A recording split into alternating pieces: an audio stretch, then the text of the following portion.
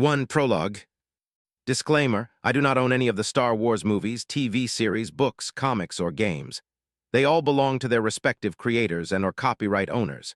It's not for sale or rent. Prologue, a different breed of Sith. L equals. Part 1. L equals. Higo Damask's residence. Coruscant. Deep within the tall building existed a place shielded from outside eyes. The best devices money could buy, ancient Sith artifacts, and alchemy obscured the area. It was there that master and apprentice met for the final time. Sidious whined and dinned with his master, feeding him bottles of wine until the moon creature was so intoxicated it faded in and out of drunken sleep. He applied every lesson and every bit of experience as a politician to keep a complacent, happy mask in place. Darth Plagueis, the supposed Dark Lord of the Sith, failed to see through the deception. Sidious grabbed his coat, swirled it around his shoulders, and then headed towards the door. With every step he took, his anticipation built up. Before he got close enough for the door to slide open automatically, Sidious paused and turned around. He stretched his awareness through the Force, fixing everything within the room in his mind in a way he would never forget it. The serving droid's neck whirled quietly, and a pair of photoreceptors curiously focused on Sith. The dark side whispered seductively in Sidious' mind. Your election assured, the Sun Guard absent, Plagueis unsuspecting and asleep. Sidious moved in a blur. His blood sang with power, and the dark side waited in anticipation. His fingers crackled with a web of purple energy, and Sidious struck at Plagueis' breathing device. The moon's eyes snapped open. The dark side swelled within like a brewing storm. Yet instead of defending himself or striking at Sidious, Plagueis gathered more and more power within himself. There was no surprise or pain in the Dark Lord's eyes, not even hatred. It dawned on Sidious that his master was silently challenging him. He could see and sense that the moon's breathing device was little more than a half-melted piece of scrap hanging off the creature's face. Plagueis had to be slowly suffocating, yet there was no fear or concern Sidious could sense. Was this fool courting death? That thought took Sidious aback. Was his master even now experimenting on himself, preparing to challenge and deny death itself? Did he think himself immortal now? Sidious drew on the dark side deeper than he ever had and unleashed all that power at Plagueis. He had no intention of torturing his master. That was a chance he decided to forgo. His intent was singular, and the Force jumped to obey his will. The purple lighting focused, becoming death incarnate. Something within Plagueis shifted. The Dark Lord of the Sith unleashed all his power in a devouring wave made of the dark side itself. It pushed the lighting back, giving the wounded creature a brief moment of respite. A shadow of fear stabbed Sidious' black heart. He snarled and threw everything he had, everything he was, into the onslaught. Black, devouring raw power clashed with his lighting. The dark side sang in anticipation, eager to see which one of her champions would triumph today and shroud the galaxy in darkness. Master and apprentice threw everything they had at each other, pushing the arcane defenses weaved around the room to their limits. At that moment, they were too evenly matched. For all his skill and knowledge, Sidious knew his master never taught him everything the creature knew. That was yet another chain the moon used to bind him, one he burned to shatter. Plagueis was intoxicated and wounded. With every passing moment, his body weakened, starving for oxygen, yet he was the more knowledgeable one. At their level, knowledge was raw power. If he weren't as drunk as he was, Plagueis would have triumphed. Instead, a sudden, chilling realization gripped him. He was dying. He would die here and now, and at best, he would be able to drag Sidious into the abyss with him. This would be the end of the Sith, the end of Plagueis' ambition and his quest for immortality. Even worse, it came at a time and place when he was so close to achieving his dreams. Plagueis' mind screamed through the Force, refusing such a fate. He refused his apprentice's foolish madness. His rage manifested within the Force, and Plagueis shoved it all into the connection he shared with his apprentice. Sidious stumbled back. He faltered for a moment when his master's rage slammed into his mind. He lost control of the lighting onslaught, and Plagueis' attack threw him against the nearest wall with a bone-crushing force. Pain and shock cracked Sidious' mental defenses, and his master's rage rampaged through his open mind.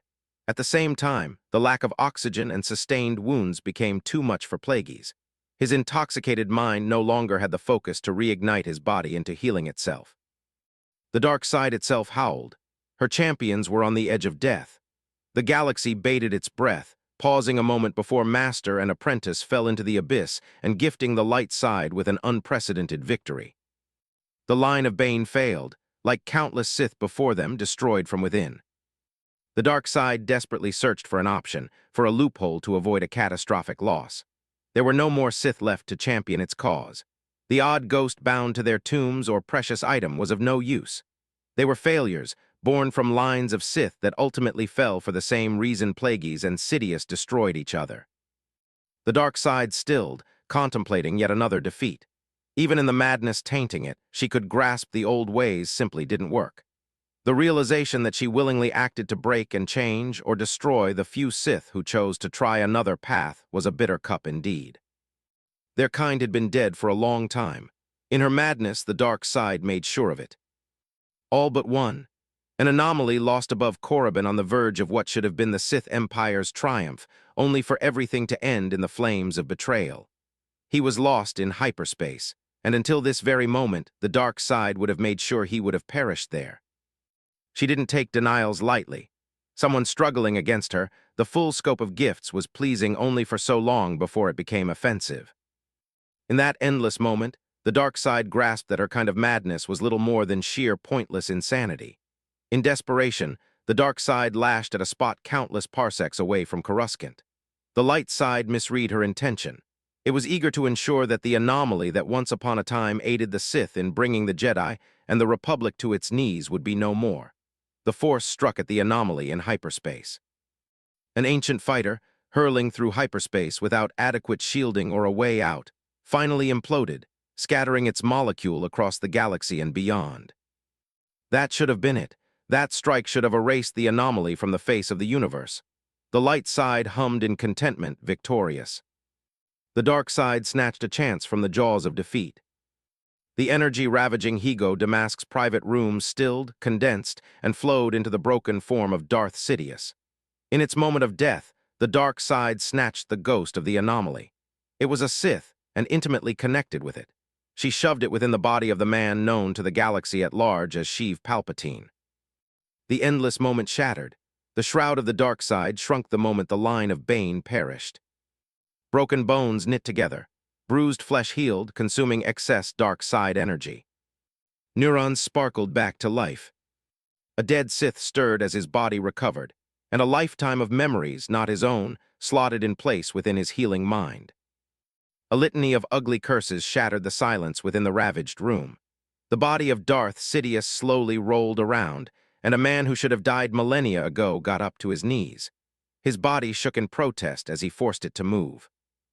The man once known as Darth Vail looked at the dead form of Darth Plagueis, the Wise, and shook his head at the waist. He stumbled to the windows, and his shaking hands gripped the soft matter of the curtains. His body shook with the tingling sensation of healing flesh and phantom pain. The ancient Sith opened the curtains just as golden dawn rose upon Coruscant. He could feel the dark side. She was wary and cautiously optimistic. For the first time in over 60 years, he couldn't hear her constant whispering in the back of his mind. She was simply happy and content. That was something that no one in their right mind would ever accuse the dark side of. I could remember everything. The past 60 years I spent serving the Sith Empire, even as I slowly worked for a way to bring it back to what it was before the war with the Republic. The triumvirate I built with Baraz and Zash. Vet Ashara, everything I cared about and lost. I could remember everything Palpatine, no Sidious did. Even as stupid as it was, an echo of him burned within my heart in satisfaction at Plagueis' death. That was such a waste. Once again the old ways proved self-destructive. A bitter chuckle escaped my lips. The only thing that surprised me was that Sidious managed to get himself killed this morning. That wasn't how I remembered things should have turned out. Then again, I had a lifetime of proof that what I knew of this universe from so long ago, in another life, was a pale imitation of a living, breathing universe. The only real surprise was my current existence, that I was somehow alive in a time and place similar to what I once watched in movies in my first life. After all the changes my existence caused, the future should be different. Perhaps it was the Force slowly conspiring to get the timeline back into familiar rails. Perhaps I wasn't in the future of the past I lived. Here and now it didn't matter. I was on Coruscant, thousands of years in the future. I was in an older body, one that the mother machine didn't rebuild. Here and now, I had more power at my fingertips than ever. For all intents and purposes that mattered, I was Sheev Palpatine. Later today, I would be elected Chancellor of the Galactic Republic. Here and now, the fate of the galaxy was within my grasp. I was the last of the Sith. The Jedi Order was a pale shadow of the one I knew, yet it was nevertheless dangerous. The Republic was more corrupt than ever. Already, the leaders of hundreds of worlds were eager to work with me to bring forth a new order. In the coming decade, this number will increase exponentially. I knew the Sith plan. It would have been impossible if the Republic wasn't rotten to the core. Without the Sith, it was a matter of a few decades, perhaps couple of centuries, before someone rose to grasp power, even as the Republic decayed further. It would likely be a warlord on the Outer Rim, which the core gleefully abandoned before the Banites were in a position to begin implementing their plan with Plagueis' rise to power. In the last 4,000 years, the Outer Rim colonies grew in population and industrial power. They shouldn't be a match for the Republic. They wouldn't be a match for the Republic if it weren't a shadow of its former self. A war of secession would be inevitable. There were too many economic interests in the core bound by the flow of cheap resources from the outer colonies. Without the abundance of inexpensive resources, there would never be another golden age for the Republic. Countless influential people and corporations would lose fortunes and power. The economy would go out of the airlock. What the worlds in the Outer Rim desperately needed, and would fight for if they saw a chance for victory, was something the core couldn't give them. That was the price for the Republic's golden age and the prosperity of trillions of its citizens. Sooner or later, something would break, and the galaxy would burn in another war. It was a race between the Outer Rim becoming powerful enough and the Republic decaying further. Naboo was a stress test for the Republic. The stress test and the Republic failed it spectacularly. The only question was, what would I do? Would I vanish, enjoying my well-earned retirement? That idea was enticing. Yet the power I now held and the possibility to reshape the galaxy for thousands of years to come made my blood sing. I had a lifetime of memories and ambitions pushing me to seize the chance. I had another lifetime of memories that would have all culminated in a civil war for the very soul and future of the Sith Empire. Then there was the possibility that the Kriffing Vong would invade in 50 or 60 years. Unless I got myself killed, I knew of a few ways that might keep me alive and spry for decades to come. While this body wasn't young, with the force and state-of-the-art medicine, even the stress of ruling the galaxy might not be enough to kill me before the Vong came. On the one hand, it would be amusing to sit back and watch the Republic choke on itself. On the other hand, the desire to grab it by the throat and do what no other Sith had achieved was overwhelming. I wasn't Sidious. I didn't care about the rule of two. I didn't need to turn the galaxy into a horror show to get high on the dark side. I might be able to build an empire that would last for thousands of years. I might be able to finally end the madness that was the endless war between the Jedi and the Sith. All I had to do was throw the dice and lit the galaxy on fire myself, like I already did once, for vengeance. I closed the curtains and turned around, looking critically at the room. The last fight of the Banites turned it into a mess. Even with corrupt local law enforcement, this would be too much to risk covering up. It would take a few pictures for the wrong people to ask the right questions. I stretched my aching body and looked around for the serving droid. It was little more than a clump of scrap shattered against the wall to the right. I had to tidy up before calling it in.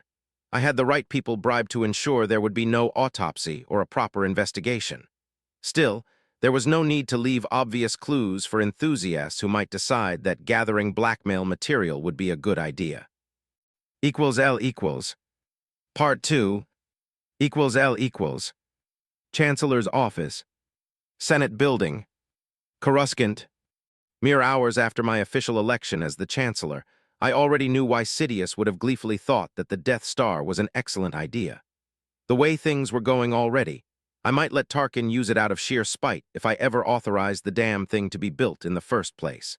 Until recently, I knew intellectually that the Republic had to be messed up to allow the formation of the Empire to be as easy as it was supposed to happen. The truth was worse than I could have ever imagined. Sidious would have had to go out of his way not to be praised as a hero for ending the madness that was the current Republic's way of governing. Well, one of those reasons was simple. As far as most people running the galaxy would be concerned, Palpatine would have been little more than a puppet. A new status quo would allow them unprecedented opportunities to seize more power and increase their influence and fortunes. Padme would be wrong. Democracy wouldn't die when the Senate voted in an emperor. For almost all intents and purposes that mattered, it was already dead. The same factions that aided Plagues and Sidious to weaken and eventually remove Valorum and open the way for my election were the ones who believed they could control me. One of them was Mas Amedda, the Vice-Chancellor and the current acting Chancellor. He was also one of the leaders of the Rim faction, the Hypocrite. Amedda was indispensable in weakening Valorum and tying down his power. If I didn't play my cards right until I could turn him into my creature, he could make my life tremendously difficult. He was already managing me and tasting the waters, so to speak. I sat behind Valorum's old desk, reviewing drafts for the speech I would make after officially swearing in as the Chancellor in a few hours.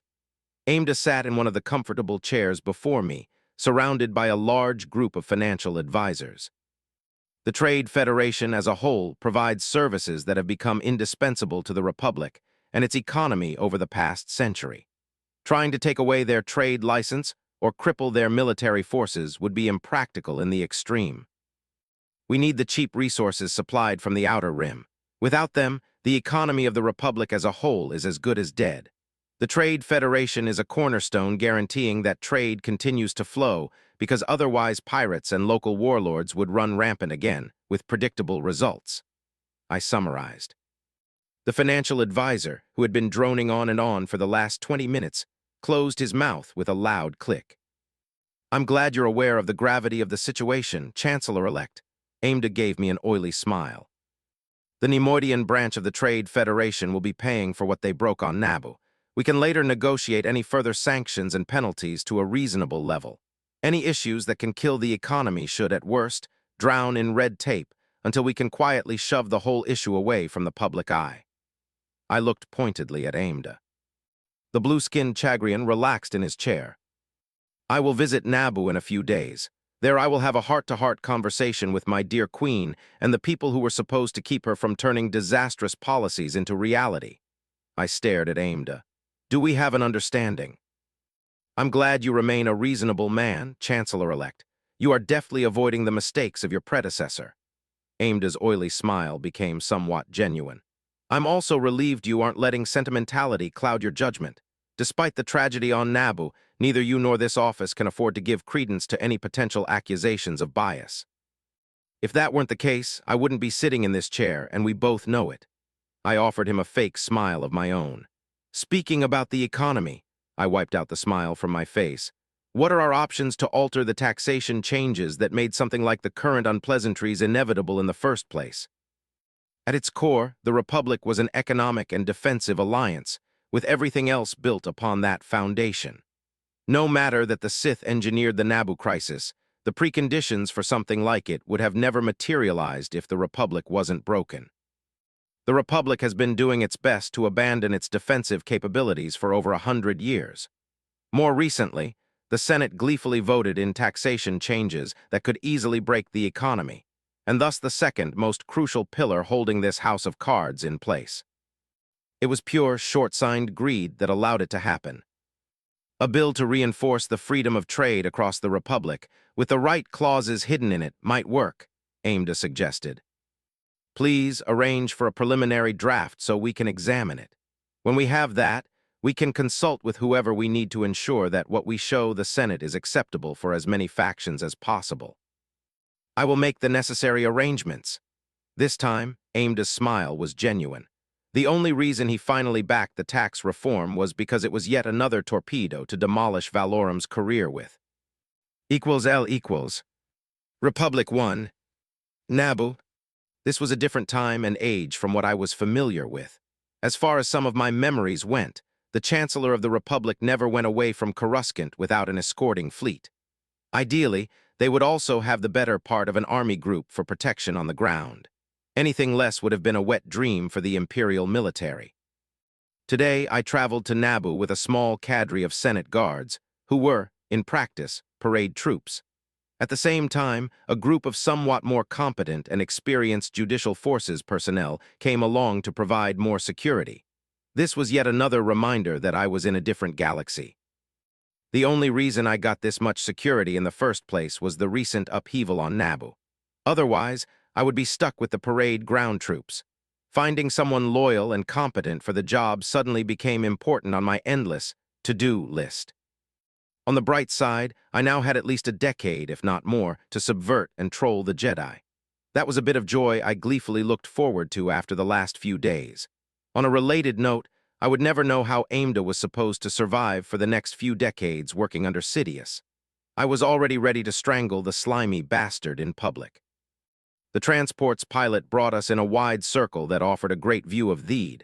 Say what you will about the idiotic pacifism of my supposed people. They knew how to build breathtaking cities. Even with Palpatine's memories, seeing the capital for the first time in person was something else. It helped me anchor my mask in place to deceive the Jedi better. Speaking about the Jedi and politics, for that matter, my brief vacation would be over as soon as we landed. I would have to begin managing them, and more importantly, my dear naive queen and future senator.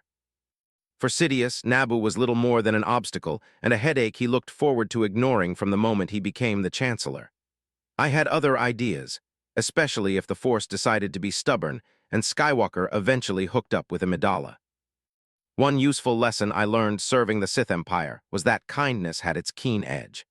That was especially true when your peers were murderous idiots who went out of their way to ensure the enemy would fight to the death. Gaining a reputation for keeping your word and treating prisoners and civilians well could break the enemy better than a few additional divisions could. This sentiment was true out of the battlefield as well, as long as people knew beyond a shadow of a doubt what would happen if they criffed with you. In that regard, a subverted Amidala could be beneficial politically. If she ended up marrying Skywalker, she could be an invaluable ally. L equals. Part 3. L equals. Theed City. Naboo. We landed on one of the plazas beside the palace, where an L-shaped formation of royal guards stood at parade rest. Two ceremonial guards clad in the traditional blue of the Chancellor's office walked down the transport's ramp. I followed them, striding after them, radiating happiness and relief. The rest of my security detail, 4 more of them, followed behind me. The hilarious part was that a large part of the Jedi Council came next. As a courtesy, I offered them a free ride to Naboo so they could attend the funeral of one of their own and decide Skywalker's fate. They all kept to themselves during our voyage. More importantly, not a single one of them suspected they were on the same ship as the Dark Lord of the Sith. Amidala, her entourage, and a pair of familiar Jedi waited to greet me. A small security detail escorted 2 Neimoidians toward my ship, who were none the wiser that I was their Sith patron. It was time to start messing with the Jedi.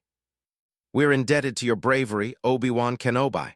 I beamed at the young Jedi and the much younger and impressionable kid beside him. Skywalker appeared to be still wearing the faded old clothes I saw him arrive on Coruscant with not so long ago. "And you, young Skywalker?" I put on my best grandfatherly smile. That was something Palpatine spent a disturbing amount of time practicing in front of a mirror. "Naboo owes you a great debt, young one. What you did was amazing." I didn't need to fake my praise. Even with the Force basically holding his hands, Anakin's stunt should be enough to make him a legend in the right circles. "We will watch your career with great interest." I leaned forward and looked him in the eyes. "If our Jedi friends decide you're too old to train, I can assure you, we will ensure you're taken care of and can pursue whatever future you desire." Skywalker stared at me in awe, while Kenobi's confusion was a balm to the soul. I patted Anakin on the shoulder and went to greet Amidala so we could exchange empty platitudes. L equals. Royal Palace, Theed City, Naboo. After we settled into the palace, I gave the right people the necessary hints to ensure that late tonight and tomorrow I could have a quiet heart-to-heart with the Queen and her government. With that task out of the way, I had a few hours of spare time until Jin's funeral in the early evening. With so many Jedi around, I didn't dare spread out my senses through the Force. Instead, I slipped past my security detail and asked a few of the servants pointed questions. This information led me to one of the palace's towers, where two Jedi met after requesting a place they could speak in private. I stalked through the corridors with lidded eyes, focusing on my ears. Soon I could hear the distinct tapping sound of Yoda's cane on the marble floor. "Grave danger I fear in his training," Yoda huffed in almost proper basic. I knew it. The records on the Jedi I had access to as the Chancellor didn't lie. The little troll could speak proper basic if he so wished. The bastard has been trolling everyone for hundreds of years now. "Master Yoda, I gave Qui-Gon my word. I will train Anakin, without the approval of the Council if I must." Yoda's pacing continued, indicated by the tapping of his stick. I grinned and walked towards them. I heard the Jedi Master huff, then his pacing ceased. When I turned around the corner, I saw the short green alien staring at me with drooping ears. "Master Yoda, Jedi Kenobi?" I exclaimed happily. "You're just the people I hope to have a word with. I couldn't help but overhear the last part of your discussion. This isn't the best place for a quiet conversation unless you have a lookout or two." I waved at the two open corridors leading to this part of the tower. "Chancellor," Yoda nodded. "I'm here to officially request you inform Queen Amidala or me if you decide that young Anakin is too old to train as a Jedi. We will happily take the young hero of Naboo and offer him the best education in the galaxy." Yoda's shoulders slumped. "Appreciate the gesture, I do. Needed it is not," the Jedi Master sighed. "Agree with you the Council does," he declared aloud and looked at Obi-Wan. "Take as Padawan, youngling Skywalker you will." "Congratulations on your promotion, Knight Kenobi. I'm glad to hear that our young hero is in capable hands." My smile and cheer slowly drained from my face. "Master Yoda, I'm afraid I must make another request of you. I would like us to talk about the state of the galaxy on our way back to Coruscant." "Politics," Yoda sighed. "Politics, Master Jedi?" I nodded gloomily. It was tough not to sneer. This display, I would never know for sure if, without my suggestion, the Jedi would have been stupid enough to let Anakin go. Or worse, try to shove him into one of the service corps where he would waste his potential. == Late that evening, after Jin's funeral, I could finally have that private conversation with the Queen. I still struggled not to laugh aloud at what I heard during the funeral. Yoda and Windu were seriously wondering if Maul might have been the Master, a proper Lord of the Sith, no less. I knew both the Jedi and Sith had fallen far, but this? Maul was a blunt instrument. He would still be stuck as an acolyte in the Sith Academy if he attended it when someone competent ran the place. Maul was little more than an ill-trained, blunt instrument that could be useful in the future. His brand of chaos would be another point that would make many people yearn for centralization and proper military to protect them. That was for later. I finally reached Amidala's office and left my small security detail at the door, where Padme's royal guards also waited. Once inside, we exchanged another round of greetings. I noted the Queen still wore the mourning dress she had during the funeral. I allowed myself the tiniest crack in my mask to ensure this was indeed Amidala and not one of her doubles. There was no mistaking this Force signature. I had known her well since before she got elected as not quite the figurehead many people believed me to be. I sat on the chair Padme offered me and openly grimaced at her. "My Queen, now that we can speak freely, I feel compelled to demand an explanation. I must do this as the former senator tasked to safeguard Naboo's interests in the Senate, and as the Chancellor." I made a show of rubbing my forehead. "And as someone who considers himself your friend, Padme, I must speak with you unofficially, in the way the Chancellor of the Republic never could." Amidala stiffened at my words. I didn't need the Force to notice how her mask cracked briefly. This revealed a young woman stuck in a situation where she was out of her depth. Her boldness and recklessness over the past weeks didn't change this. Her mask quickly reformed, and I once again looked at a facsimile of a sculpture. "We're eager to hear and address your concerns, Chancellor." Was anyone in our government thinking when they suggested and convinced you to sign on raising tariffs? I let some of my frustration leak as I demanded answers. Padme recoiled from my outburst as if struck. == Part 4 == Royal Palace, Theed City, Naboo. Amidala quickly regained her composure and countered with a question of her own. "Why didn't you ask this question earlier? You supported the taxation bill in the first place." "This is the first time we've met in a secure enough place since the last time I was on Naboo, my Queen." Discussing certain issues when I am not sure of the details back on Coruscant could have undermined your authority and standing. Doing so could have been even more disastrous for our case in front of the Senate. You believe we were listened to in your residence? Padme demanded. My queen, right now, I wouldn't bet against the Chancellor's office and suites in the Senate being bugged. We need to discuss much, but first, I need a few honest answers before I explain certain things. I gave Amidala an honest, deadpan look while she stared at me in disbelief. I'll need time to get trustworthy vetted personnel and ensure a reasonable amount of privacy as the new Chancellor. Now, to answer your questions, my queen. As the Senator of Naboo and the representative of the Chamal sector, it was not my job to shape policy in any way. My job was to protect the interests of our people as seen and dictated by our government. I had to protect the interests of the systems in the sector I used to represent until recently, as expressed by their governments. I was and still am against Proposition 301814D. Padme's mask lightly cracked again. Her confusion was plain to see. I will elaborate later why I believe it was an idiotic idea in its current form. However, first I would love to hear why our government thought it was a good idea and how they convinced you to back the bill and take advantage of it as soon as possible. I peered intently at Padme. My understanding is the Republic desperately needs these taxes. They would not only help solve the fiscal debt, but their revenue would also help worlds on the rim. Further, the parts of the taxes that would flow into our budget is something we could put to good use, Padme explained. That last point is the only one with a grain of truth, I pointed out. She couldn't be this native, right?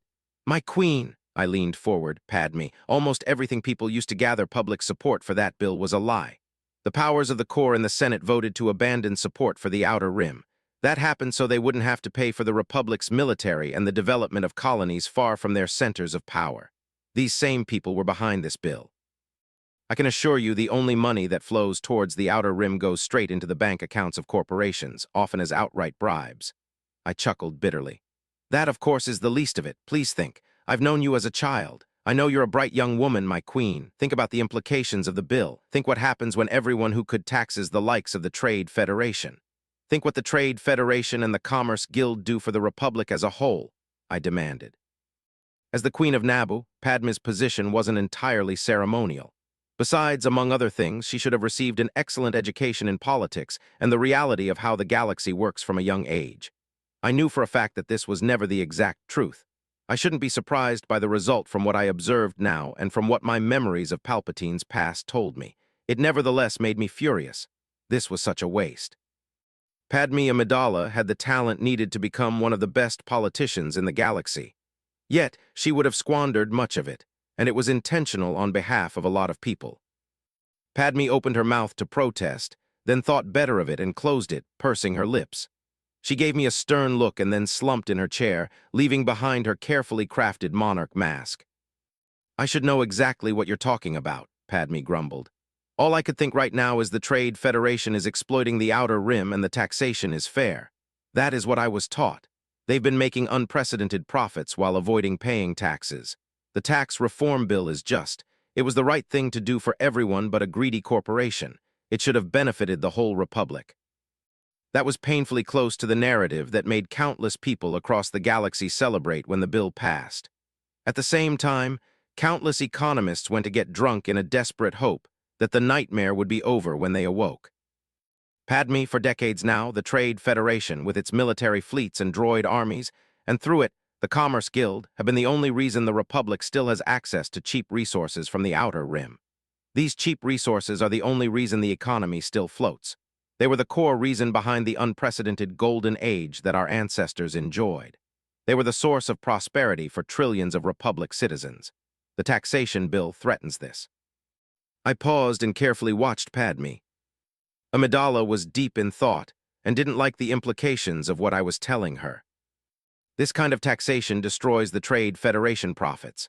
At the same time, they're bound by contracts to provide cheap transport of resources and goods.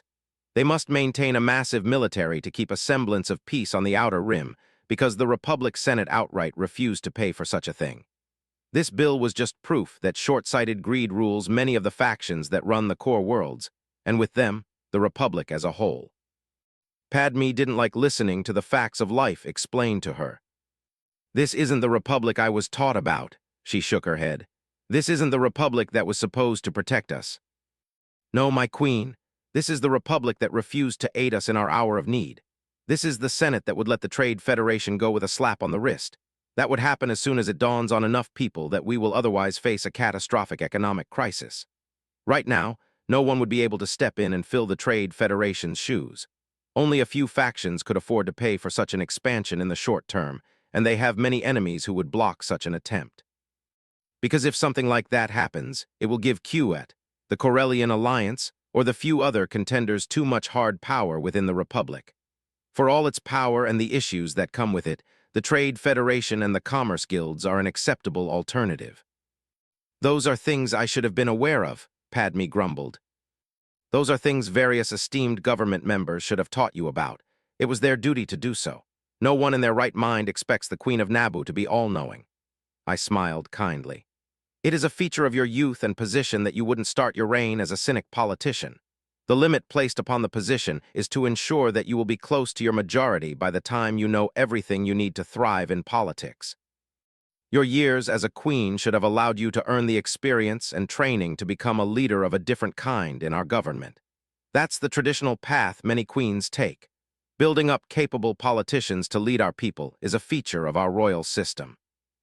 In my case, it didn't work as advertised, Amidala sighed. Then it is your duty to fix this and ensure that your successor would be better prepared. For what it's worth, I'm here for you and will freely offer my counsel, Padme. Not as the Chancellor of the Republic, but as your friend and the former Senator of Naboo. This obviously wasn't the original plan Sidious had for Padme. However, in her regard, he did me a solid one. He practically ensured I could step in and become her mentor in politics and a close friend if I played my cards right. I will do so, Chancellor. I will listen to your advice, though I can't promise I will follow through. Padme put her royal basque back together. We will have answers from our government. The issues and concerns you pointed out are things that our government should have brought to our attention. That way, we could have made an educated decision for the good of our people. Now, the missile Padme was primed to go off and aimed. Purging the government and getting the right people in place would be a first step to ensuring that Naboo might turn into an asset instead of a thorn in my side in the coming years. The same was true as far as Padme herself was concerned. As the Chancellor, I can explain certain realities to our friends in the government in case we're dealing with mere stupidity. That said, considering my position officially, I can offer little more than advice and moral support. You can't be in a position to be accused of nepotism. Padme nodded, finally putting her brain to good use. The same factions who brought Chancellor Valorum down might use even the perception of it against you. There is no might about it, my queen. Then the Trade Federation will fight to avoid further losses. It has no other option. The Viceroy and his cronies must pay for what they did to Naboo, Padme snapped. That is something I might be able to arrange. However, it would be at the price of letting the Trade Federation as a whole get away with the invasion with a slap on the wrist. The best I might be able to deliver realistically is ensuring they pay reparations. As far as Gunry goes, we'll get him one way or another, even if it takes time. I am of Naboo, my queen. Even if it takes years to get there, I will do my best to see justice done. That is something we're relieved to hear, Chancellor. Please tell us more about the Senate and the Republic as they are, not as we wish or believed them to be. I put forth my best sad smile and began to air some of the Senate's dirty laundry I was aware of, but it would be tough to prove in a court of law. L equals. If you want to support my writing or discuss this story, Google the following places. Pat Rayon, Delketter's Writing Corner. The Space Battles Forums. This is where most discussion over my stories takes place. The Sufficient Velocity Forums. Archive of Our Own. The Alternative History Forums. 2 Phase 1 Parts. Disclaimer, I do not own any of the Star Wars movies, TV series, books, comics, or games. They all belong to their respective creators and or copyright owners. It's not for sale or rent. Phase 1 L equals. Part 1 L equals. Royal Palace. They'd City. Naboo. A few hours after the parade officially ended the hostility between Naboo and Gungans, I met some of Amidala's principal advisors. Incidentally, Those were the same people who were responsible for her education as a politician, among other things. First was Sio Bibble, an old man who was not a fan of mine. He was a staunch proponent for Naboo to pay no attention to the galaxy at large, making him a bloody idiot. He was a professor of philosophy who managed to get elected as the governor of Naboo, and thus was one of the most powerful and influential government officials on the planet. He was the head of the Royal Council.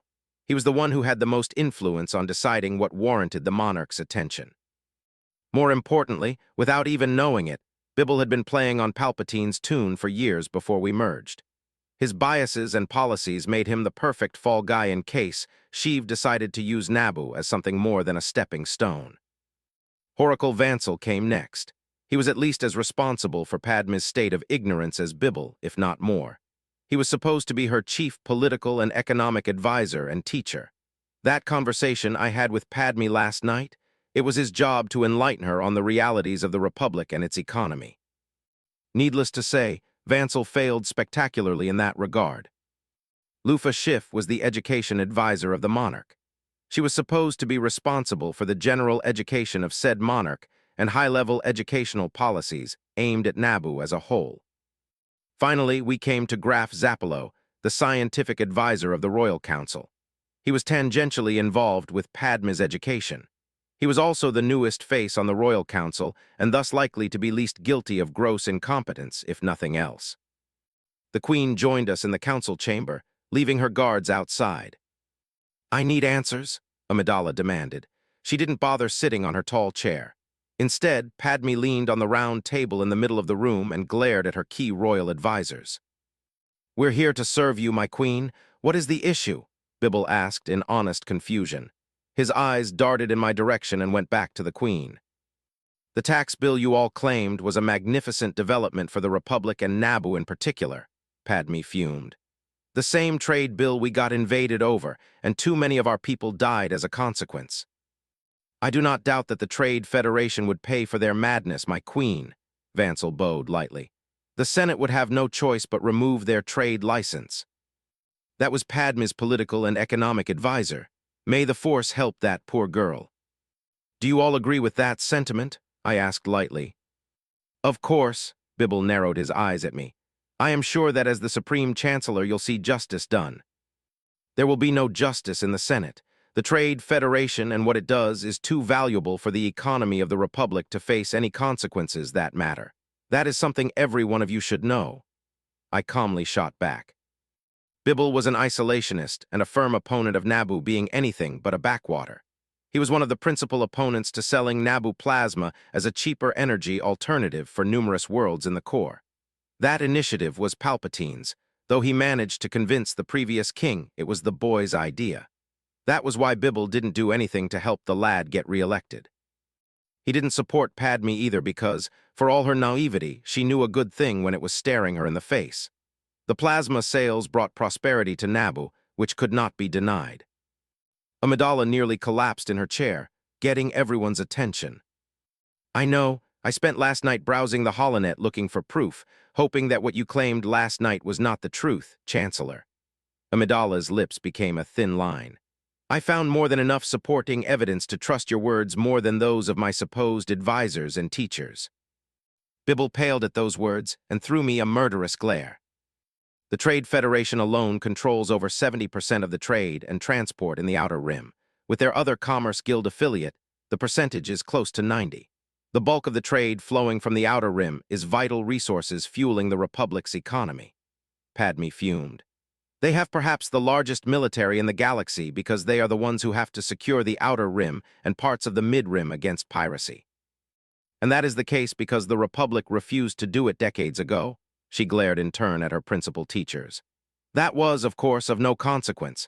There was no reason to burden me with such knowledge or to think that forcing the issue against the Trade Federation could have disastrous consequences." Padme glared at her advisors. "You disgust me." 4 people stared at the Queen, speechless, while I gave her a proud smile. Padme took a few moments to rebuild her composure. "Governor Bilbo, we require your resignation early tomorrow morning. You will retire quietly from politics and return to teaching philosophy. You will vanish from Naboo's political discourse.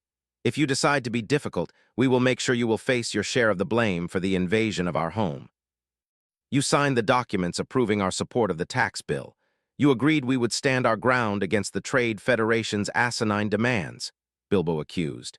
If you want to play it this way, there is more than enough blame to share, so we all drown. Schiff and Zappalo stared at the governor in disbelief, while Vansel nodded slowly.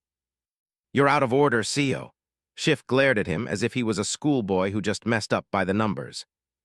All I've ever done is for the good of Naboo. I warned our queen and her predecessor before her that entanglements with the galaxy at large would be our ruin, and I was right. Governor, I asked carefully, did you hope something like this would happen so that you could push your foolish political agenda? I demanded. It didn't matter if it was true or if he was a short-sighted fool. In politics, sometimes just an accusation could be weapon enough. Padme whipped her head up and stared at the governor in disbelief. He wouldn't, she shook her head. Of course not, those are baseless accusations, Bilbo denied. It's just gross incompetence, then, I glared at the man. One way or another, we will have your resignation, Governor, Amidala uttered in a frosty tone. You've cost Naboo too much already. Her furious gaze shifted to Vansel. We will require your resignation as well, Counselor Vansel. Your teachings and advice have proven ruinous. L equals. Part 2. L equals. Insidious rumors claim that Chancellor Sheev Palpatine interfered in an internal Naboo affair. Naboo Chronic. Thousands are still missing in the aftermath of the Trade Federation invasion. The News Service. 543 Gungans confirmed dead in the Battle of the Great Grass Plains. Over 400 wounded were confirmed, with dozens still in critical condition. Naboo News Service, 400 Neimoidians were confirmed dead by the Trade Federation during the loss of a droid command ship above Naboo. Galaxy News Network Governor CO Bib Bela resigns. Mr. Bib Bela cited health-related issues caused by his imprisonment by the Trade Federation as the primary reason for leaving politics, so he could recover in peace. The News Service. Royal Advisor Horacle Vansel retires from public service. Naboo Royal Information Service. L equals. Lead City Naboo C watched the news with morbid fascination. The now former governor seethed with anger at the indignity he had to suffer the previous evening. He did his best to ensure that bastard Palpatine would have a hard time because of it. How he managed to get elected as a Chancellor of the Republic, CO would never know. Others would have seen that as a boon for Naboo. CO knew better. Nothing good ever came from entangling with outsiders. Naboo enjoyed the great peace and the cultural renaissance that came with it by looking inwards and severing itself from the machinations of the rest of the galaxy. If only that corrupt imbecile Varuna listened to reason. It was all Palpatine's fault, CO knew. Without that damned man, the previous king wouldn't have had the connections needed to open Naboo up for trade so he could sell their precious resources to outsiders. That foolish decision not only made outsiders interested in Naboo, but also increased Palpatine's power and reach beyond what a senator of Naboo should ever have. Slowly but surely, the former governor became convinced that Palpatine became Varuna's right hand, sidestepping the guiding hands and influence of the Royal Council. The damned former senator used his corrupt friend Higo Damask as an intermediary and a way to influence the king, preying upon his despicable habits. CO was elated at the news of the moon's death, only for Palpatine's election as a chancellor to douse his merriment. It was all CO and his like-minded allies could do to ensure that after Varuna's abdication, his successor wouldn't be a like-minded creature. Amidala wasn't an ideal candidate. However, she was both young and idealistic, a good combination, which made her easy to influence. The inevitable confrontation with the Trade Federation should have dissuaded Naboo's people from looking away from their precious world. At the same time, the gambit should have hurt the Federation enough to willingly cease its dealings with Naboo and thus end the sale of special plasma from their world's core. Even after all he suffered, CO still found it hard to believe that the Trade Federation dared invade. And that talk about Sith, what did shadows from the ancient past have to do with anything? It was sheer madness. On the Hollow, Palpatine finally dared show his face in public. He ascended on a wooden podium before the palace and smiled at the reporters. Good afternoon, I'm ready to answer questions. You first, young lady. He pointed at someone below the floating cameras. Sio smiled in anticipation. Chancellor Palpatine, how do you answer the rumors that surfaced earlier today? At this moment, I wear 3 hats. First and most important, I'm the Supreme Chancellor of the Galactic Republic. Second, I am the former Senator of Naboo. I was privileged to represent my home and the whole Chamel sector in the Senate on Coruscant. Sio glowered at Palpatine's image. That Hutspawn couldn't simply ignore the accusations. Sio ensured they reached the right ears. Third, until I can find the time to properly deal with the estate of my dear departed friend Higo Damask, I find myself the owner of Damask Holdings, which is obviously a conflict of interests that must be resolved in a timely fashion. Palpatine smiled kindly at the cameras. Sio had hoped no one would buy this performance. That man was a menace. Wearing my first hat, that of the Chancellor, I would be overstepping my position by interfering in any way, shape, or form with local government affairs. The only possible way to do something like that should be by going through the proper channels. However, when I act as the former Senator of Naboo, the situation is practically and legally different. That is the case, at least as far as Naboo's government and those I had the honor to represent within the Chamel sector are concerned.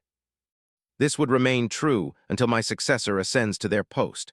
Only after I can fully brief them on all affairs I handled in the name of Naboo and the Chamel sector until recently, I will be able to put down this particular hat for good. Sio shook with anger. He could hear the reporters mutter in respect. The holo briefly displayed images from the gathered journalists, and they all hung on every word that despicable creature uttered.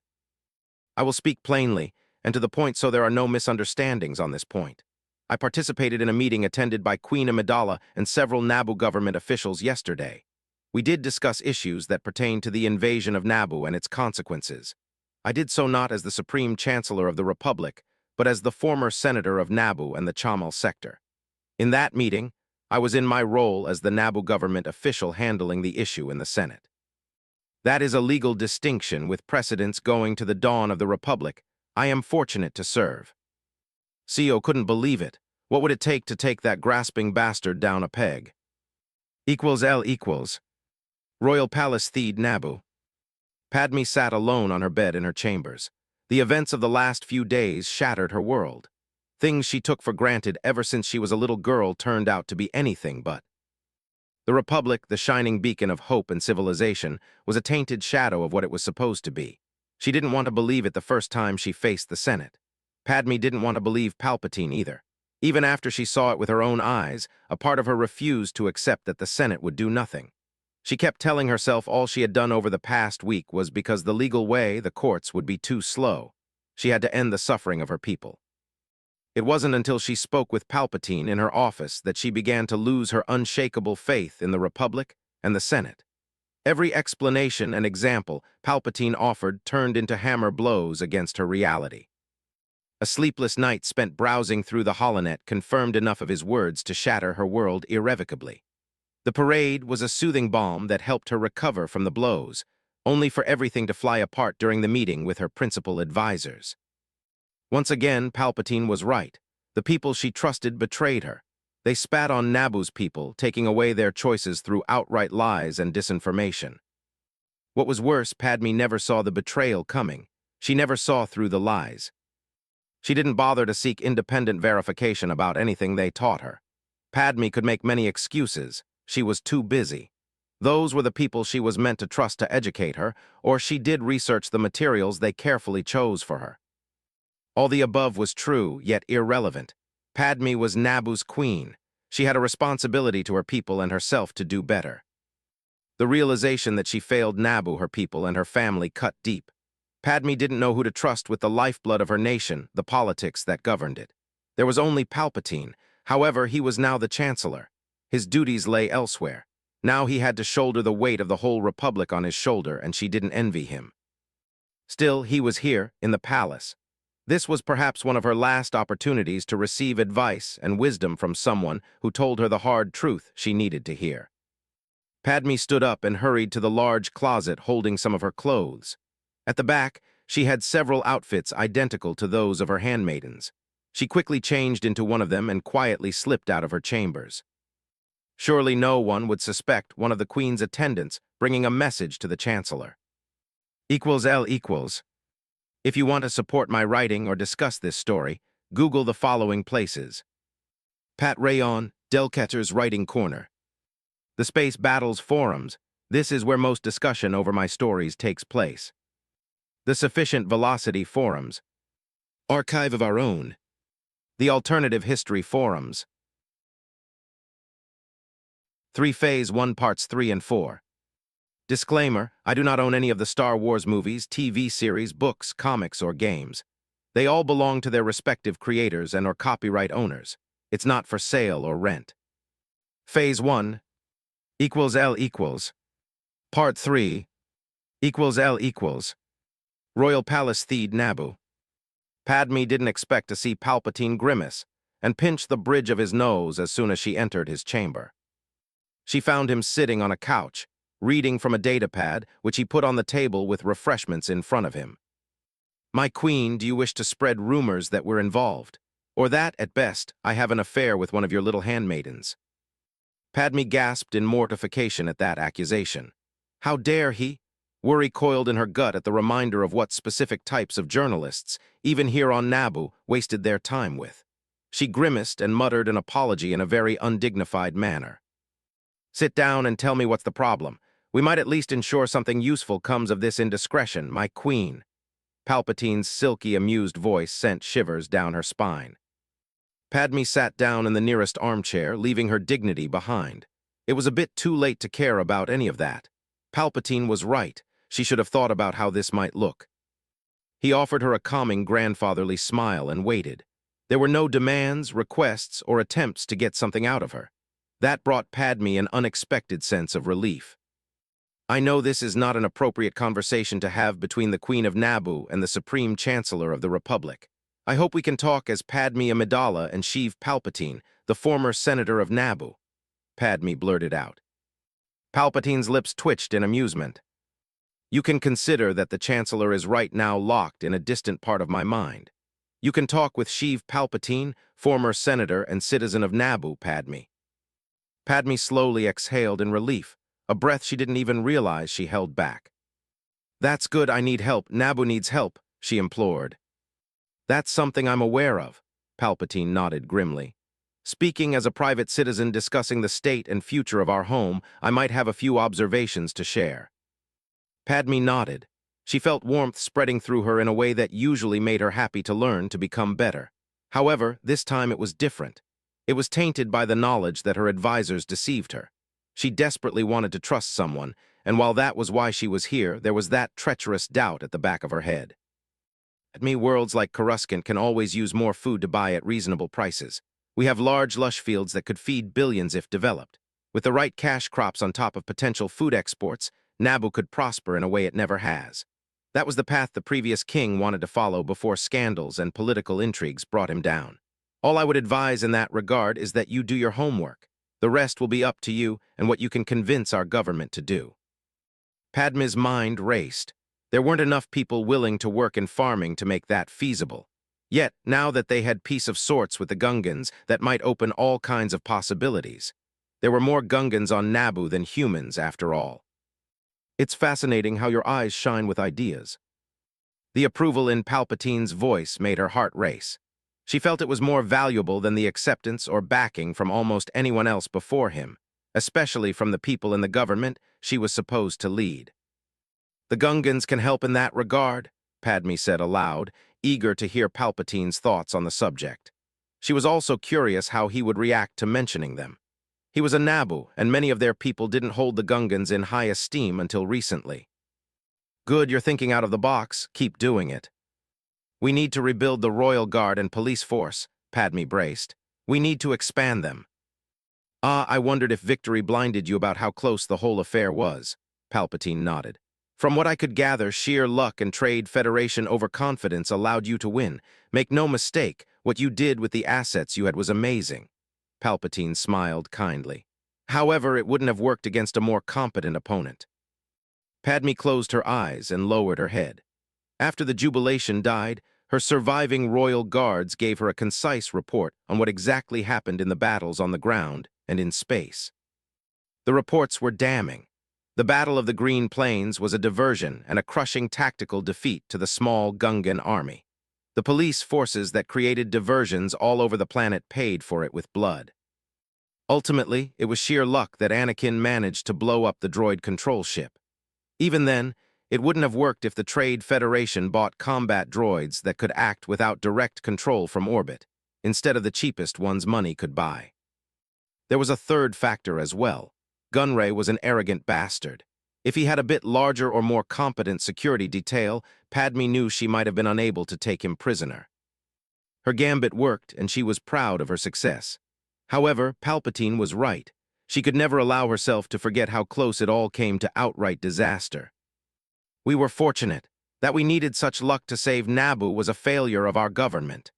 She finally voiced a bitter truth she had been struggling with since the battle ended and didn't want to admit to herself. You can choose to ignore this lesson, Palpatine reasonably pointed out. Can I? If I did it, I would betray Naboo and myself. Would you look at me the same way if I chose such an easy path? She boldly demanded. I would feel disappointed, Palpatine admitted. Most people in our shoes would explore the possibility of creating a well-equipped self-defense force. Our culture could provide an obstacle for such plans. His intense look bored into her eyes. Padme felt as if this was a test. Palpatine surely wouldn't be against Naboo being able to defend itself. What they just discussed didn't point to such a conclusion.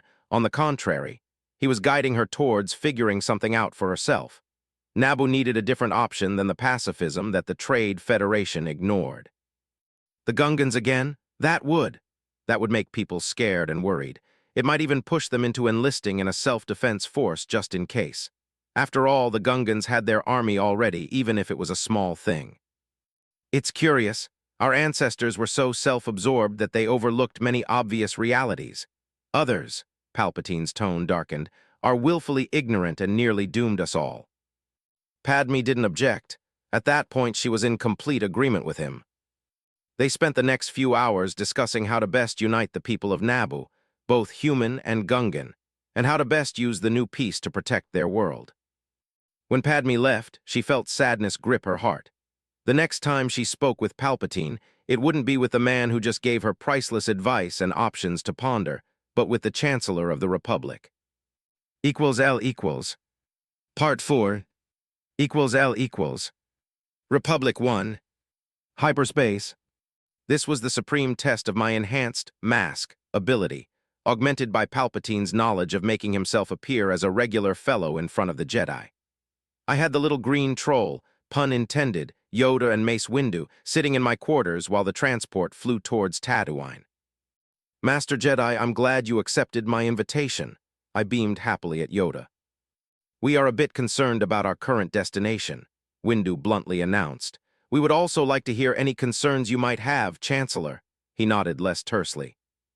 It won't be a lie to say that I've spent most of my life in paradise, from Naboo to the governing districts across the Chamel sector and Galactic City on Coruscant. That was enough when I was a senator representing my people's interests in the Senate. As the Chancellor, I feel the need to see a taste of the real world beyond the gilded cage I've spent so long. The reason for this is simple. In Galactic City, it's easy to forget the regular people of the galaxy and how every action of the Senate might impact them. I carefully morphed my neutral expression into a grimace. Or ignore their issues without a thought.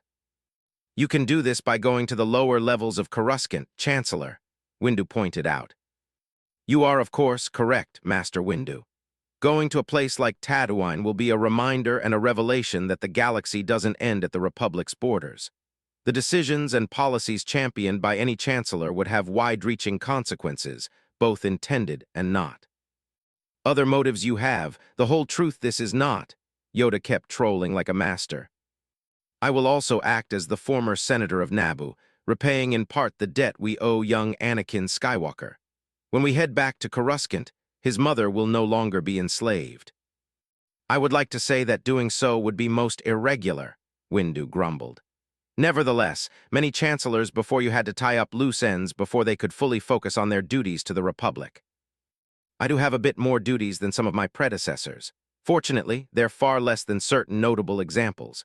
If I remember my history lessons right, There were more than a few Jedi chancellors who had to juggle for a few years multiple full-time jobs. I hope to be able to discharge my other duties within the next few months, so I can fully focus on my job as a chancellor. I gave them a conspirational smile. That said, I would be remiss not to tell you that I'm using this detour for a selfish reason as well. It is an opportunity for a bit of rest before I jump right back into politics on Coruscant. Yoda's ears rotated forward, and he chuckled lightly. You aren't the first chancellor I've met who couldn't wait to get away for a bit. He spoke in a clear basic. You already have access to your office's private files about the Jedi, I trust. Windu stared at Yoda almost certainly because of how the Master Troll spoke. Yes, and you confirmed perhaps the most startling revelation in them, Master Yoda. Sense of humor I have. The little bastard sounded incredibly pleased with himself. This explains much, Windu dryly concluded. I can't in good conscience tell you that liberating slaves is unwise, Chancellor. I'm hearing a but coming, I noted.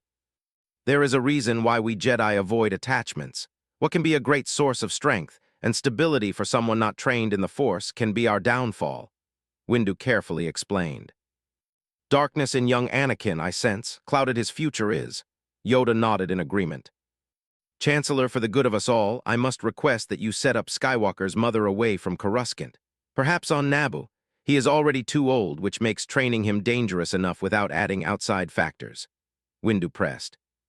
I obviously can't have the same outlook as you two. As a regular person, I don't have the same connection with it. I decided that playing with fire here and now might be for the best. Yoda's ears twitched, and he smiled sadly. A rare insight you show, Chancellor, the troll complimented me. Have you considered seriously the possibility that attachments could be a source of strength and stability if handled correctly? I know that your colleagues among the Green Jedi on Corellia have certain views that differ from the more orthodox belief of the Jedi on Coruscant. Then there is Master Addimundi. I made a show of grimacing. I must confess that my office has more information on the personal lives of various people that I feel comfortable with. Master Mundi is married, yes. Windu's answer was very carefully worded. His face was an expressionless mask you could easily mistake for a statue. By all accounts, he loves his wives and children, yet he is a perfectly sane and adjusted individual. Master Mundi is a special case. I never implied that he wasn't, just food for thought. Sadly, I didn't request this meeting for a pleasant discussion on the Jedi Order and its philosophy. I decided that I'd pushed far enough for now. Hear your concerns, we will. The Senate is a corrupt mess that almost makes places like Nar Shaddaa look respectful in comparison. Sadly, what I know for a fact and what I can prove in a court of law are two very different things. I would require the Jedi Order's covert help to gather evidence of corruption quietly until we have enough to go through the proper channels. Windu leaned forward, giving me his undivided attention. This is a serious accusation, Chancellor. I don't believe you would joke about something like that. The Republic, as much as I love it, is in trouble. Greed and short-signed political calculations allowed entities like the Trade Federation to become indispensable. I explained certain realities we had to live into the Jedi. Unlike Padme, the Jedi lacked an excellent excuse for being willfully ignorant. Above politics, the Jedi Order must remain, Yoda sighed. Interestingly enough, Windu appeared ready to speak, yet he held his tongue. His conflicted expression was more than telling. No one else in the galaxy save for children and bumpkins in the middle of nowhere believed that. To much of the galaxy, the Jedi were the Republic's enforcers, usually dispatched only when a rival faction could sick them to someone attempting to gain an advantage illegally. While that wasn't the precise truth, more often than not, it turned out that way in practice. Certain conditions had to be met for the Chancellor or the Senate to request Jedi mediation or assistance, like having the backing of strong enough factions to allow it to happen. Incidentally, that was one of the things that sunk Valorum. He dispatched Jedi to Naboo without having enough backing from Senate factions. That by itself made many people eager to vote him out, so he couldn't send Jedi to look into their dirty laundry. Can I at least count on assistance when I find some evidence to justify your quiet intervention, Master Yoda? That you can, Yoda eventually allowed. Unless you bastards suspected me of being a Sith, because then the legality or perception of the Jedi's action wouldn't matter, would it? Hypocritical bastards. Sooner or later, I would have them trying to clean up the Senate and begin fighting corruption in earnest. That would be the best way to turn the people who ran the galaxy against the Jedi Order in earnest. Through their propaganda, the masses would eventually follow. The only question was if I could fracture the Order and salvage some more open-minded people from it. L equals. If you want to support my writing or discuss this story, Google the following places. Pat Rayon, Delcatter's Writing Corner. The Space Battles Forums. This is where most discussion over my stories takes place. The Sufficient Velocity Forums. Archive of Our Own. The Alternative History Forums. For Phase 1 Parts 5 and 6. Disclaimer, I do not own any of the Star Wars movies, TV series, books, comics, or games. They all belong to their respective creators and/or copyright owners. It's not for sale or rent. Phase 1 L equals. Part 5 L equals. Mos Espa. Tatooine. It was odd coming back here. Obi-Wan didn't imagine revisiting Tatooine anytime soon. This arrival was similar yet different from the last, not so long ago. Yet it was more than enough to make him miss Qui-Gon more. In contrast, Anakin was like a burst of blazing sunshine next to him. He was broadcasting his emotions, and it didn't help that the boy jumped up and down in impatience. A few council members who decided to visit the town with the Chancellor found it amusing, that much Obi-Wan could easily sense. Others, not so much. Obi-Wan found it hard to believe that the Chancellor got rid of his formal outer robes and borrowed a simple brown cloak from the Jedi. The same was true for the group of judicial forces who surrounded Palpatine. They got camouflage overalls from one of the storage bays of the transport and used them to hide the distinctive painting scheme of their armor. Anakin kept babbling in excitement, pointing in various directions and explaining the dangers, or at least the tall tales he had heard.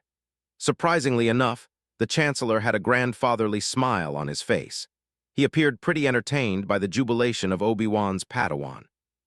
They reached the town much faster than Qui-Gon did, in no small part because their transport landed quite a bit closer this time. Between the detachment of judicial forces on board, the Senate Guard, and the Jedi, their ride out of the desert was reasonably safe. Another reason for landing close to the town was simple, to mitigate the Chancellor's exposure to danger. In that regard, Obi-Wan wasn't sure if the old man was a bit naive, or if he trusted the Jedi to keep him intact on Tatooine of all places. They soon reached the town, and Anakin's excitement reached a new peak. "You're going to have your hands full with this one, young Kenobi," Master Kun murmured. "Any advice?" "Tread carefully. A typical approach won't work." Obi-Wan nodded, yet had to wonder how much that advice was worth in practice. Did a council member really just tell him to wing it? The noise of loud conversations and traders peddling their wares gradually died out as their group walked through Mos Espa's sandy streets. Curious and wary eyes of all kinds traced their every movement. "No one is usually this quiet," Anakin eventually exclaimed. "People are likely taking us for some rich fool with his mercenaries sticking their noses where they don't belong. Let's not dissuade them unless we have to." Palpatine's quiet words caught Obi-Wan off guard. Pretending to be a mercenary was demeaning. However, he could almost see how the locals might mistake them for such a bunch. He glanced at the judicial forces, who most certainly didn't hide their weapons, which looked both new and well-maintained. Anakin led them through a bazaar where everyone warily moved out of their way. This display of fear and wariness made Obi-Wan feel uneasy. Only criminals should have such a reaction when seeing Jedi, not regular people, out to the market. Finally, they got to a shop near the far end of the bazaar. Anakin darted forward, and Obi-Wan dashed after his unruly Padawan. L equals. Watto slowly flew through his shop, cursing his luck. Ever since that damn Jedi took Anakin, everything turned for the worse. The brat's mother was nowhere near as good at fixing things, which severely hit his profits. The loss of his special weighted die didn't help. It didn't help that the damn Jedi went to get himself killed on Naboo, possibly getting the boy killed too. That was yet another bit of bad news to ruin Watto's days. Perhaps he should have kept his mouth shut when he came back, but say what you will about him, Watto wasn't completely heartless. Still, the Skywalker woman kept moping and worrying for her son. That might be understandable, yet it meant even more losses for Watto. He was at the end of his patience, and it didn't help that he was a bit worried about the foolish boy. Being a Jedi was a surer way to get killed than being a pod racer. At least Anakin was a good pilot who always ended up in one piece when the dust settled. Watto kept buzzing back and forth, grumbling to himself. There wasn't a single customer today. When the boy was here and people knew he could fix their junk, his shop had more than enough clients to keep Watto happy. He really shouldn't have risked gambling with Anakin as the prize. Well, it couldn't be called proper gambling if he used a weighted die, right? So it was all that dead Jedi's fault. That belief sadly brought Watto no relief. It didn't make customers magically appear in his shop, much less bring in sorely needed money. A short form darted into the shop like back in the good old days a few weeks ago. Watto closed his eyes and rubbed his face. Great, now he was getting hallucinations. That was what his mother warned him might happen if he ever got to lose so much money. Losing your business sense was among the worst things to happen to any good Tidarian. "Anakin, what are you doing here? Are you all right?" Skywalker's worried words brought Watto out of his daze. He stared numbly at the tiny human he could barely see, because his mother was doing her best to squeeze his life out. "Could it be? Did the Jedi get you almost killed, boy? I've been telling your mother you would have been better here." "I seriously doubt that." A different human voice interrupted Watto. He glared at the door and saw Jedi and what looked like mercenaries enter his shop. "Jedi, what did you do now? What trouble did you get the boy into?" Watto demanded. "Well, that's better than I expected," one of the Jedi announced happily. He removed his brown cowl, revealing the face of an older man who didn't have to endure the suns and sands of Tatooine. Watto blinked at the Jedi. He knew that face. He saw it on the news back in Mos Eisley, but that was impossible. What would the Chancellor of the damned Republic do in his shop? "I'm here to make a deal." The old human looked at the Skywalkers and smiled as if terribly pleased with himself. "You aren't here just to reunite the boy with his mother?" Watto cursed himself mentally for that dumb question. That Jedi must have done something to him with his space magic. His business sense was totally gone. "In a manner of speaking, as distasteful as I find it, I would prefer we do it the easy way. How much?" Watto carefully looked around. Jedi, people he would have taken for mercenaries as well. They were anything but, considering the impossible man he was talking with. Watto had to conclude that those were Republic soldiers, likely the real deal, not the bunch of rent-a-cops like the ones mercenaries in the cantinas joked about. "You know, usually I would be ready to offer you a sweet deal, sir." Watto smiled nervously. "However, as of late, I've been in a tough spot." Young Skywalker had been doing all the profitable work, hadn't he? The human shrewdly asked after looking over the shop. Watto's nervous smile froze on his face. Of course, this particular human wouldn't be a fool. "I'm willing to hear a reasonable offer." "Lieutenant, please." One of the soldiers moved from the door, and her hands vanished under the brown cloth she wore over her armor. The human woman fished out a small bag and put it on the counter in front of him. Watto sighed in relief and flew lower to see what was inside. He opened it, and his eyes bulged at the sight of jewels. "I trust that will be ample compensation," the blessed Chancellor asked lightly. Watto grabbed the bag as if his life depended on it and rubbed it. This was his precious salvation. "Sold, all sold," Watto rapidly agreed. The human looked pointedly at him and offered his open palm. Right, here it is." Watto fished out the remote controlling Skywalker's slave chip and very carefully put it in the open hand. "Sir, we've gathered more than enough attention," one of the humans stated. "It would be for the best if we return to the ship now." The Chancellor looked at the remote. "How do I disarm the chip?" Watto couldn't possibly explain fast enough. His heart almost burst when Anakin escaped his mother's grasping hands and collided with the Chancellor. This kind of stress wasn't good for an honest merchant. "Mr. Palpatine, thank you," the boy babbled. "What did the Jedi do to him anyway?" =L=. Part 6. =L=. Republic 1. Hyperspace. We got back to the ship without incident, though there were a lot of wary and greedy eyes following us on the way back. In the end, our arrival and departure were fast enough to ensure no one could get the crew needed to tangle with my security detail. It also ensured that it would be hard for the local cutthroats to get permission and backup from the Hutts for what might be an incident with an unknown party. It was amusing to watch the Jedi try to explain to Anakin why it would be for the best that he all but forgot about his mother. To my utter lack of surprise, their very logical arguments fell on deaf ears. It didn't help that said ideas all danced around Anakin being too old already. Thus, his attachments to his mother were even more dangerous than usual. If it wasn't for my mask and Palpy's knowledge enhancing it, I would be unable to suppress my glee. Yoda sat on a chair beside the med bay, where SHMI was busy receiving the attention of a happy medical droid. He observed the circus with drooping ears. Anakin stood in front of the closed door as if guarding it. He glared at Obi-Wan, who looked like he was at the end of his wits. Kuhn's breath hissed quietly through his breathing device. The Jedi Master leaned on the bulkhead across from Yoda. He was content to watch events unfold without showing his intentions or thoughts. "Anakin, I can sense your anger and frustration," Obi-Wan pleaded. "This is why the Council was reluctant to allow you to become a Jedi. These emotions lead straight to the dark side. Any attachments that can lead to these emotions are extremely dangerous. Do you want to become like that monster who killed Qui-Gon?" "Master Kenobi, perhaps we should take a moment to calm down," I suggested, playing the role of a concerned old man. "I don't think pushing young Skywalker right now would be constructive." Obi-Wan huffed and drew a hand through his short hair in a nervous gesture. "Calm down, we should." Yoda tapped the floor with his stick. "Take a moment, meditate, you should." He pointed his stick at Obi-Wan and then at the door leading away from the med bay. "Yes, that's right, Master Yoda," Kenobi bowed. "I apologize." He glanced at Anakin and then left the corridor. "Young Skywalker Anakin." I slowly knelt before the boy to look him in the eyes. The anger and determination I saw in his gaze would have made many a Sith I knew gleeful to have him as an apprentice.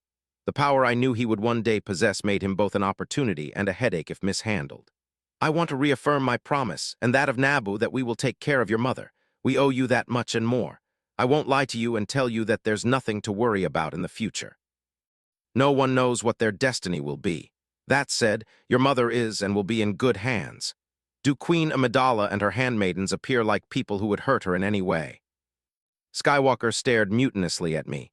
"You got mother free, Mr. Palpatine. The Jedi just left her. If it wasn't for you," he trailed off. Yes, he might be young, but after spending his childhood as a slave, he was wiser than his years might imply.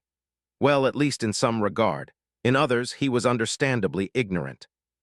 It was the right thing to do, and the least I could do to begin repaying the debt my home world owes you, my young friend. I stood up and looked at the Jedi, who observed us. "Master Yoda, considering your experience, I expected you would have handled this better." I didn't bother to hide my disapproval. Oh, I was gleeful at how the Jedi's creed blinded them. At the same time, this kind of willful idiocy was painful. This was what the best the Jedi Order had to offer these days. It was just as pathetic as how far the Sith had fallen. I had Palpatine's memories. I intimately knew what he was capable of.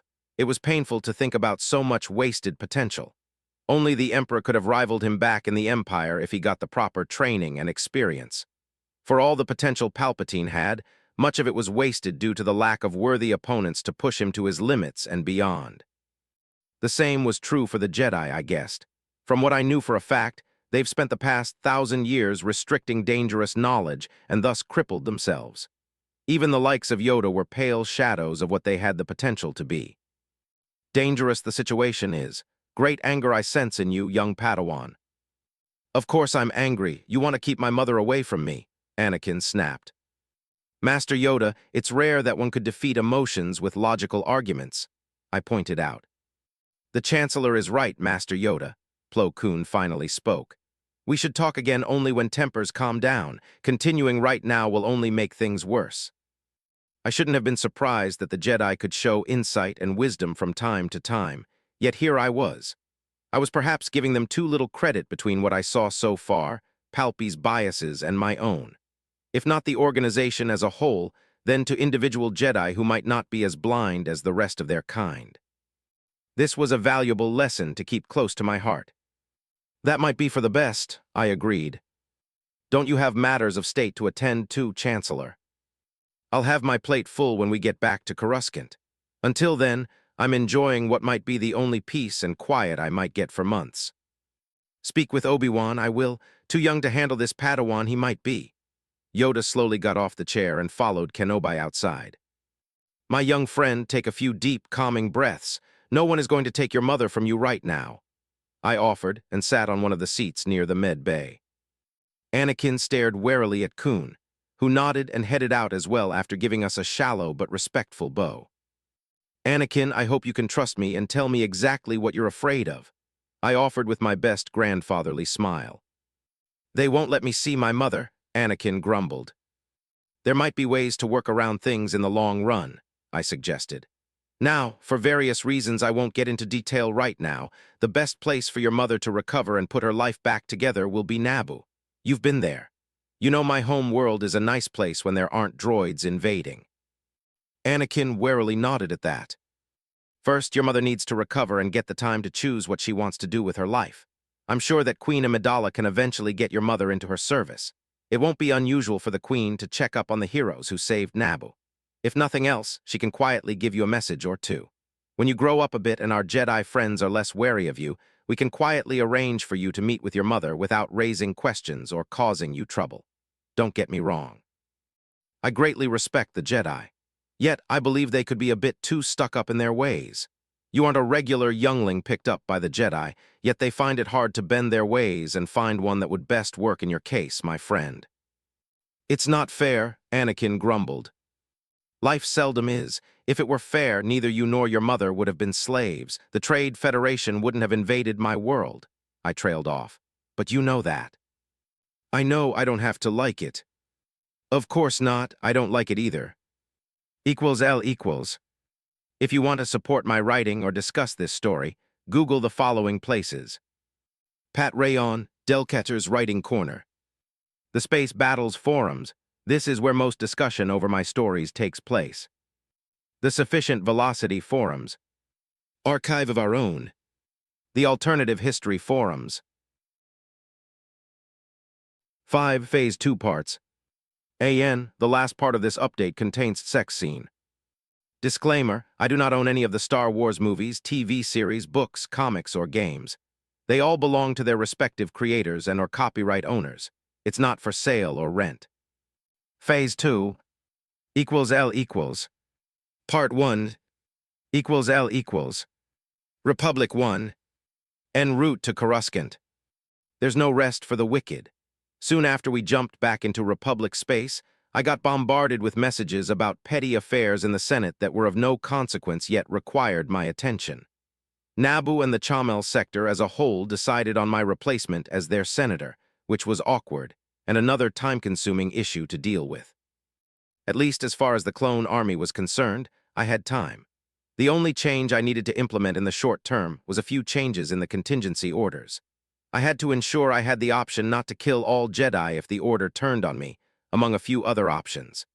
I would have a few years before I would need to worry about overhauling the troopers' personal equipment with something more than cheap, mass-produced crap.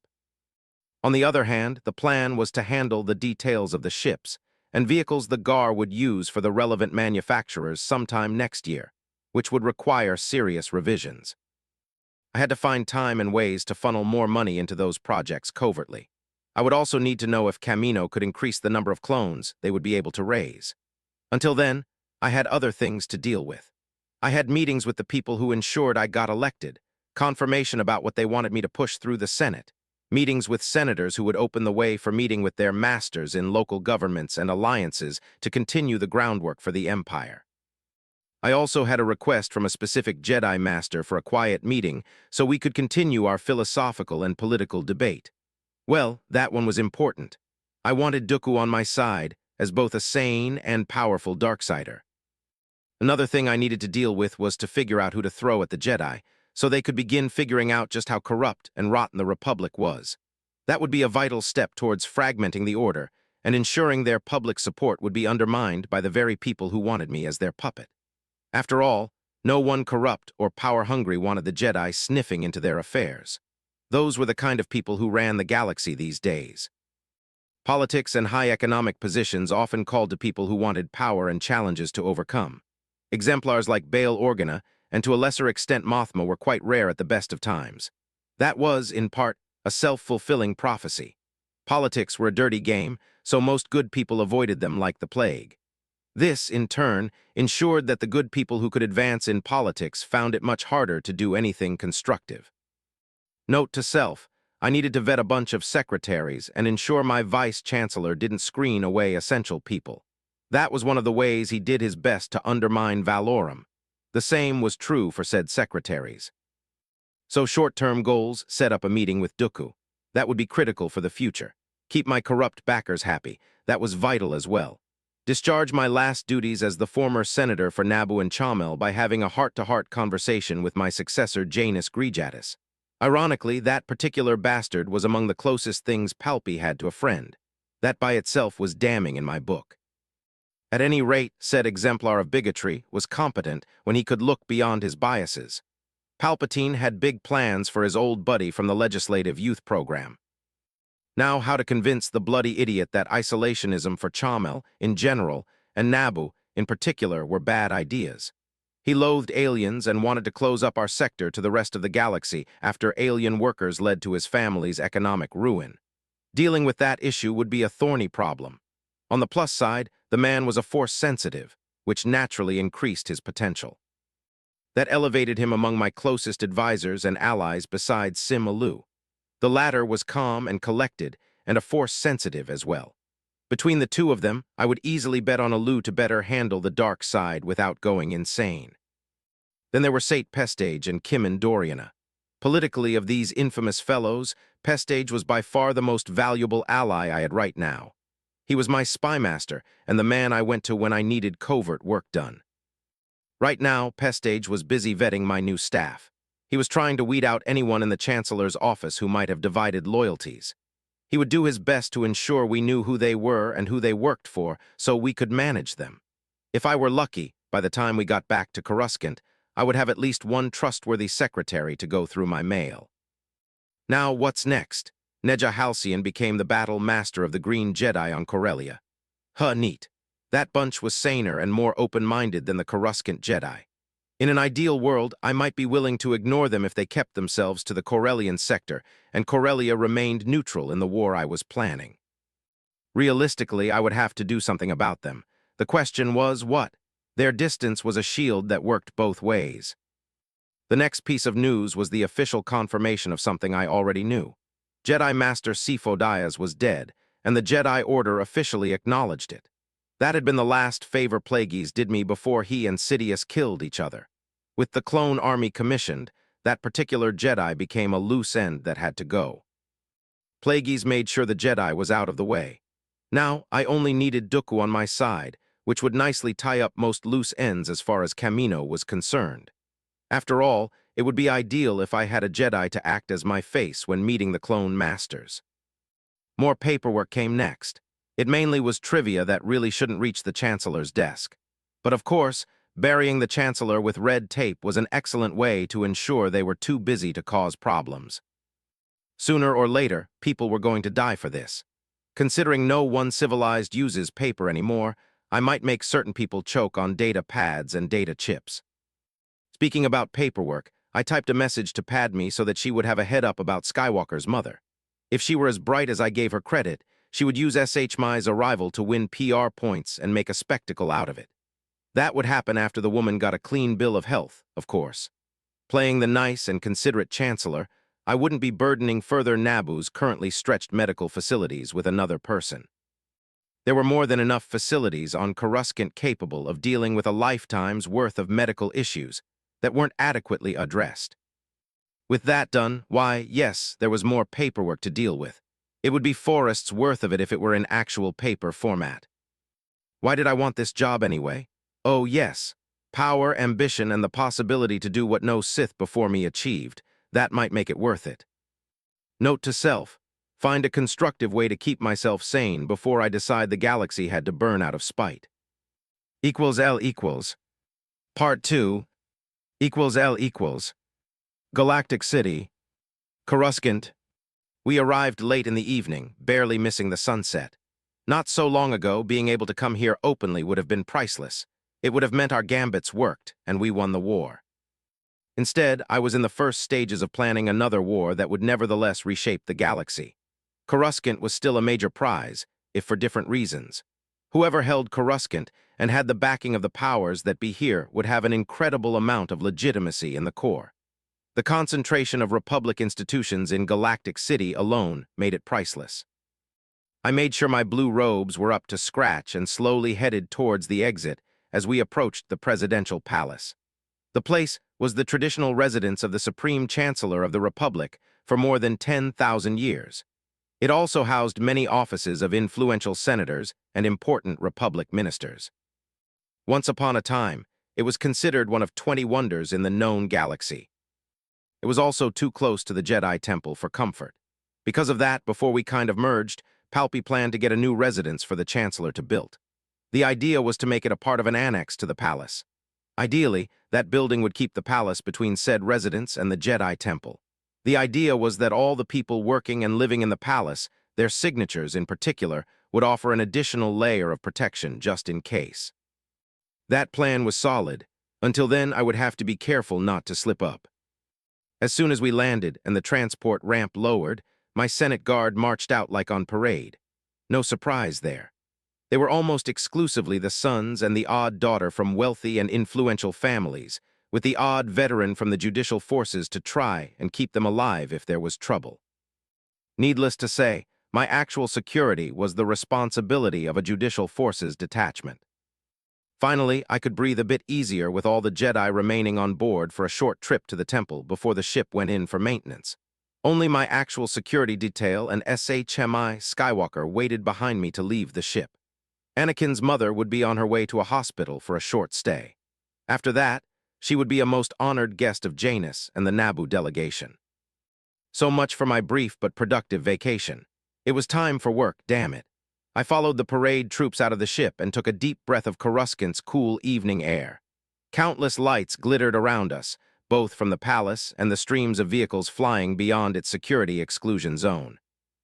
A small army of palace security, advisors, a handful of senators and other worthies, including Janus, waited to meet me and ideally beg for an audience to push their agenda. Page was at the back of the group, doing his best to remain inauspicious. Ladies and gentle beings, we have work to do. I clapped my hands and smiled at the crowd. Let's get to it. Janus, my friend, I have some tips and advice to share with you as my successor. But before that, I'm honored to introduce Ms. SHMI Skywalker, the hero of Naboo's mother. She'll be in your care until we can arrange her travel to Naboo. Ms. Skywalker, Janus proved he had keen political instincts by offering a smile that appeared genuine. He bowed and offered his thanks for Skywalker's crazy stunt in the name of Naboo and the whole Chamel sector. I barely paid him attention and looked over the gathered dignitaries. Predictably, more than a few had calculating looks on their faces, even if they hid them well. This was a prime opportunity for good PR they were smelling. She was going to become a small celebrity soon. It would be interesting to see if she can put that new status to good use. I'll make sure Ms. Skywalker has everything she needs. Will it be all right for us to meet later tonight? Janus asked. That will be for the best. We need to have that talk so we can continue to discharge our new responsibilities with a minimal number of interruptions. I gave him a friendly smile and headed for the palace's entrance. I spent an hour dealing with petty disputes and people trying to get into my good graces. Only then could I finally get to my office, followed by the few of the people Palpatine trusted. From my brief exposure to a few of them, they were competent, if flawed, creatures who would need careful management. One of them was particularly interesting and potentially incredibly useful. She was also one of the two people in the room who had any idea who and what Palpatine was. Sly Moore was a striking, slim, Umbaran woman. Her fascinating shadow cloak hid her figure, and it blended well with her pale skin in the twilight of my office. She looked unusually animated at our arrival. Moore was for most intents and purposes Sidious creation, who he built up from the ground as a loyal and more than a bit obsessed minion. She was aware that a lot of her suffering before he rescued her was his fault, though the cheeky bastard was able to shift the blame to Plagueis as his master, and Maul as a blunt instrument who obeyed the Dark Lord of the Sith. Due to her special talent, she was aware I was different, yet during our brief meeting before I had to leave for Naboo, it appeared Sly didn't care. I was enough of Sidious for her taste, and I did promise her an explanation. A reward, too, for being a bad girl. Tragically, Valorum's staff aide resigned. Moore purred and happily waved a data pad at us. Good work, my dear. My smile matched her own. Sate, take a seat and report. I trust we can speak freely here. We made sure of it. 24 bugs from at least 15 different groups were in the office. Sly's smile vanished. Valorum's staff is useless. All but his little aide worked for anyone but him. Sly pouted. We'll have our work cut out for us trying to keep you safe, Sheev. Yet she still had enough dirty laundry for you to blackmail her, I pointed out. I sat in the Chancellor's chair in this office before. Nevertheless, the sensation of power and accomplishment of being here was something else. Sly's white eyes sparkled in mischief. You taught me well. All Palpy taught her was how to conceal her talents from the Jedi and use her rare talent to slip into people's heads and browse their surface thoughts. Once fully trained, she could be a terror to behold. Perhaps she could rival one of the dread masters in the mental arts. You can flirt later, Sate grumbled and sat in one of the chairs before the desk. Unless you want to leave my report for tomorrow. Work first, sadly. What do you have for me? Sly pouted and jumped off the desk, then sashayed to the large one-way window made of transparent metal behind me. I have files, one who held the leash of Valorum's staff. Now that you're here and Sly is ready to become your staff aide, we can properly clean up the house. All I could do as your new security advisor was clean up this residence. You need a competent security detail you can trust. For all his issues, this was why I liked Pestage. He was a no-nonsense, ruthless bastard. More importantly, he was competent and would have fit right in with the better parts of Imperial intelligence. We're going to raise a scandal and use it to purge the current security teams supposed to keep us in one piece. Sly, I'll need your help to screen new candidates. For the time being, I want a small, reliable team we can vet and keep loyal. The judicial forces can deal with outer security for events, public speeches, and such. However, we need this place and my office at the Senate to be secure so we can talk freely. We'll see to it. State pulled a small data pad from his sleeve and tapped a note. Next, I've put out quiet feelers. If anything surfaces about Fett or his clan, we'll know. As you pointed out, boss, we need to know if he gets into trouble or pulls something predictably Mandalorian. That's what I like to hear, Damask Holdings. Naro Sinar is ready to take the reins. He is on board with the covert plan we have in place. In a nutshell, among other things, Damask Holdings would aid in my attempts to remilitarize the Republic and build a small federal military loyal to the office of the Chancellor. Ideally, that fellow, alongside the clone army, would serve as the core for a good Republic military and my future personal guard. Eventually, we would see if Naro could be persuaded to back the plan for the Empire, or if we would need to keep him in the dark until it was too late to stop it. Excellent, Sly, dear. As one of your first official tasks as my staff aide, please organize a very public changing of the guard for Damask Holding. Make sure we milk the sympathy for my unlamented mentor for all it's worth. Moore turned around and handed me a data pad. I need to become your staff aide first, unless you think I've been a naughty girl. A biometric and DNA scan later, I digitally signed the necessary documents. As of this moment, Sly was my de facto chief of staff. This immediately made her one of the Republic's most powerful and influential people. Are you happy now?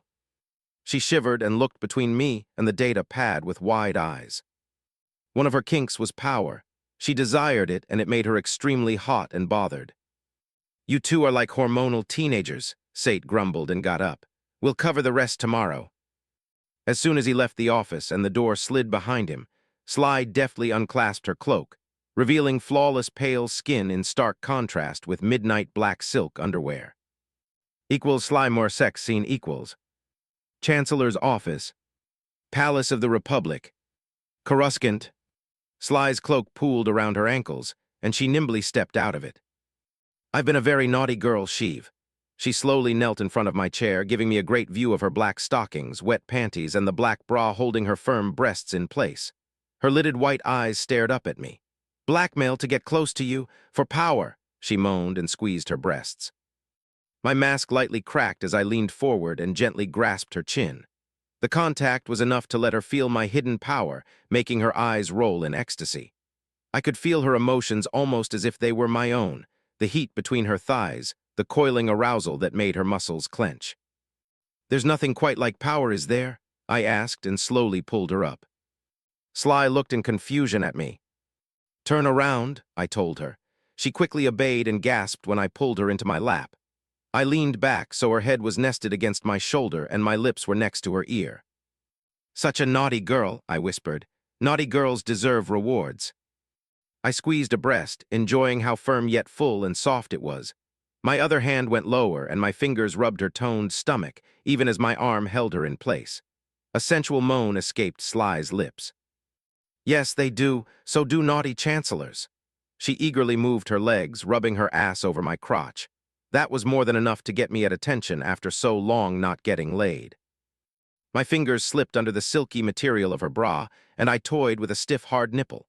Our emotions and arousal resonated, enhancing what we both felt. I lowered my other hand and cupped her sex before rubbing it through her ruined panties. Sly buckled in my grasp and nearly became undone as I sucked the junction between her neck and shoulder. "More," Sly begged. "How can I resist?" I chuckled and rubbed her sex faster, focusing on the hard nub above her folds. At the same time, I tweaked her nipple between my fingers, toying with it. "The things I'm going to do to you tonight." The dark promise in my voice pushed her over the edge. She came all over my fingers with a loud, sensual moan. The aftershocks of her orgasm almost made me come on the spot. My dick did its best to break through my pants, seeking the delicious heat above. I shifted and got up, pushing Sly with me. She squealed as she got on unsteady feet, shaking on her heels. My hands roved over her body, feeling her flushed skin, and pulled away her silk bra. If anything, her arousal got hotter, and my dick felt like Durasteel ready to shatter. I turned her around and caught her lips with mine. Sly's taste was like no other woman I'd kissed before merging with Palpatine. It was metallic yet sweet, an acquired taste I found I couldn't get enough of. Our tongues dueled, and as I guided her back towards the desk, her hand found my erection and squeezed. "By the force, woman," I broke the kiss and rasped. Sly had a wicked grin on her face.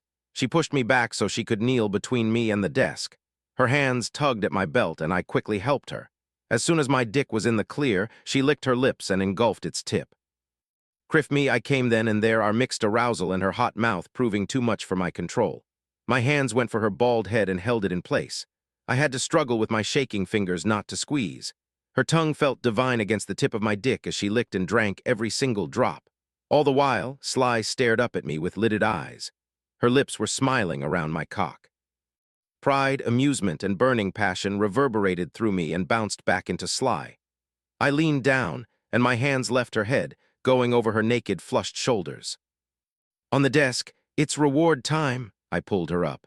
As soon as her breasts were in front of me, I latched on one with my mouth. My fingers played with the other while I held Sly in place with my free hand. I could feel her arousal coiling like a snake, stoking her need. My mouth left her breast, and I trailed kisses down her toned stomach until I reached the hem of her drenched panties. I tore them off and pushed her towards the desk until her back was on it. She gasped when her hot skin touched the cool, polished wood. I put her right leg on my shoulder and finally tasted her sex. That was something Palpatine hadn't deigned to do. After all, others existed to service him, not the other way around. His loss was my gain. Her taste was metallic and strong, strangely intoxicating. The moment my tongue entered her folds, Sly shook. The sensation recoiled between us, and my dick responded, returning to a full mast. I lapped at her like a starving man. It has been so long since I had a force-sensitive lover to lose myself into. Sly's thighs buckled, and she tried to close them around my head. I kept her right leg around my shoulder, and my fingers gently rubbed her hot skin. My other hand grasped her left thigh, keeping her wide open so I could get better access to her soaked sex. Pleasure and arousal mixed with barely controlled power. As much as I wanted it, I couldn't fully indulge myself. Not here, so close to the Jedi temple. Still, Sly eagerly responded to the power she could feel in me through our shared contact. For her, that by itself was the greatest aphrodisiac there was. Sly's back arched, and she came hard. I kept lapping her juices until she slowly calmed down. That was different. More," Sly babbled. "I promised you answers, my dear, and I'll deliver. But first..." I licked my lips and got up so I could position myself at her entrance. Her sex and stomach were still slowly contracting with delicious aftershocks when I entered her in one smooth motion. She was liquid heat, ready and welcoming. She was mine, willingly given. "You're mine," I rasped as I slowly pushed into her welcoming sex. Yes, I'm yours, I'm forever yours, I swore myself to you, Sly babbled. She crossed her legs behind my back, trying to push me farther inside her greedy hot sex. I could feel her thoughts and emotions as if they were mine.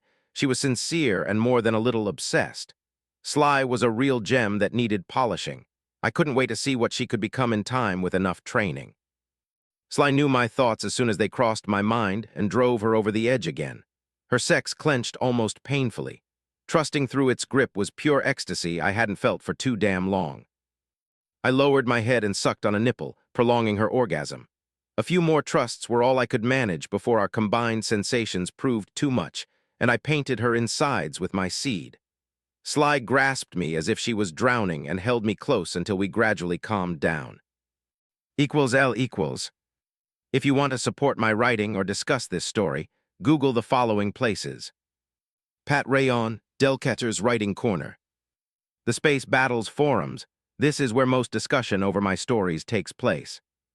The Sufficient Velocity Forums. Archive of Our Own. The Alternative History Forums. 6 Phase 2 Parts 3-6.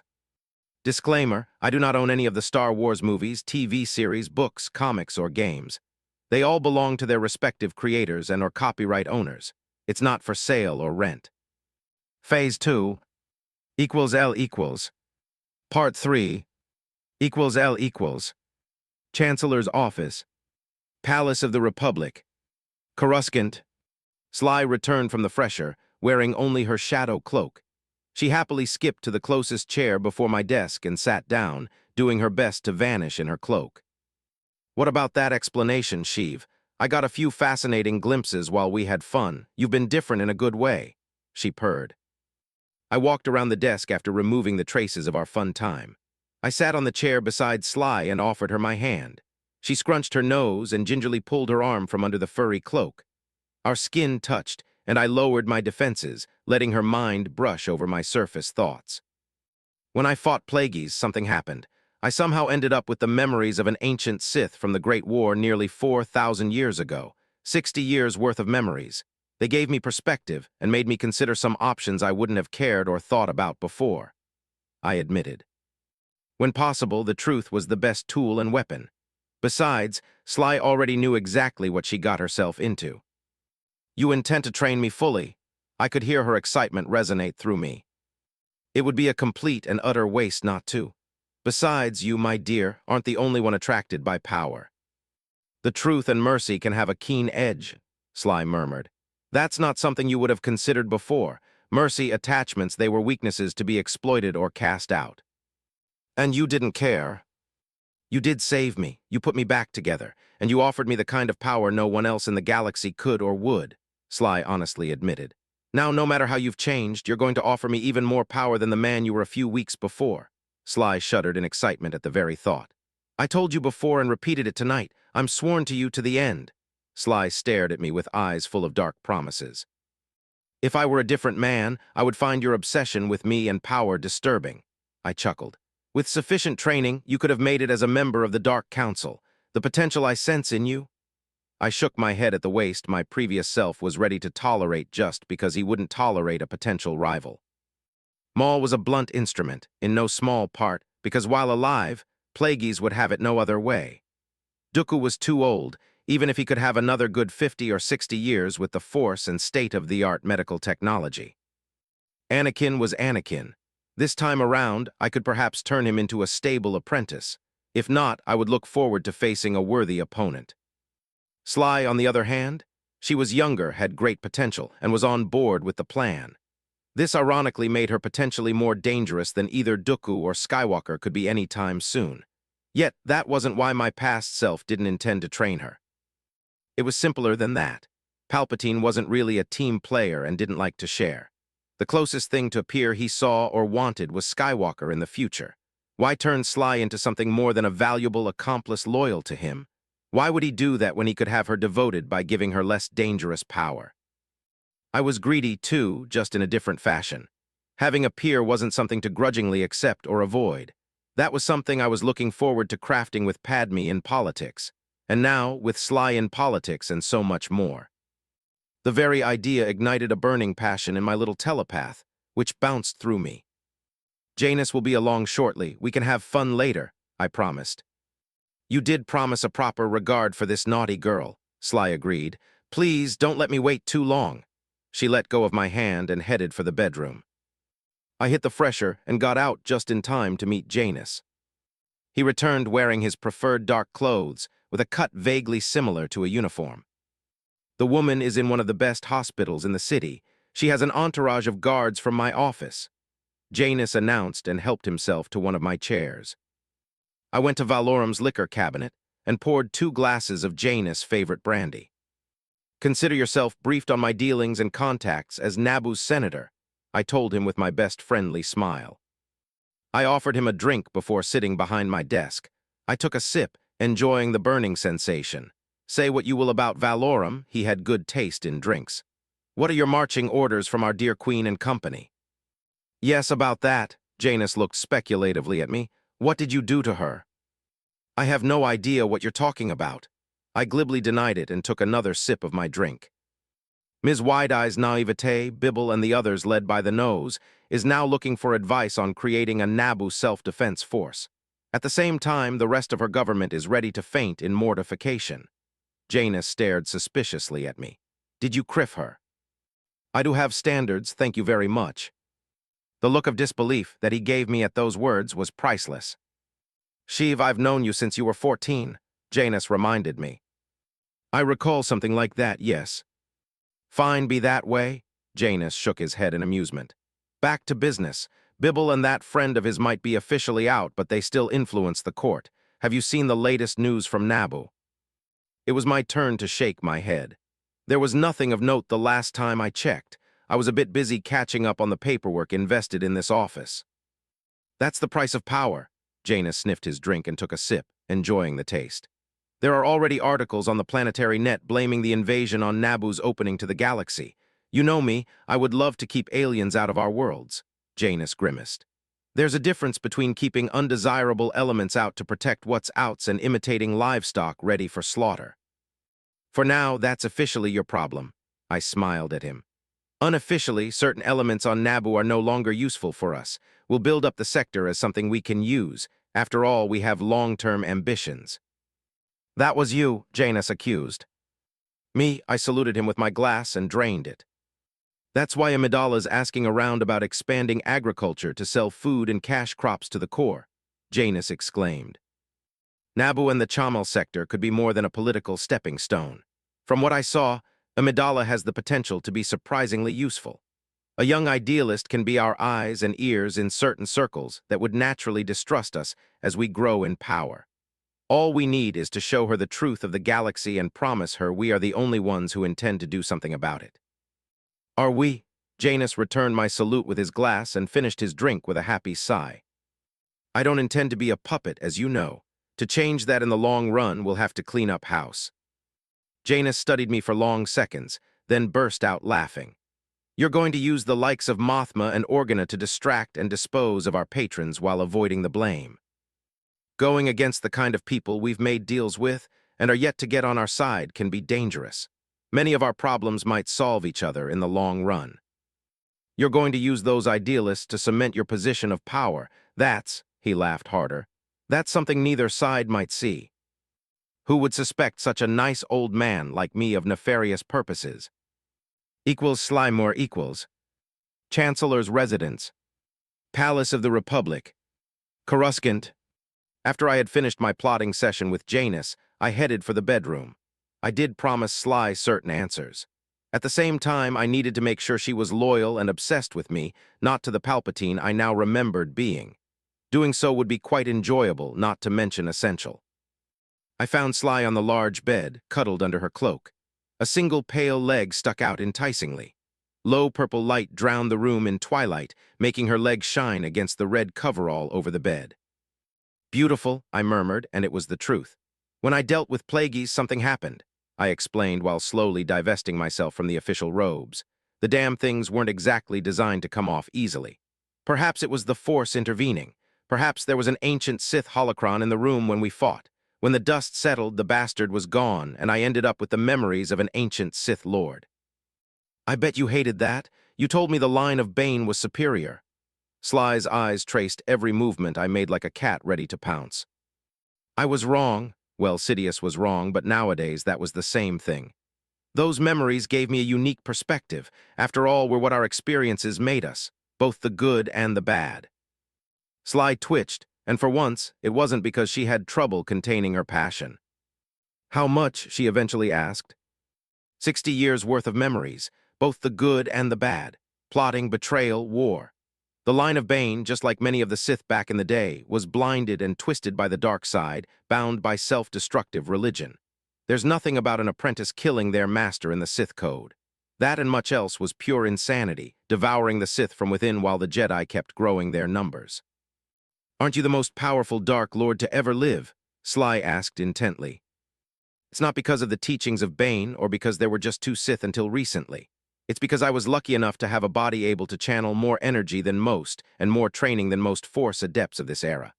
The Force is a boundless ocean. Sly, light side or dark side. It doesn't matter if one is more powerful than the other. No one could ever channel even a fraction of that power without literally burning from within. It's all about what your body can handle, your training and knowledge, and about having worthy peers and enemies to push you to expand your limits as much as possible. I finally managed to get out of most of my clothes and threw them in a pile on the floor. The Jedi and Sith of this era, they had incredible potential and wasted it all. We're going to do better, and I intend to begin with you. I walked out of my pants, got my shoes off, and slipped out of my underwear. You crave power, and I'm going to give you as much power as you can manage. My dark promise made Sly's breath hitch. She smiled and slowly pulled her cloak away, revealing her naked form in all its glory. I crawled over the bed until I reached her pale legs and trailed kisses from her ankle up her thigh. I could feel the full bore of her arousal and anticipation when I touched her skin. You're magnificent and going to be much more than my old self would have permitted, I promised and continued to kiss her flushed skin, moving between her legs. To think I intended to use you as a mere tool. I trailed off and smiled hungrily at her. Sly buckled her hips and let out a needy moan. Her white eyes focused on mine, begging for more. Her need increased my hunger, rebounded, stoking her passion, then came back to me, creating a vicious loop contained by our respective masks. The moment I licked her sex, she came, and it was all I could do not to follow. The sensation of liquid heat that rebounded through me was pure ecstasy. Palpatine didn't know what he missed by simply using his rare, force-sensitive lovers as a tool to get his pleasure and ignoring theirs. Oh, there was excitement in power over someone, and the ability to use them as you saw fit. This was so much better, it was hard to put it into words. I could feel how Sly came undone. Her orgasm coiled through her, sending heat waves through her sex, lighting her nerves in an inferno of pleasure. This time I didn't let her recover. Instead, I kept lapping at her juicy sex. With one hand, I held her right leg over my shoulder, preventing her from closing her thighs around my head. My other hand found her clit, and I rubbed it with quick circular movements of my fingers. Yes, by the Force, Sly babbled and shook. A second orgasm rippled through her and slammed into me, halting me in my tracks. I had to use all my concentration and experience not to explode all over the sheets. My dick was so hard it was painful, and my balls were ready to burst. I surged forward and slammed home as Sly's orgasm rippled through her. Her welcome heat and the slick muscles milking my dick made me explode, filling her womb with my seed for a second time tonight. Our combined orgasms brought me crashing over Sly, crushing her flushed body over the sheets. My mouth found her lips, and I kissed her deeply. I sucked her tongue even as my dick twitched and burned deep into her grasping sex. It took endless moments of pure bliss to partially recover and roll to my back, cradling Sly so she could lay flush against my heaving chest. I could feel her hammering heart above mine. Her mind was a jumble of emotions she could not control, so they slipped clearly through her gift and our touching skin. I smirked with pride at realizing that no one else had criffed her in such a way and made her feel undone like I did tonight. Palpy's loss was my gain. If he had treated Sly differently, gaining her undying loyalty after we merged would have been much more challenging and likely less enjoyable. That was amazing, Sly moaned sensually. Her lidded eyes slowly opened, and she looked at me with untainted devotion bordering on obsession. You're mine, I told her. She could feel my possessive emotions, and her body shivered in delight. I rose a bit to draw her into a hot kiss. I could feel the moment my declaration fully registered. Sly's glee rebound through us. Her heart beat faster, and arousal ignited her sensitive nerves. I made Sly come all over my cock for hours, ensuring there was no doubt in her mind that she was mine. She was a precious accomplice, and in time, likely much more. I was more than fond of her. It wasn't just because she was incredibly criffable and responsive. If it wasn't for some of Palpy's memories of how he slowly built her up as a useful tool, I might have fallen fast and hard for her. Even as I despised his short-sightedness in some regards, it influenced me and was hard to shake over fully. In part, her acceptance and happiness to be little more than a tool for the scraps of power that Palpy offered her kept my emotions at bay. I wanted more in a partner. I wanted someone who would want to fully share my ambitions and be satisfied with nothing less than I dreamed of. That was Sidious, side of my ambition and arrogance talking. As a Sith from a different culture, I would have been more than satisfied with a partner utterly devoted to me. One I was sure wouldn't betray me unless I went out of my way to criff up our relationship. Such a person was a priceless treasure. L equals. Part 4. L equals. Chancellor Palpatine liberates a slave. GNN Morning News. The office of Senator Janus Grijatis, the new representative of Naboo and the Chamal sector, offers support to SHMI Skywalker, a liberated slave and the mother of the hero of Naboo, Anakin Skywalker. Galactic City News. Queen Amidala of Naboo extends an offer of Naboo citizenship to SHMI Skywalker. Theed Chronicle. Chancellor Sheev Palpatine faces his first major challenge next week. The first hearing on the invasion of Naboo since the crisis resolution is pending. Senate Public Information Service, SPIS. 2,000 are still missing in the wake of the Trade Federation invasion. Naboo News Service government representatives raise concerns over further entanglements with galactic politics and the high cost of such pointless adventures. Theed Chronicle.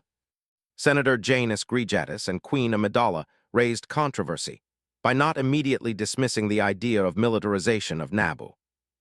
Theed Weekly. Did Governor Bibble retire, or was he forced to resign? Theed Chronicle. Trade Federation contests existing transport contracts over new tariffs. Weekly Investment Magazine. L equals. Chancellor's Residence Palace of the Republic Coruscant. A big hot cup of caf and the force slowly flowing through me got me awake enough to reach the fresher and torture myself with a cold shower. There was no sleep for the wicked last night. No regrets either. The odd adage that escaped so many Sith proved itself once again: kindness could have its deadly edge. Sly was loyal unto death to Palpatine, even when she knew he would use her as little more than a tool and a means to an end. Offering her more power and kindness than the old Palpatine ever would change things between us for the better. Thoroughly fucking her during the night, ensuring she enjoyed every moment of it instead of simply using her, helped as well. The combination was enough to make Sly even more passionate and obsessed with me, not the Palpatine from before the merger. Soon enough, my little cabal gathered in the residence's dining room. There were only two people I could trust more or less implicitly: Sly, who was obsessed with me, and the power I could give her. Sate, my spy master, assassin, and more. Most importantly, both knew I was a Dark Lord of the Sith and had no issue with it. In contrast, Doriana worked for me both as a senator, now the Chancellor, and as Sidious. However, he didn't know we were one and the same. Through Sidious and various interests in the Corps, he was one of the people meant to manage the Chancellor regarding handling the Trade Federation. Despite a hum, trade had to flow or else heads would roll. Possibly mine, politically speaking. Sate had the insight to arrive with a few server and cooking droids from my time as a senator. They were loaded with steaming food and fresh ingredients in the kitchen. "The first part of your staff is ready and vetted, boss," Sate announced before sitting at the table. He grabbed himself a cup of hot caf and a tray with pastries. Sly skipped out of the fresher after me. She sprawled on a nearby chair with a happy grin plastered all over her face. "Do I dare ask?" "Hopefully this is the last time I need to explain. We're secure, right? The jammers built into the suite work, the ones in the droids as well, and they are scanning for bugs like usual. You should know if someone tried to bug the place last night." "We were a bit distracted," I noted. Sly blushed when she wasn't aroused and ready to go for the first time since I knew her. She stretched sensually and dug into the breakfast as if she was starving. "I'm too sober to deal with this," Sate grumbled. "When I had my last chat with Plagueis, something happened. I wonder if the Force was directly involved or if he had a holocron that malfunctioned in a way that it shouldn't have. Long story short, I got the memories of an ancient Sith Lord stuck in my head. All 60 years of them. They gave me perspective." "This explains you two being like horny teenagers. How exactly?" "Well, first," I took a sip of caf and grabbed a pastry filled with jam. "What's the point of all our ambitions if we don't enjoy ourselves along the way?" I took a bite of the pastry and paused to enjoy its taste. It melted in my mouth, removing the bitter taste of the strong caf.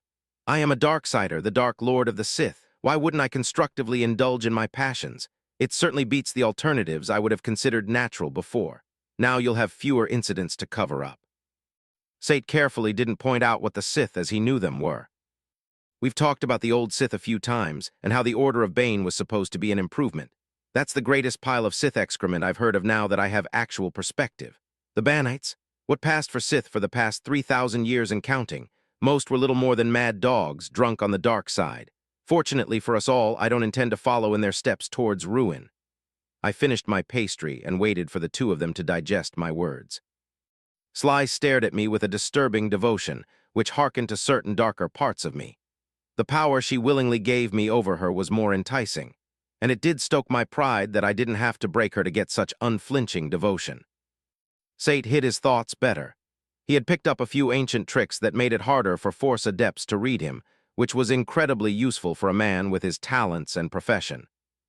"I would be happy to have to cover fewer outbursts, so to speak, boss," he eventually said. The few times Sidious had cut loose before needed covering in case a Jedi ever stumbled upon the aftermath. "Now the goals are the same. We're going to build ourselves a new order, an empire to replace the rotting carcass that is the Republic. Some of the details will be different. We'll be building an empire that will last. This means the approach towards consolidating power has to be different as well. Letting our backers and patrons do as they wish for decades can be ruinous. We need broad support from all kinds of short-signed, greedy fools to get the empire in place. At the same time, we'll need to prune as many of them as practical during the later stages of the coming war and its immediate aftermath. To that end, we'll use some of our idealist friends, including the Jedi, as both cover and attack dogs aiming at the worst offenders. At the same time, I'll need the help of the two of you so we can have more reasonable people ready to fill up the shoes of backers who will be too much of a problem." "That might work," Sate said after thinking for a few moments. He ate another pastry and drank some coffee before continuing. "Playing with the Jedi is going to be dangerous." "That's true. On the other hand, I no longer have an unreasonable obsession with their destruction. The Jedi no longer have to end because of reasons. On the other hand, the Order would have to go because, as an organization, it will almost certainly oppose us. In that regard, do arrange a quiet and private meeting with Dooku. He can be a good ally. I'm almost certain he'll be leaving the Order soon." "Is he to be your apprentice then?" Sly asked. "You'll be my first proper apprentice. Dooku will be the second one. Others might follow. We aren't dealing with that idiocy of an apprentice killing their master or the reverse because the apprentice isn't good enough yet. That was one of the many ways the Sith self-destructed over the ages. I don't think I need to explain why, do I? Numbers matter. There's one of you and about 10,000 or so Jedi. Even if the Order isn't what it used to be in the past, those numbers matter and give them many options we lack. We could do many things with more personnel we can trust, which are out of the question right now." Sate calmly offered his thoughts. "Speaking about numbers, do you have candidates to form the core of my new security detail? The Senate Guard and Commando units have been compromised for a long time. They are either rich playboys, nobles playing soldiers, or got their positions because they're loyal to factions within the Senate," Sate noted. "We'll have to go outside for reliable personnel. Vetting them will take time. The agents I can rely on aren't exactly bodyguard or soldier material. They were assassins, spies, slicers, and other specialists who ideally remained in the shadows. When all was said and done, it was a good thing that, for the foreseeable future, our plans centered around political machinations. They didn't require shenanigans that might get a compromised security detail mightily suspicious. The downside was there would be no indulging in using the Force for fun and profit for the time being. The earliest I could cut loose, have some fun and begin training Sly in earnest would be in a few months during the next recess for the Senate. That happened a few times each year. The reason was simple. All the senators could go home to receive new marching orders and become personally acquainted with any change in the interests of the groups they represented. That and deal with re-elections in the cases where that was an option, instead of being appointed. L equals. Part 5. L equals. Jedi Master Dooku condemns Senate and Jedi inaction over the Naboo crisis. Jedi Order refuses to comment. GNN Morning News. SHMI Skywalker, mother of the young hero of Naboo and Padawan Jedi Anakin Skywalker, accepted an offer of Naboo citizenship.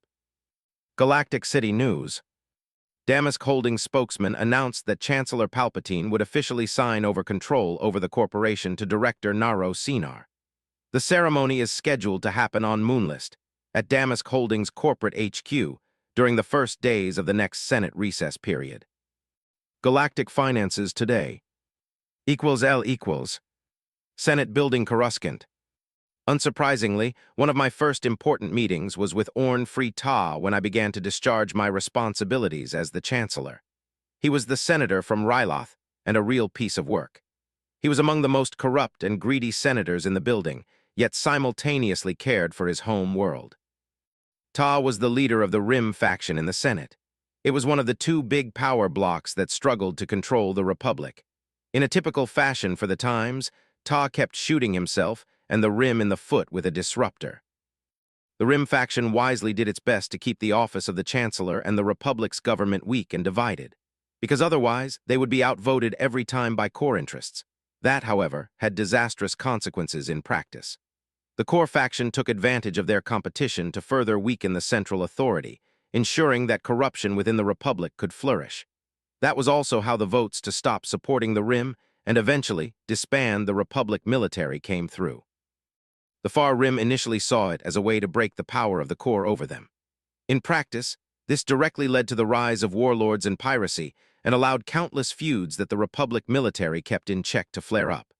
That was how the Outer Rim and parts of the Rim turned into the hellhole they are nowadays. That, in turn, forced the likes of the Trade Federation and Commerce Guild to build up their military and become the de facto power in the Rim. In a superb strike of irony and a political masterstroke, Palpatine and Plagueis engineered a situation that made me look like a reasonable compromise figure. The perception was that I could be controlled at best and wouldn't be a nuisance at worst, which made it possible to get elected. It was Ta's faction that nominated me as Chancellor. Until recently, the plan was to rapidly distance from them and court the core faction, because their official stance was firmly against the consolidation of power and the return to a republic with a capable executive. The big issue crippling the core faction was that no two groups within it could agree on who would run the show. This meant the status quo persisted and wouldn't change until I could convince them I would be their puppet and they would prosper under a new regime. What made that possible in the first place was that this was the endgame many factions in the core wanted. It was just that every single faction wanted to be the ones calling the shots. They would sabotage any efforts from their rivals to consolidate control over a powerful chancellor's office. Their greatest irony was that this state of affairs wasn't the Sith doing. The best we could do was speed things up after Plagueis gained enough political and economic power to matter. Before us, the Banites were in no position to influence the Republic on any meaningful scale. If anything, the Banites helped the Republic decline by neutralizing potential threats that might have let it awaken and try addressing the countless issues rotting it from within. The simple truth was that the Republic was too vast for two people to meaningfully influence until the conditions were right. The right people became the last two followers of Bane's philosophy only over the past few decades. By then, the powers running the Republic did most of the Sith's job for the line of Bane. I had somewhat different ideas. For the time being, I would let both factions court me. If nothing else, this would open many doors and lead to introductions with the people I needed to convince to back me to become emperor. Ta arrived with a female Twi'lek hanging off each arm. His sheer girth allowed him to grow 2 more Leku than their species' standard pair.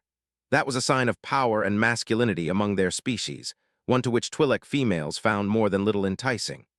The 2 women hanging from his arms appeared to fit that stereotype, though I would never know how they could stand being close to that blue caricature of a Twi'lek male. Ah yes, Ta did pay his escorts rather well. Senator Ta, I greeted politely. Beside me, Sly offered a small, respectful bow while not looking away from the data pad she was busy working with. Chancellor, you've been busy, liberating slaves, I hear. Ta grinned widely at me. It was both the right and prudent thing to do, I humbly noted. The sheer gall of that hypocrite. Ta was technically against slavery, just like he cared about his people. Yet you couldn't find that in his politics. He did nothing to improve Ryloth and left the place dependent on two exports, spice and slaves, literal and by any other name for those bound in specific contracts within the Republic. In that regard, he was a prime example of how messed up this place was. Yes, I'm sure, it's great when the right thing can be so useful. He winked at me as we headed towards the Chancellor's office and suite. We spent the next few minutes in empty small talk, which quickly ended when we got to my residence in the Senate building. Ta shooed his companions to take seats in the waiting area, and he followed me to my office. Sly remained behind. She had at least a pair of secretaries and a small group of personal assistants to interview and vet. Take a seat, my friend, drink. Do you still have Valorum's cabinet? I would love a glass of that delicious flower wine. Ta licked his lips, revealing a few sharp teeth. We're about to find out. I went to a nearby wall and pressed a well-disguised panel. A piece of the wall rotated, revealing a selection of bottles and a fridge holding wines and ales chilled. Here it is. I picked up a small crystal bottle shaped like a flower and a pair of glasses. That's it, Ta nodded eagerly, which made the thick rings of skin covering his throat shake like jelly. I opened the bottle and poured us drinks, then offered him a glass. Ta grabbed his glass with clawed fingers and sniffed at the wine. To a profitable friendship, Ta toasted me with a broad smile, revealing his razor-sharp teeth. To profitable friendships, my friend, I toasted back and sipped the wine. It was good but too sweet for my taste. I might be biased, but the best flower wine I've tasted was the one from Naboo. Instead of going around my desk, I sat in one of the visitor chairs beside the huge Twi'lek. As you can guess, this is our first official meeting not just as friends, but as the Chancellor and the leader of one of the two factions in the Senate that matter. Ta puffed with pride at his declaration. The thought has crossed my mind. Again, I appreciate your support. I played along. It would have been even better if Ta had more control of his faction. A splinter group from the Rim faction backed Senator Team from Malastare. If it wasn't for the quiet backing and deals I had with factions in the core, the vote would have been an uncomfortably close one. Then again, such divisions made the plan for the future empire viable in the first place. Nonsense, you were one of the best possible candidates. He waved a hand in a grand gesture. This, of course, meant a candidate Ta thought he could control. You give me too much credit. I kept playing the humble card. What can I do for you, Orn? I obviously meant what the office of the Chancellor could do for him. We've got some concerns about this bad business with the Trade Federation and your people. Ta finally came to the point. Heh, so suddenly, everyone was on the same page and determined not to sink the economy. The bastards should have thought about it before passing the tax bill that made everything else possible. Don't you mean the Neimoidian branch of the Trade Federation? I asked innocently. I knew you are nowhere as naive as some think you are, Ta roared in laughter, spilling some wine over his expensive yet hideous-looking robes.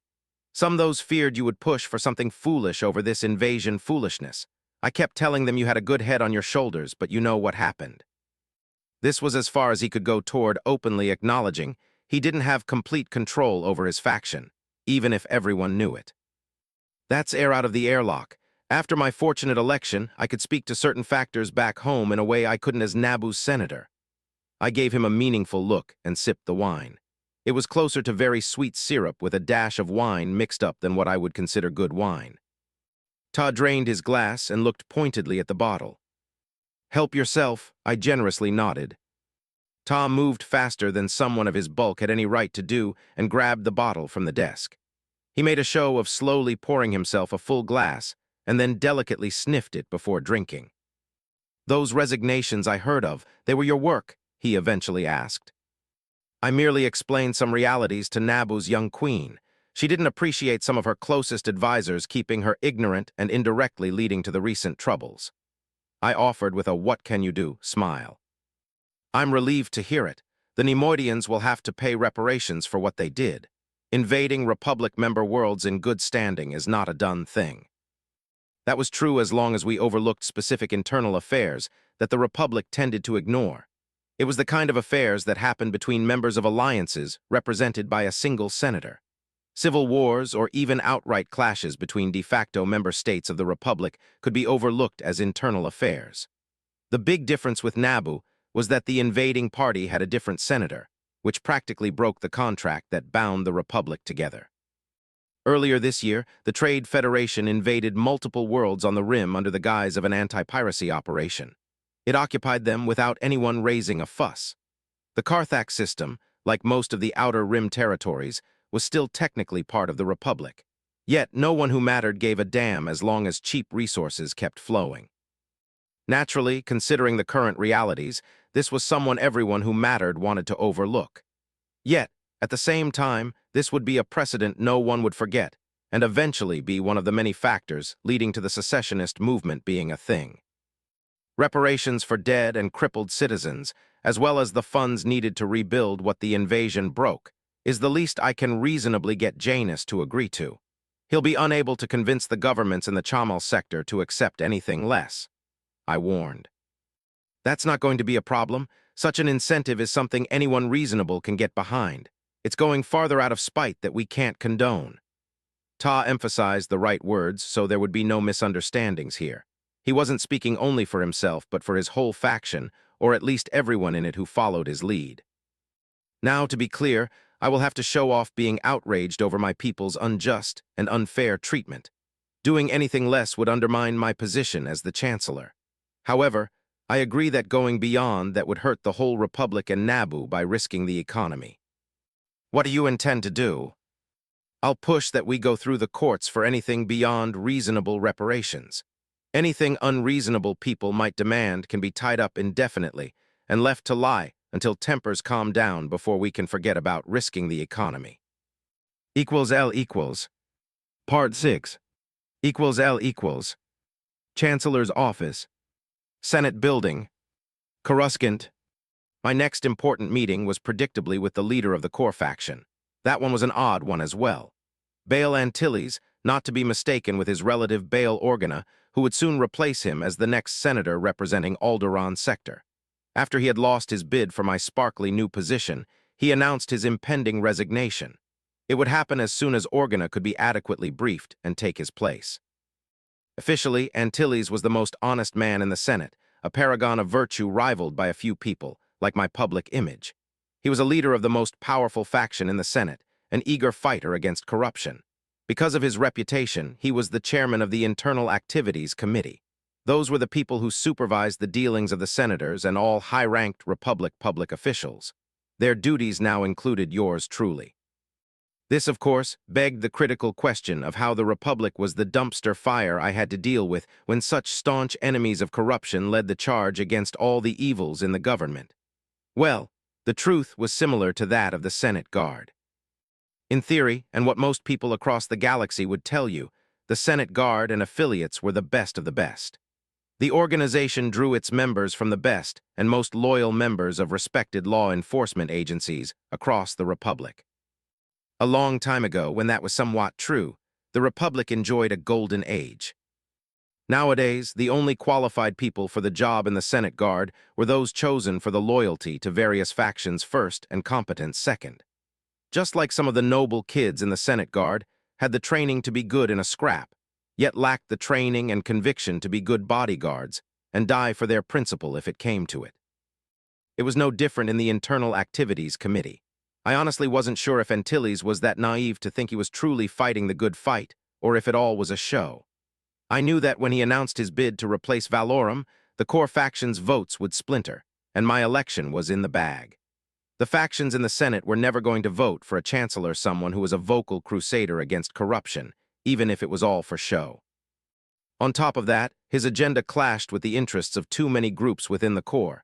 Nevertheless, having him as a figurehead made for a great PR. Now, to be fair, when nothing critical was at stake, Antilles did an excellent job wrangling the conflicting groups within his faction. In that regard, he did a somewhat better position than Ta. Fortunately for me, and sadly for him, No one wanted a crusader as the chancellor. His handling of the events that led to the infamous tax bill didn't help matters. Antilles' grand idea was that the Trade Federation didn't need more military assets despite suffering escalating attacks in specific sectors. He didn't support the tax bill either. Instead, Antilles' suggestion was the Trade Federation avoided the dangerous areas. That way, it wouldn't need more military assets, and the Senate wouldn't need to raise a tax to pay for security in these areas to aid the Federation. Needless to say, no one in their right mind believed even for a moment that even a fraction of those tax money would pay for more judicial forces, much less a return of proper Republic military, even in a limited capacity. The bill did pass, Naboo got invaded, and the taxes that reached the Republic Treasury vanished to pay for the deficit and got pocketed by various interest groups within the Senate. To the best of my knowledge, not a single credit went to increasing security on the Rim. Antilles walked into my office with a stark expression on his face. He wore the white Alderaani ambassador uniform he favored, colored by a pair of white and red sashes over his shoulders. "Chancellor," he nodded stiffly, "let me congratulate you officially for your successful election campaign." "I appreciate the gesture, Senator Antilles," I smiled graciously. I fought down the gleeful desire to rub my victory in his face. That was a remnant from the old-school Palpy. He would have happily done so and more if he could get away with it. "Take a seat, Senator, and tell me what the core faction desires." I sat in a sinfully comfortable chair and looked intently at the Alderaani. "There are two pressing concerns we need to discuss. Any other points will be between you and my successor." Antilles didn't bother to hide his distaste. I had to wonder if the quiet rumors Sate whispered of were true. Did Antilles merely resign because of his failed bid for chancellor? Or was it also an internal vote of no confidence from the core faction, which would have made him a complete political nonentity? Sadly, at this point in time, I was far from all-knowing, even if, thanks to Sate and Plagueis' efforts, I had a decent intelligence network working for me. We were in a vast galaxy. There were thousands upon thousands of senators, and when all was said and done, the core faction had the resources to keep things quiet when it absolutely had to. Even my contacts who backed me for chancellor were mum on the topic. After all, for them, I was a useful tool they had a mutually beneficial arrangement with instead of one of them. Changing this perception and belief, alongside building alliances, would be a critical step forward. Antilles narrowed his eyes at me when I didn't politely request he fill me in, but instead waited patiently for him to speak. The knowledge that this arrogant bastard was one of the better people in the Senate didn't help. I wondered if, in a few years, I would think that building a Death Star and blowing up core worlds out of spite might look like a good idea. "Chancellor, first, I need to ask for your official stance on the Republic government. Are you going to support further decentralization and increase of the power of local governments? That's what your friend Senator Ta would love." He looked intently at me. "Or are you going to pursue a policy to restore some of the traditional powers the Republic government and your office had previously enjoyed?" "That is something that I would love to discuss with your successor as the leader of the core faction. What is your second concern, Senator?" Antilles bristled at that. His face reddened, yet he refused to be baited further. This was a confirmation enough he was really out of favor as far as his faction was concerned. If that was the case, it was only out of the need to maintain appearances. If nothing else, we even had this conversation. The big question was who would succeed him and come knocking on my door next. I would need that person and their backers in my corner. "I would hear your intentions towards the Trade Federation. The situation with it went out of control," he grudgingly admitted. That was only true as far as short-signed, greedy fools were concerned. Those and people with agendas ready to risk the Republic for short-term gain. The Senate was packed with such fellows, put there by idiots of the same ilk. As the Chancellor, my duty is to do what's best for the Republic as a whole. In this case, this means preventing a major recession, or worse, an economic crisis. What I just said was the complete truth, and it was no honest answer. I wasted the next half an hour fending off Antilles' questions. Sadly, this was merely a taste of things to come if I wanted to fulfill my ambitions. L equals. If you want to support my writing or discuss this story, Google the following places. Pat Rayon, Delcatter's Writing Corner. The Space Battles forums. This is where most discussion over my stories takes place. The Sufficient Velocity Forums. Archive of Our Own. The Alternative History Forums. 7-phase 3 parts. Disclaimer, I do not own any of the Star Wars movies, TV series, books, comics, or games. They all belong to their respective creators and/or copyright owners.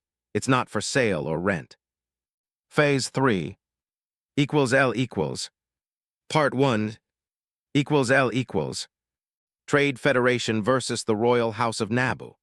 Senator Grijatis filled in the necessary documents for a trial against the Trade Federation in general and Viceroy Newt Gunray, in particular for crimes against the Naboo people. GNN Evening News. Jedi Master Dooku speaks against the Jedi Order's policies and the Senate's failure in the Naboo crisis for a third time. GNN Morning News. Jedi Order reaffirms its claim that the Jedi are and will remain above politics. Galactic City News. Economists warn of recession as resource flow from the rim slows down. Galactic Finances Magazine. Equals L equals. Senate Building Coruscant. Once again, Lot Dodd droned on and on about procedure and precedent. This time, his focus wasn't on buying time for Sidious to make the problem disappear or for Trade Federation forces to capture Amidala and give the invasion a veneer of legality. He didn't need to focus on binding Valorum and the Senate in red tape. The tax bill that caused these unpleasantries and its use was yet another precedent. He pointed an accusing finger at the pod where Antilles and Organa sat. Today was Antilles' last day as a senator and the leader of the core faction. People in this very chamber, senators no less, openly proclaimed that we should abandon parts of the Outer Rim territories because it was too dangerous. Dodd continued his passionate speech. Senator Bail Antilles stood in front of us and offered empty words as an alternative. Dodd paused to let the grumbling and cheers of thousands of beings calm down. There was hope among the directors of the Trade Federation that the tax bill would be used in a constructive fashion. They hoped that instead of pocketing the money to use by interests in the core, any funds gathered would be used to pay for Republic security forces sent to protect trade lines in the Outer Rim territories. More shouts followed. Many were of approval, others came out of sheer indignation. A consultation with Sidious convinced him that the truth might be the best weapon today. It would also help increase the divide between the core and the Rim. In the long run, that conflict was inevitable. That was one of the reasons why I wanted it launched now, when it could be somewhat contained and controlled. Not to mention that this coming war could serve many purposes for those who saw it coming and prepared accordingly. It would be even more profitable for those who engineered it in the first place. It has been months, Dodd's voice carried throughout the chamber.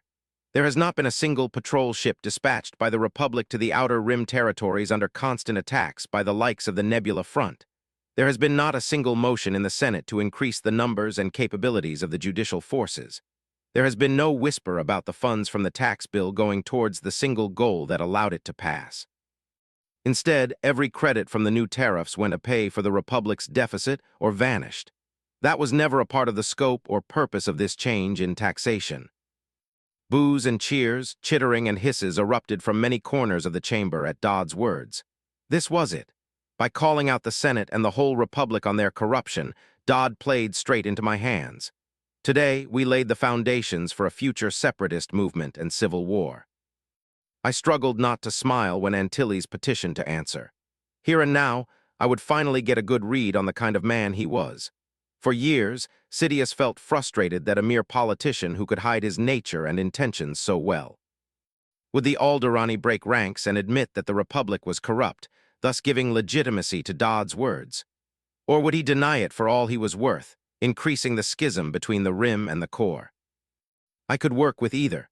I glanced at Amida, who tapped the speaker's staff on the floor of our pod. The microphones built into it caught the sound, and my vice chair ensured it rumbled throughout the Senate chamber.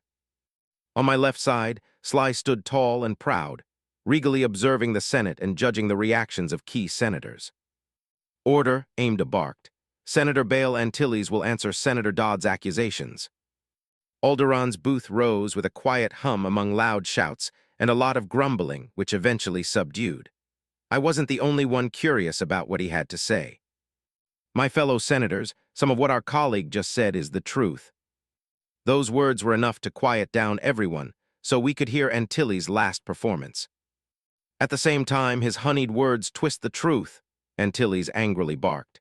His face puffed red as he looked at the gathered senators through narrowed eyes. I made my suggestion for a reason. Not so long ago, it was one of two realistic alternatives we had. Recent events proved beyond a shadow of a doubt that one of those alternatives would have been a grave mistake. Antilles pointed an accusing finger at Dodd. Instead of using their military assets to secure sectors plagued by pirates, the Trade Federation, or at least elements of it, used such assets to blockade and invade Naboo. Allowing the Trade Federation to increase its military further would have been an even greater mistake. At those words, the Senate erupted with shouts, accusations, and even applause. "Order, we will have order," Amidala shouted as well and slammed his staff into the floor of our pod with gusto. He wasn't a big fan of the Senate going out of control in such a fashion. The only realistic option was for the Trade Federation to cease operations in the sectors where it was too dangerous and costly. That way it could consolidate. That was my very suggestion, Antilles explained. He glared all over the chamber, daring anyone to interrupt him. There was some quiet grumbling. However, many of the assembled beings were just as curious as I was to hear how he intended to go out with a bang, for there was no question what he was trying to do. Instead, this body and the people we represent decided that taxation reform was a good idea. That might have worked if it was a reform to resolve the Republic's ever-increasing deficit. Only after that could a tax bill provide enough funding for a significant expansion of the judicial forces. Instead, we have the worst of the three options. Under the existing rules and restrictions the Senate and the Republic government operate, the Senate must first authorize any realistic increase of the judicial forces and their mandate. A key step towards constructive change is ensuring we can pay for it first. Antilles glowered when shocked whispers and angry cries interrupted him. It took Amidala an uncomfortable amount of time to calm down the senators so we could hear Antilles say his piece. The people and interests this body represents made it clear years ago that it is too much of a burden for the Republic's member states to pay for their self-defense forces and the Federal Republic military. Unless this changes, the tax bill's only purpose is to enrich certain private interests and slow down the growing deficit in the Republic budget. It does nothing to aid the Outer Rim territories against piracy. It does nothing to aid the Trade Federation in dealing with the problem. Even with member states taxing Trade Federation shipping, those most endangered by piracy would need years, if not decades, to build up the necessary forces to fix the issue. If they could deal with the pirate problem choking them right now, we wouldn't be having this discussion. My last act as the leader of the core faction is to implore you all and the people you represent to rethink their stances. The Republic needs a potent anti-piracy force to secure parts of the Outer Rim territories that the Trade Federation and other corporations cannot handle. I implore every senator in this chamber to speak with the people you represent. Attempt to convince them that paying for a proper anti-piracy force is the best solution to the crisis facing us. It is painfully clear we cannot trust the likes of the Trade Federation with more military forces. This leaves only one logical decision: to ensure the future prosperity of the Republic. Antilles lowered his head and sat down. For a few moments, uneasy silence reigned within the Senate while everyone was busy digesting his words. The storm that followed was like nothing I have ever experienced as senator. I was impressed by that cheeky bastard. He did have some principles, after all. Then again, it was easy to make such a suggestion when your career was over and you had nothing more to lose. The best thing was that no matter the outcome, I would be able to twist today's events to serve me. A failure to create an anti-piracy force could be seen as the core once again abandoning the Rim. A successful project could be sold as the core slowly gearing up to retake firm control of the Rim so it can exploit it more effectively. L equals. Part 2. L equals. Senate in uproar after Bail Antilles gave a passionate speech. GNN. Senators from the Rim faction opposed the creation of the Republic Anti-Piracy Force, claiming it would be the first step to renewed core oppression over the Rim territories. Senate Public Information Service, SPIS. With the resignation of Senator Antilles from Alderaan, the core faction of the Senate struggles to elect a successor. Are we looking at the splintering of the largest faction in the Senate? GNN Galactic Politics. Chancellor Palpatine to meet with controversial Jedi Master Dooku to discuss the grave accusations Master Dooku leveled against the Senate. Galactic City News =L equals Palpatine's private retreat Coruscant. It was amusing how the Senate kept shooting itself in the feet. It did it with utmost glee and a complete lack of awareness. After Dooku's latest speech, mere hours before Antilles dropped a sack of thermal detonators in the Senate chamber, I got bombarded with requests, demands, and the odd subtle nudge to do something about a grave irregularity. Those concerns weren't aimed at the current political and potentially catastrophic economic crisis looming over the Republic. Instead, many senators and their backers were concerned that the Jedi stirred instead of remaining safely under lock and key. That was the case ever since Valorum dispatched that pair to Naboo without seeking the necessary approval and backing. To the Senate at large, what Valorum did then, with the best of intentions no less, was a severe overreach and yet another use of the Jedi as the Republic's attack dogs. No one corrupt wanted them to slip their leash. That was how I found myself with the perfect excuse to meet Dooku over tea and discuss current events. As a bonus, I got many political points with a diverse group of senators and their backers when the news of a meeting between the Jedi and me, accidentally, leaked. Under the circumstances, no one was surprised our meeting wouldn't be official. The assorted politicians on Coruscant approved that I made sure it would be a quiet meeting in a private residence I inherited from Damask. After all, it wouldn't do to give credence to Dooku's public claims by meeting him in the Senate or the Palace of the Republic, where my two official residences and offices were. Many expected me to quietly chastise Dooku, while others hoped I might share his views and try to do something about the corruption in the Senate and the Republic as a whole. Of course, trying something like that would give me an express ticket out of politics. People had this odd notion that the Senate was the core of all corruption and issues in the Republic. It was rare for anyone to think it was the other way around.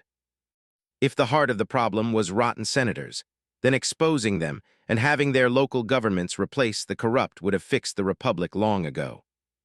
The truth was the opposite. The ambitions, greed, and power hunger of the local governments and interests led them into corruption. That, in turn, ensured that the corrupt then put representatives in the Senate that were just like them.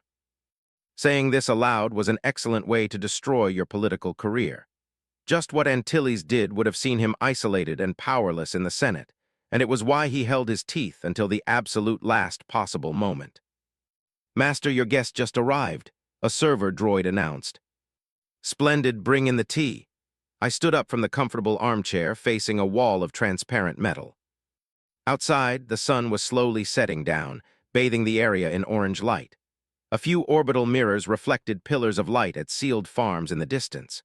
Various industrial plants disgorged filtered smoke, creating a symbolic line between the farming zones of two rival conglomerates. Doors slid open with a quiet yet intentional hiss, and Dooku walked in. He wore black Jedi robes, a sign of mourning for a friend, and a gray cloak. His grave expression softened a bit when he saw me. "Chancellor," he nodded, "it's high time I offer you my congratulations for your election and share my regret at what happened to Naboo in person." Dooku lowered his head at those words. "I appreciate the sentiment, my friend. Your words mean more than the empty platitudes most offer me daily. Please take a seat." Dooku nodded and joined me, sitting on an identical armchair. The server droids arrived, bringing hot tea and sweeteners. "Your speeches make many people in the Senate nervous, my friend." I gave him an amused smile. "The corrupt, no doubt," Dooku's beard twitched. "None whatsoever. Being called for what they are is more of a scandal than Antilles calling the whole Republic to task for incompetence."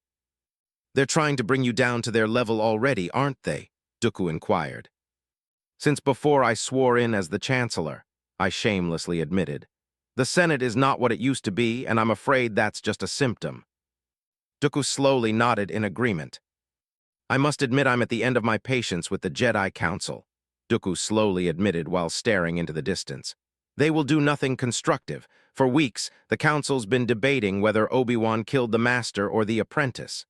Dooku grumbled. "Because, if that was the Master, the Sith are obviously to be pitied for how far they've fallen.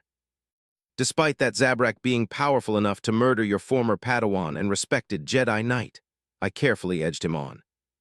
Qui-Gon was never the most respected of Jedi, especially among the Council, Dooku murmured. I am vexed that such prejudice clouds the minds of what is supposed to be some of the wisest beings in this galaxy. Dooku slowly relaxed and eventually picked up his cup of tea and sipped it in silence. I did the same, giving him the initiative. It wouldn't do for me to appear too pushy or manipulative at this junction. I've been thinking about tracking down the other Sith, no matter if it's the master or apprentice to avenge Qui-Gon, Dooku admitted, breaking the silence. I can sympathize. I would also like to have words with the people whose actions culminated in Naboo's invasion. You are not a Jedi, my friend. For you, such thoughts merely make you human. For me, Dooku chuckled bitterly. We're supposed to avoid attachments. As a Jedi, I shouldn't be angry over what happened. I should accept the universe as it is, corruption and all. Acknowledging the kind of world we live in is one thing. Doing nothing about it, on the other hand, I carefully asked. You know, the whole council watched the last Senate session. It wasn't about the politics. We were supposed to look for more Sith influence. Dooku looked at me. Do you know what I saw, Sheev? Do you know what the Jedi Masters saw? All I can say is I can't repeat my thoughts on it in polite company, I told him in a severe tone. Neither cursing the dumpster fire that was the Senate nor my glee at recent developments was something I could repeat outside a very select company. The piracy ravaging the Outer Rim, the corruption that allowed it to flourish, the Trade Federation and its actions, those were of no consequence. Only their potential connection with the Sith mattered. We are supposed to be the guardians of the Republic, yet we let it burn around our ears. You should know that unless the Sith outright control the Republic right at this moment, all that happened in the Senate have mundane if infuriating explanation, I pointed out. I've been refamiliarizing myself with galactic politics over the past few years, Dooku admitted, ever since I walked blindly into the treachery on Galadron. Both the Republic and the Jedi owe an open official apology to the Mandalorians for that mess. Yet, at this point, attempting something like that would be a pointless political suicide. I commiserated. The Council discussed the idea and dismissed it. We are the Jedi Order. We couldn't be seen committing such a grave mistake in the name of the Republic. It would have undermined the Republic and us too much, Dooku sneered. We aren't the Senate, Sheev. We aren't the Republic. We should have been better, Dooku vented. What we should be, and what we're allowed to be if we're to make any difference, are two very different things. I know, that's why I've been considering leaving the Order for a long time. Naboo was too much, Dooku confessed. What do you intend to do, my friend? You know you'll have my support for what's worth it. I plan to take back my family's seat on Sereno and enter politics. I could do something constructive without the restrictions of being a Jedi. That's your decision to make. All I can say about it is I would love to have a political ally with integrity, I offered. I'm unsure if it will be enough. Dooku took another sip of tea and pursed his lips in frustration. The more I delved into understanding today's politics, the bleaker the picture I see is. I must sadly agree. The Jedi Council is full of obstinate fools. We allowed things to spiral out of control. We were supposed to guard the Republic against corruption and rot from within, not just the Sith. My friend, the Republic member states never stood for such meddling as long as they had a choice. I reminded him. I know, I'm half convinced that the Sith might have the right idea. The Republic has to be reforged into something different that wouldn't collapse under the weight of corruption and greed. You have to see the signs, Sheev. I'm not blind, Dooku. I'm painfully aware of the burden I choose to shoulder. It would be a miracle if I could gain enough power and allies to make a difference, and will have to soil my hands to get there. The honest people in the Senate free to act are so few that they could never make a difference. I agree that the Republic needs to change. I'm afraid of what lies in the future otherwise. However, are you sure about the Sith, after what we suspect them of doing? I'm not thrilled with my thoughts, thank you very much. I'm well aware of what they cost us. But who else is there? I fear we're in a position where we must carefully choose our poison because the days when anyone had good alternatives are long gone. You still believe it might be possible to utilize the dark side without being corrupted by it? I subtly shifted the topic back to our old philosophical discussions. Dooku visibly relaxed at that. Windu has been using Vapad for years now. He's constantly flirting with the dark side, and the only dark thing about him is the color of his skin. It's possible, if dangerous. Dooku stated his position on the matter. I stared at Dooku, wondering if revealing certain truths was worth the risk. I knew he could be turned. He did turn in a timeline I remembered watching so long ago, yet for now, discretion might be the better part of valor. L equals. If you want to support my writing or discuss this story, Google the following places. Pat Rayon, Delketter's Writing Corner. The Space Battles Forums. This is where most discussion over my stories takes place. The Sufficient Velocity Forums. Archive of Our Own. The Alternative History Forums. 8 Phase 3 Parts 3 and 4. Disclaimer, I do not own any of the Star Wars movies, TV series, books, comics, or games. They all belong to their respective creators and or copyright owners. It's not for sale or rent. Phase 3 L equals. Part 3 L equals. The Republic Court dismissed the Trade Federation versus the Royal House of Naboo case. The court's majority decision was that under current Republic law and custom, there is no standing to sue the Trade Federation for crimes committed against the Naboo people.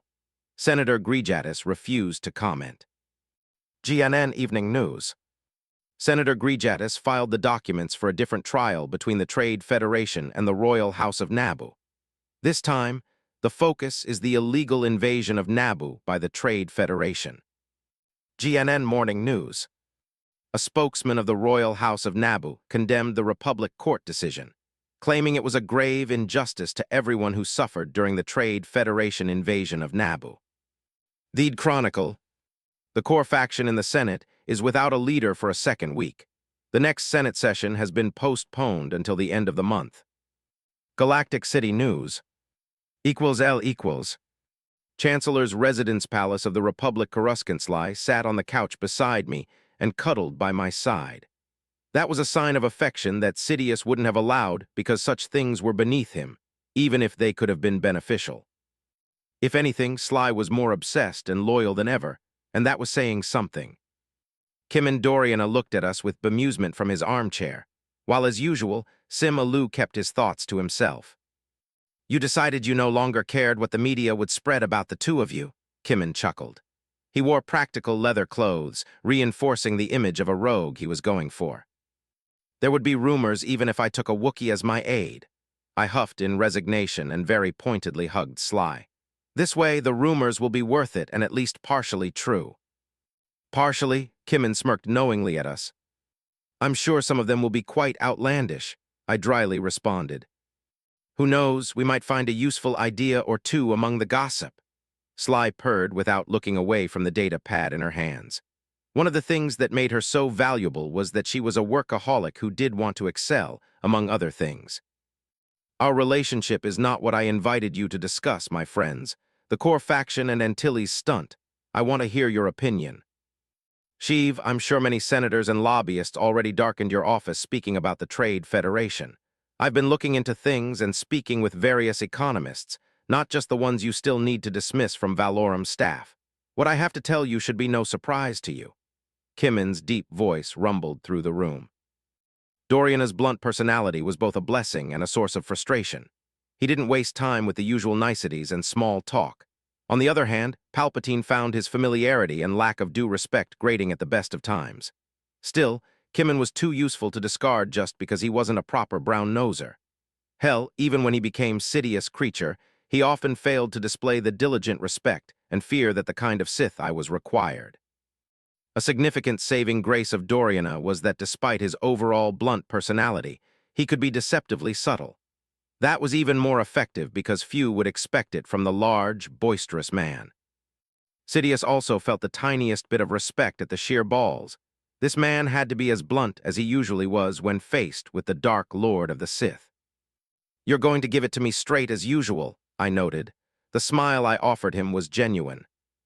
The economy is struggling. The current taxes aren't enough, even with the Republic gradually abandoning more and more responsibilities it had to pay for before. Breaking the Trade Federation without a replacement ready and waiting can break the Republic by shattering the economy. I don't need to tell you that the economy is the one pillar the Republic is precariously balanced on. I've reached the same conclusion. However, we will be getting as many political concessions and goodwill as we can over graciously not pushing for unreasonable punishment. Who should we focus on? Duke Teta, Aloof finally deigned to speak. Fortunately, he decided to leave his outer robes and ridiculous hat to one of the droids making up my residence's staff. Nearly 4,000 years later, what passed for high fashion in the Corps was still utterly ridiculous and even less practical than before. He has connections with major manufacturers on Empress Teta. The Duke is one of the few nobles whose fortune isn't tied up with the mining and refining controlled by the mining guild. A sharp decline of resource imports, or any increase of their prices, will hit him and his allies hard. Him, the man was nearly 300 years old, and under different circumstances, an ally the Banites before me would have courted. However, the man rarely left Empress Teta and his estates there, which made him harder to reach and of lesser utility than the interests directly connected with the mining guild. Those had a two-way relationship, allowing them to influence one group through the other, and the reverse. Between Damask Holdings' connections with Empress Teta due to the refined fuel and carbonite it exported and getting close to the smaller faction over there the Duke was an important member of, I could eventually have that system and its allies bound to me. The Duke and his ilk had always been among the people we had to get on board in the long run. However, circumstances tended to conspire against it. The galaxy was massive, and there was only so much time in any given day. Sim, please arrange a meeting with whoever represents the Duke's faction interests on Coruscant. Ideally, I would like to speak with him in person. I'll see to it, Aloo nodded. Balmorra, Kimmel suggested. Their new senator approached me with concerns. As you know, Sheev, Balmorra imports technologies and food from the Corps. They get the resources to feed their factories from the Outer Rim. Either way, Trade Federation shipping disruptions will hit them hard. Balmorra was interesting. Their corporate oligarchy and cutthroat politics made it hard to get a permanent foothold over there. Who was in charge and who fell from grace changed regularly, with commerce being sacred. Balmorra was officially a headache for the Techno Union to deal with. That made many in the Corps happy since the Republic at large no longer had to deal with that particular poisoned pill politically. In my day, I waged war multiple times on that world and even ended up as its military governor for a few years. That was not a fun experience. Do you have any idea that can keep us permanently inside without wasting too much time and other resources? I asked in exasperation. Sheev, I'm not a fool. We won't be dealing directly with Balmorra. We'll get more goodwill and influence with the Techno Union by helping them with one of their headaches, Kimmel explained. That was why Sidious kept him around despite his bold personality. The man was cleverer than most. More links with them can be useful, I noted. The Techno Union was an excellent organization to have on your side due to its constant efforts to push the technological envelope, among other things. In the long run, I had many ideas that would become easier with the Union in my corner. Then again, graciously saving them from being dismembered after finding themselves on the losing side of the coming war was the plan to gain both control and goodwill with them. However, that was the original plan. I was already considering many alterations, in no small part because my goals for the war and what came after it was somewhat different. I already had plans for the conflict that would follow and would be a key to consolidating power and cleaning up my future empire from the elements that would destroy it from within. Who knew if convincing the Techno Union and others to hedge their bets and keep parts of their organization loyalists would be the best in the long run? That would allow me to create a core of Palpatine loyalists to clean up the rest of those organizations and use them as pillars of my power base after the war. Are there other interesting options beyond the usual suspects? I asked. We'll discuss talks with the Techno Union's senator later tonight. Sim and Kimmel looked at each other in contemplation. So far, the people who approached me were generally the usual suspects or those representing the factions who believed I was their man. Think about it. Deciding how to take advantage of Antilles' farewell present best is next. What is our best play? Do we openly support the anti-piracy initiative, oppose it, or play the neutral card and wait to see who would approach us? L equals. Part 4. L equals. In a rare supermajority decision, the Supreme Court of the Republic dismissed the trial of the Royal House of Naboo versus the Trade Federation. The Chief Justice cited the reason as the refusal of the Supreme Court to usurp the responsibilities of the Senate of the Galactic Republic. Senate Public Information Service, SPIS. Senator Grijatis swears to see justice done. GNN Evening News is Slymore Chancellor Palpatine's paramour. Coruscant Spice News. 1,015 are still missing, presumed dead after the Trade Federation invasion. All surviving casualties are now out of critical condition and expected to make a full recovery. Naboo News Service. Government in deadlock over an unprecedented decision to create a Naboo self-defense force. Have the Queen's advisors lost their minds? Theed Chronicle. Governor elections are scheduled for late next month. Naboo Royal Information Service. Pirates strike again. The Trade Federation lost a convoy carrying precious ores at the far end of the Rimma trade route. Sources claim the Nebula Front might have rebuilt its leadership and is rising again as a potent threat. If true, this turn of events will slow down the flow of resources and increase costs by forcing the Trade Federation to expand security operations in the region. Galactic Finances Magazine. Is recession inevitable? GNN = L = Chancellor's Office Palace of the Republic Coruscant. It was good when a plan came together without complications. In my experience, that was rare because the enemy always got a vote. That was one of the reasons it was the enemy, after all. I kept scrolling through the news displayed on holographic screens above my desk. At the same time, Sly rubbed my shoulders and looked in amusement at the effects of our efforts. Sate came through in his role as my spymaster and intermediary between the Trade Federation and me. It wasn't hard to convince them a few public attacks on their shipping could drive certain points home. The inevitable consequences would get the undivided attention of certain people in the Corps.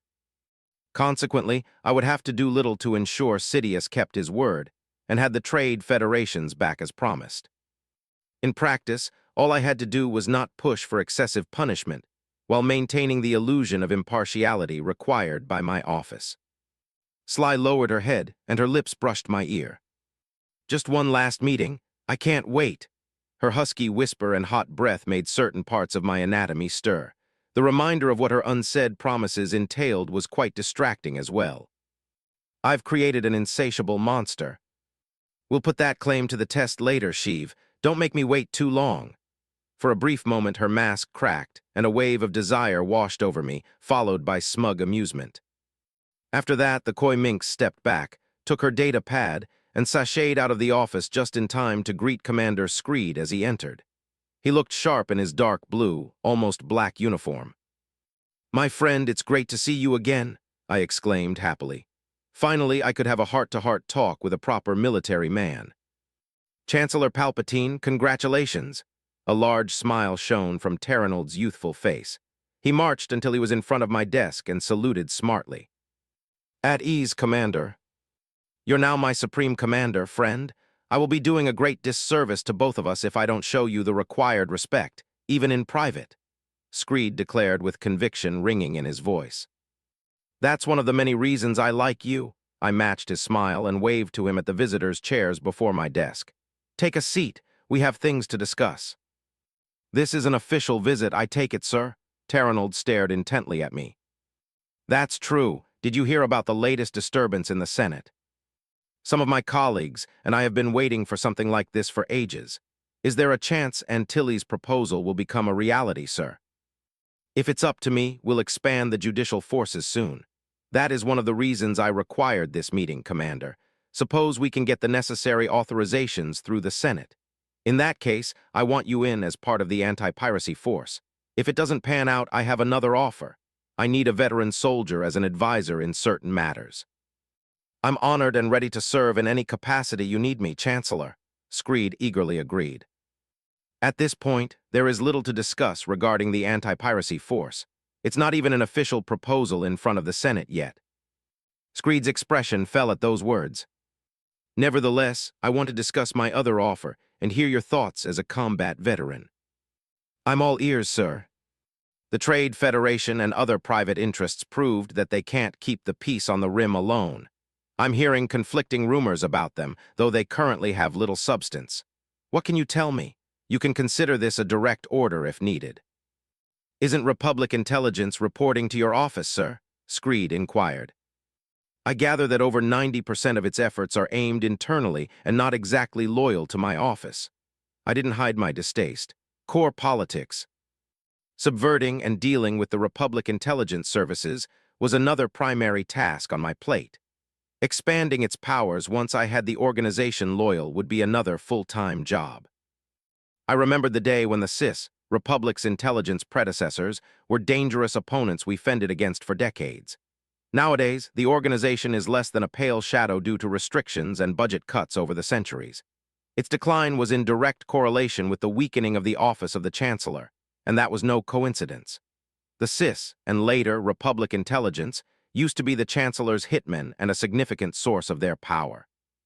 For the past few centuries, the Republic's agency closest to a good intelligence service was the Senate Bureau of Intelligence. The SBI had broad responsibilities. Like most Republic branches, if it worked as it was supposed to, we would live in a radically different republic. Just like the Senate Guards and Company, the SBI was responsible for dealing with threats to the Senate and senators, including investigation of internal threats. A long time ago, the Senate did its best to subvert and defang the SBI so that corruption could flourish. These days, the SBI's competent parts were little more than extensions for the intelligence services of the various powers in the core. Sir, Screed's question brought my mind back into focus. Sorry, I'm just lamenting everything I have to deal with these days, my friend. Republic intelligence needs to be in a better state to give me good information. The less said about the SBI, the better. Terranold grimaced. I see, sir. There are specific concerns about the Trade Federation among some of my peers. In contrast, others see it as a very positive influence in the Outer Rim territories. The truth depends on the area of the Rim we're talking about. The faction of the Trade Federation responsible for the areas in question is also important. This is in line with certain rumors I am aware of, Commander.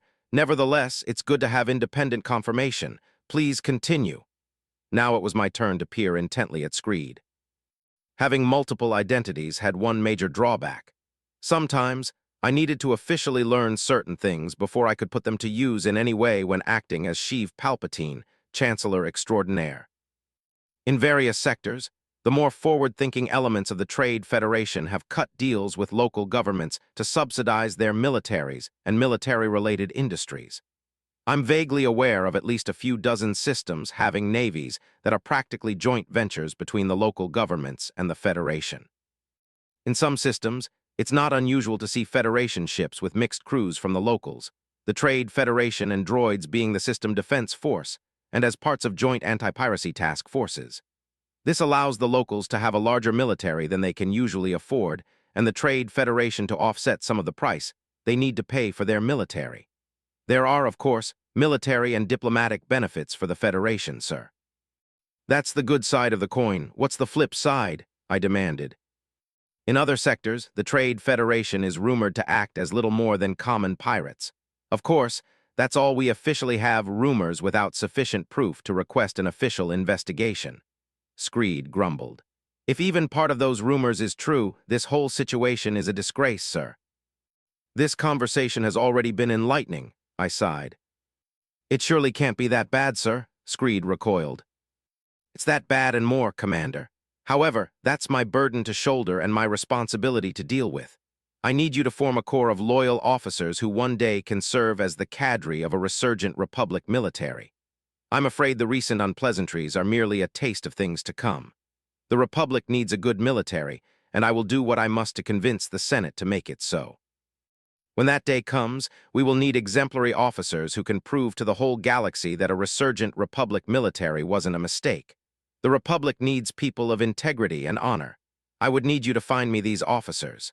Look both at veterans you know and new talent within the judicial forces. Can I count on you, Commander? For a brief moment, Screed's eyes shone with fanaticism that equaled Sly's. I'm your man, sir. I won't disappoint you. Equals L equals. If you want to support my writing or discuss this story, Google the following places. Pat Rayon, Delcatter's Writing Corner. The Space Battles Forums. This is where most discussion over my stories takes place. The Sufficient Velocity Forums. Archive of Our Own. The Alternative History Forums. 9. Phase 3 Parts 5 and 6. Disclaimer, I do not own any of the Star Wars movies, TV series, books, comics, or games. They all belong to their respective creators and or copyright owners. It's not for sale or rent. Phase 3 equals L equals. Part 5 equals L equals. The Royal House of Naboo versus the Trade Federation. Round 3. Senator Grijetis filled the documents to sue the Trade Federation for damage caused during the invasion of Naboo. GNN. Chancellor Palpatine met with the hero of the Republic, Commander Terrenold Screed. Is this a sign that the Chancellor will back the formation of an anti-piracy force in the Senate? Holonet News. Jedi Master Dooku is yet to condemn the Senate, and Jedi order again after meeting with Chancellor Palpatine. Sanity prevails. Galactic City News. Senator Chappell, representing the Tashdor sector in the Outer Rim territories, proclaims official support for a Republic anti-piracy force. She vowed to introduce a bill in the Senate to expand the judicial forces to include an anti-piracy force to restore security in the Outer Rim. In the past year, the systems in the Tashdor sector have suffered greatly from piracy, and the Trade Federation has proven incapable of restoring security in the region. GNN Galactic News Today. Equals L equals. Chancellor's Office Palace of the Republic Coruscant. I've been the Chancellor for less than a month now, and I was already getting sick of spending most of my time either stuck in my residence in the palace or the Senate building. On the contrary, the few official functions I attended all over Galactic City did little to improve my mood. If it weren't for Sly providing a delightful and constructive way to deal with the constant frustrations that came with the job, I would already be fit to be tied.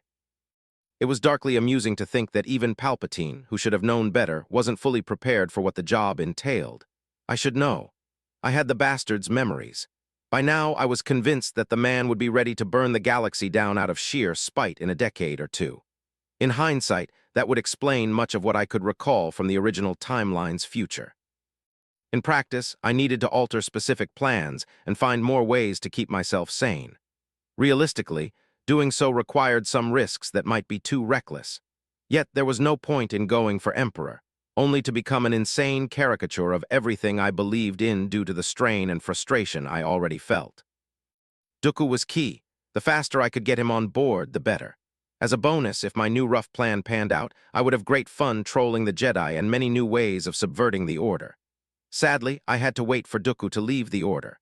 Until then, ravaging Sly in novel and creative ways would have to do as stress relief. Your next meeting is ready, Chancellor, my new secretary announced. Sate vetted her, ensuring she didn't have outside loyalties. Yena Cole was a middle-aged Corellian veteran from the judicial forces. She lost a leg and retired from service in the same campaign that saw Terrenold lose his eye, becoming a hero in the process. Needless to say, she came in highly recommended by Screed. As a bonus, her time as a junior staff officer prepared her to deal with tons of paperwork.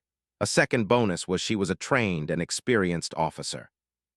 Thus, she could act as an unofficial advisor in that role, and eventually deal with various military-related issues for my office. In that regard, both Sate and Terrenold went above and beyond to find me such a diamond in the rough. Let him in, I gestured, shoving aside everything on the holographic screen above my desk. Even with the Senate between sessions and delayed due to the core faction's issues, I still had tons of paperwork to attend, coming from other branches of the government that still worked. In this case, I had over 100 approved proposals for charity funding to review and either stamp or veto. Not being an idiot, I naturally had to read at least a summary of the damn things made by my legal staff before signing off on them. The good news on that front was that most grant requests never reached my office, no matter if they were approved by the relevant committees and other government agencies. Only those requiring the release of sufficient funds crossed my desk. Nowadays, that is anything over 20 million credits. For reference, that was about a third of the price of a brand new Venator Star Destroyer. Granted, that was a bleeding-edge model, and one of the options I needed to approve as a part of the clone army by the end of next year at the latest. Armand Isard walked confidently into my office, wearing plain civilian clothes. He was another ally who wanted to see strong and effective leadership grasp the reins of the Republic and make it work. "Chancellor, how can the SIB help you today?" he asked. It's not the SIB I need help with, at least not today. I need a new director of Republic intelligence. Someone who knows what they're doing and willing to reform the damn organization so it can be useful. Do you know someone like that? I'm all ears, Chancellor. What exactly do you require? For someone to clean up house and bring back the organization to what it was during its height in ages past. I am ready to serve, Armen noted. That was one of the reasons I liked him. He was a no-nonsense man who didn't speak much, but he had something of value to say when he did. After hearing the droning on and on from all kinds of politicians for weeks now, such a thing was something I greatly appreciated. I looked at the stack of data pads and data chips on my desk until I found the right one. Another tedious biometric scan followed before I could open the necessary files and load them into my workstation. A decree dismissing the current director and Alsakin's creature came up, followed by another assigning a new one. Fortunately, that bunch wasn't my allies yet, so for the time being I had no qualms about stepping on their feet. I finished signing the documents and stood up. Armand Isard, do you solemnly swear to discharge the Director of Republic Intelligence duties to the best of your abilities? Do you swear to protect the Republic's integrity against all external and domestic enemies? It was all for show. I knew, however, it was something that Armand would appreciate. Isard stood at attention, and a rare smile graced his face as he repeated the oath of office. I offered him the data pad, and he signed it, officially becoming the new Director of Republic Intelligence. You have your orders, my friend. What are my goals after I clean up house and restore the organization's operational capabilities? Armand asked. I need you to focus on two issues. First, find all you can on the pirates attempting to strangle our economy. Second, find where all the bodies are buried and who buried them. It might take us decades. However, we will clean up the corruption choking the Republic and give this galaxy the leadership it deserves. A brief, vicious smile flashed over Armand's face. I'll make sure of it, Chancellor. He saluted and left with a spring in his step. L equals. Part 6. L equals. Chancellor Palpatine dismissed the Director of Republic Intelligence over incompetence relating to the Naboo crisis and the piracy in the Outer Rim territories. A SIB agent, Armand Isard, is the new Director of Republic Intelligence. Holonet News. Senator Glinda from Alsakin voiced concerns over the change in Republic intelligence leadership. GNN Morning News. Rendley Star Drive announced it could not complete many construction contracts on time and within the negotiated price. The reason cited is the reduced flow of resources and the increased cost of raw materials. Economic recession is now likely inevitable. Galactic Finances Magazine. Senate will hold an emergency session to discuss the Republic's economy tomorrow. GNN. Sarapin Energy Authority announces an increased price of energy deliveries. Trade disruption and a sharp rise in prices will lead to a delay in replacing older energy repositories. This will limit Sarapin's energy exports and increase costs for the next 2 months until the repository replacement cycle is complete. Galactic Finances Magazine. L equals. Senate Building Coruscant. It was a good thing that compared to the person I was as Sidious, I no longer expected I could control the galaxy's fate by myself. Otherwise, recent events would have infuriated me more than their direct consequences. Who knew a few butterflies would cause tons of people to speculate to make quick cash, which would plunge the economy into recession? I certainly didn't intend for that to happen, though the resulting instability could help me push for specific goals. Amusingly enough, the core faction still needed a leader. SATE reported that at least 5 groups within it were at a deadlock, refusing to budge. After Antilles, no one wanted to risk a wild card in the leadership position. Yet at the same time, there was no compromise candidate. This created a power vacuum I would have to fill while trying to present myself as a competent and reasonable chancellor. We will have order, Amidala blustered. I didn't envy his position. As the vice chair, it was his cursed job to try and corral the thousands of senators around us into behaving. Instead of quieting down, the noise levels increased as at least 30 distinct groups demanded to speak. Ladies, gentlemen, and other beings, this was our distinguished and wise Senate. I've been to calmer and more relaxed, not to mention more polite, Meetings of the Dark Council. The explanation of what was happening today was simple. It finally dawned on many people that the Republic's economy was heading toward an asteroid field without shields or a way to maneuver away from the collision. The result was predictable. Thousands of senators got marching orders to get the problem solved or else. The problem that was many of them had conflicting ideas about what solving the problem would mean. As if that wasn't bad enough, some groups wanted both the issue removed, yet to milk it for all it was worth to make quick cash. That was why I spent the next few hours telling myself that murdering the Senate would be counterproductive. The reason for my vexation was simple. I had to listen to various senators babbling about fiscal and taxation changes that would solve nothing. Of course, no one spoke about raising taxes to do something productive. The plan was to further reduce taxes on large corporations so they could better deal with the spike in the prices of resources. Not a single one of those bastards dared mention that the core of the problem was the restricted supply due to piracy, the need for more security in the Outer Rim, and Trade Federation shenanigans to drive the point home. A few taps on our pod's control panel got privacy fields up, ensuring we couldn't be overheard. If this goes on like I suspect it will, there will be no resolution by the time we all get replaced for allowing the economy to crash, I told Amidala. His eyes darted over the speaking senator of the Commerce Guild, then went to the pods of important core representatives. With the core faction fractured, we're unlikely to get consensus anytime soon. The inflection in his voice told me all I needed to know. He could very well imagine a worst-case scenario that ends our political careers. If Chapel's willing to speak, call her next. If not, we'll listen to this nonsense for a few more hours while you figure out how to corral the key players in the core into my office after we waste most of the day. Meanwhile, I'll figure out how to get them all on the same page. Good luck, Chancellor, you'll need it. There was no hint of humor or irony in Amidala's voice. It will be hilarious if I get myself voted out of office by incident. Amidala flagged Ta next because, sadly, Chapel either was trying to win political points with that statement for the media or didn't have a bill ready. Or perhaps she was aware there might be no support for such a stunt. My huge Twi'lek friend wore eye-searing robes that, in any sane world, would be banned as an illegal weapon. Esteemed colleagues, playing with taxes without thinking through the consequences is what got us here in the first place. Doing so again in the heat of the moment will be a mistake. Many people jeered at that. Every single one I saw and recognized represented corporate interests. The kind of interests I was sure were playing speculation games and wanted to profit from the instability as much as possible. We have one simple solution to the issue at hand. We must allow the Trade Federation to increase its military assets to secure the troubled areas of the Outer Rim territories. The disruption of trade in those regions is the cause of our current troubles.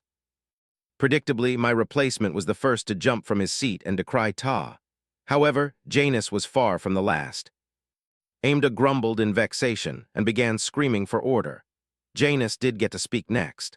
Sadly, he was contractually obliged to tear a strip off the Dod's back over the invasion of Naboo instead of offering anything constructive. If the Trade Federation didn't deploy a whole fleet and army to the peaceful Naboo, then perhaps it could have used those assets to keep the trade going, Janus sneered. How many other ships are you people misusing by keeping peaceful worlds down instead of using them to chase pirates? This is an outrage. Dodd screamed loud enough to be heard over the jeers and shouts of approval and disapproval that Janus' words dragged from the throats of many senators. Amidala's shouts made my fingers twitch with the desire to choke someone or fry them. We will have a short recess to allow tempers to calm down, I said loud enough for my vice chair to hear. We are now in recess. The session will continue in 20 minutes. Amidala's voice roared from the chamber's loudspeakers. I got the privacy field up again. Amidala, start talking with people for that meeting. Sly, send a message to Commander Screed. I want him to get a plan to secure 2 to 3 sectors on the Outer Rim from piracy. It doesn't have to be perfect, but it has to account for the minimum number of assets that can get the job done quickly. Have him report to my office as soon as he's ready. You've got a plan already. Good. Amidala sounded relieved. He pulled a data pad from his ceremonial robes and began typing messages. =L=. If you want to support my writing or discuss this story, Google the following places: Pat Rayon, Delketter's writing corner. The Space Battles forums. This is where most discussion over my stories takes place. The Sufficient Velocity forums. Archive of Our Own. The Alternative History forums. 10 Phase 4 parts. Disclaimer, I do not own any of the Star Wars movies, TV series, books, comics, or games. They all belong to their respective creators and/or copyright owners. It's not for sale or rent. Phase 4 equals L equals. Part 1 equals L equals. Chancellor's Office. Senate Building. Coruscant. To my utter lack of surprise, the short recess did nothing constructive. The Senate wasted the rest of my day with pointless arguments, jumping from reduced taxation on corporations to backing the Trade Federation to the hilt. That predictably led to outrage and derailed the debate until someone could bring back taxes. The back and forth was tedious and infuriating. The session ended without achieving anything, which ensured we would have another one early in the morning. The only positive development was that AIMDA did come through. As soon as I got into my office and got myself out of my heavy outer ceremonial robes, a grumbling delegation made of core representatives invaded. A Bothan sneaked in after them, obviously enjoying the show. "Chancellor, we heard you have a solution to our current impediment," Senator Keto from Empress Teta demanded. He was a distant cousin to the Duke I wanted to bring on my side. Beside him, the delegation included a verifiable who is who from the core faction. They represented people from disgruntled Senator Glinda of Alsakin to Bail Organa of Alderaan and Jocasta, representing the Atrician Commonwealth on the far end of the core. I noted that due to resurgent rivalry, Bel Iblis of Corellia and Lennon of Kuwait stood at the far ends of the group. KDY and various Corellian shipbuilders competed to decide who would supply the next generation of ships for the judicial forces if the Senate ever deigned to release the funds for that. After various clashes over the past decade, the judicial forces needed an overhaul. As small as they were, their numbers were yet to return to their authorized strength after the battles that saw Terranold become a hero and Yularen's star begin to rise. "I do have a suggestion or two," I allowed blandly. "But first, I believe our colleague from Bothuyui has something to say to us." 20 pairs of eyes followed my gaze until they focused on the furry alien who grinned toothily. "The Bothan Council and the Bothan Spy Net are mildly concerned with recent events. I do have some information to share," Polo Celeb announced. The Bothans knew where enough bodies in the galaxy were buried, both literally and figuratively, making them dangerous enough entity not to lightly criff with. "For those who haven't been paying attention," the Bothan began gleefully, "there are 3 kinds of zones the Trade Federation runs in the Outer Rim. The first type is under the control of competent people with sufficient assets to keep the peace. The second type is conflict zones for various reasons, from Trade Federation incompetence to lack of sufficient resources in the region to deal with the present issues, among others. The third type is generally to blame for our current troubles. We're talking about select sectors where the Trade Federation personnel's greed and incompetence reached new levels. Those are the zones where warlords run wild, piracy is rampant, and no one is in a position to stop it. That's partly due to a grave strategic miscalculation among certain elements within the Trade Federation. Obsessive and stupid greed as well. The little furry bastard loved lecturing us and rubbing it in. Some pirate groups causing most trouble were bought, and until recently, financed by Trade Federation elements. The deal was for the pirates to leave the Trade Federation shipping alone and strike at competitors or local economic assets. Certain people thought that with the blockade of Naboo, the Trade Federation was strong enough not to need to care about mere pirates and ceased paying them. This, combined with other varieties of incompetence and greed, resulted in a piracy resurgence. A few false flag operations from loyal pirate groups aimed to convince the Senate that the Trade Federation should not be punished were a factor too. They helped convince pirates and warlords all over the Rim that the Trade Federation is weak now. I wasn't sure if I wanted to punch the smug bastard or hug him. The uncomfortable shifting of the other senators made my day. I'll make an educated guess. Pirates are testing the waters all over the Outer Rim territories. This ensures the Trade Federation can't shift forces from the more secure sectors because doing so risks that they will lose control over there too. Everyone competent in the contested zones has their hands full, and the less said about the rest, the better. That's my government's conclusion, yes. The Bothan flashed me a toothy grin. The Bothan Council watches with interest how this body is going to resolve the crisis.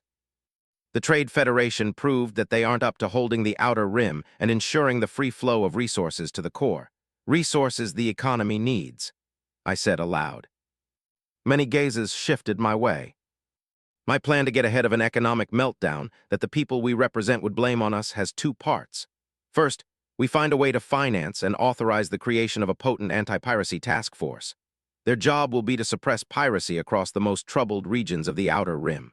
At the same time, we strongly suggest the Trade Federation consolidates its attention in the areas it has secured and the ones it can reasonably contest.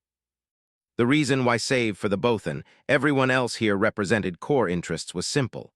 They did want a stronger central government, and at least some wanted stronger judicial forces, if not outright, a return of a proper republic military. The point of contention was who would control those forces, not if they were necessary. Second, I suggest you all speak with the people you represent about creating a consortium. That organization will take over the burden of ensuring trade flows in certain parts of the Outer Rim. Doing so would be faster, easier, and cheaper than attempting to replace the Trade Federation outright. Some competition might focus them on doing their job and keep them from considering further foolish adventures, I explained.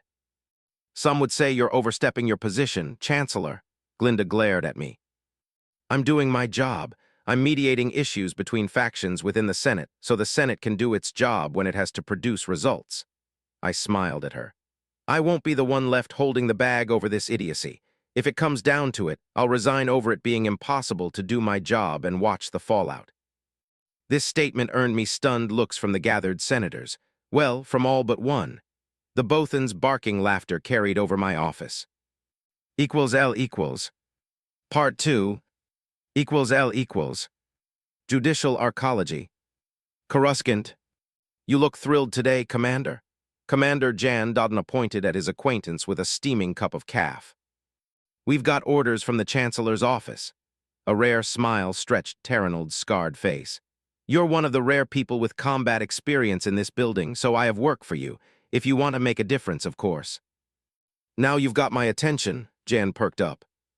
More than a few heads from beings sitting in the mess hall turned their way. Walk with me, friend. Screed brought Dodonna to a nearby empty operations room and activated privacy systems. The Chancellor wants a plan of action to secure multiple sectors against piracy, local warlords, and other troubles. Predictably, Terranold didn't mince words. That's new. With what resources are we supposed to do something like that? Dodonna curiously asked. That's one of the things the Chancellor wants to know. What resources do we need to get the job done? The cupboard has been growing emptier and emptier for a long time now, Jan reminded him. That was one of the reasons why nowadays both of them were staff officers in the arcology, instead of having commissions as ship commanders. The Outland Region Security Force is, for all intents and purposes, Iriadu's creation and busy fighting their private war against pirates and other local troublemakers. At best, we might get some logistics and intelligence support if we operate in nearby sectors, Screed agreed. This leaves us with little to work with. How interested is the Chancellor in doing something constructive instead of playing for a publicity stunt? Dodonna asked. From what I gather, today's emergency Senate session isn't just for show. Unfortunately, the Chancellor doesn't believe it would reach a constructive conclusion. He needs a fast, workable alternative to convince people to get on with it. Jan walked to a nearby workstation and called up a live news feed from the Senate. The senators representing Naboo and the Trade Federation were at each other's throats. No surprise there. The news caption did say outright the session was supposed to be an attempt to solve the current economic difficulties. Of course, no one consulted us until it was too late, Dodonna grumbled and muted the news channel. If Admiral Yularin was in the system, I would have liked him to be here as well. As things stand, Jan shook his head. Let's start with what we might need to secure trade in one of the red sectors in the Outer Rim territories. From that, we'll extrapolate what we will reasonably need to make a dent into the problems out there. L equals. Senate building. Coruscant. A sleepless night later, Dodonna somehow found himself shoulder to shoulder with Screed, standing at attention behind the Chancellor and a few of the man's aides. Before them, over 40 senators from powerhouses in the core sat like schoolchildren, ready to take notes. They were gathered in a large presentation room with enough space for at least 3 times their numbers. My friends, we have a quick and dirty preliminary plan that should tell you what's needed to begin solving our current issues. The Chancellor began. Dodona had to give that much to the old man. He knew how to speak in a way that grabbed your attention and made you listen. Commander Dodona, give us a summary of the kind of problem we're facing and what the judicial forces need to begin solving the issue. With those words, the Chancellor stepped away from the podium and joined the senators, intently watching them.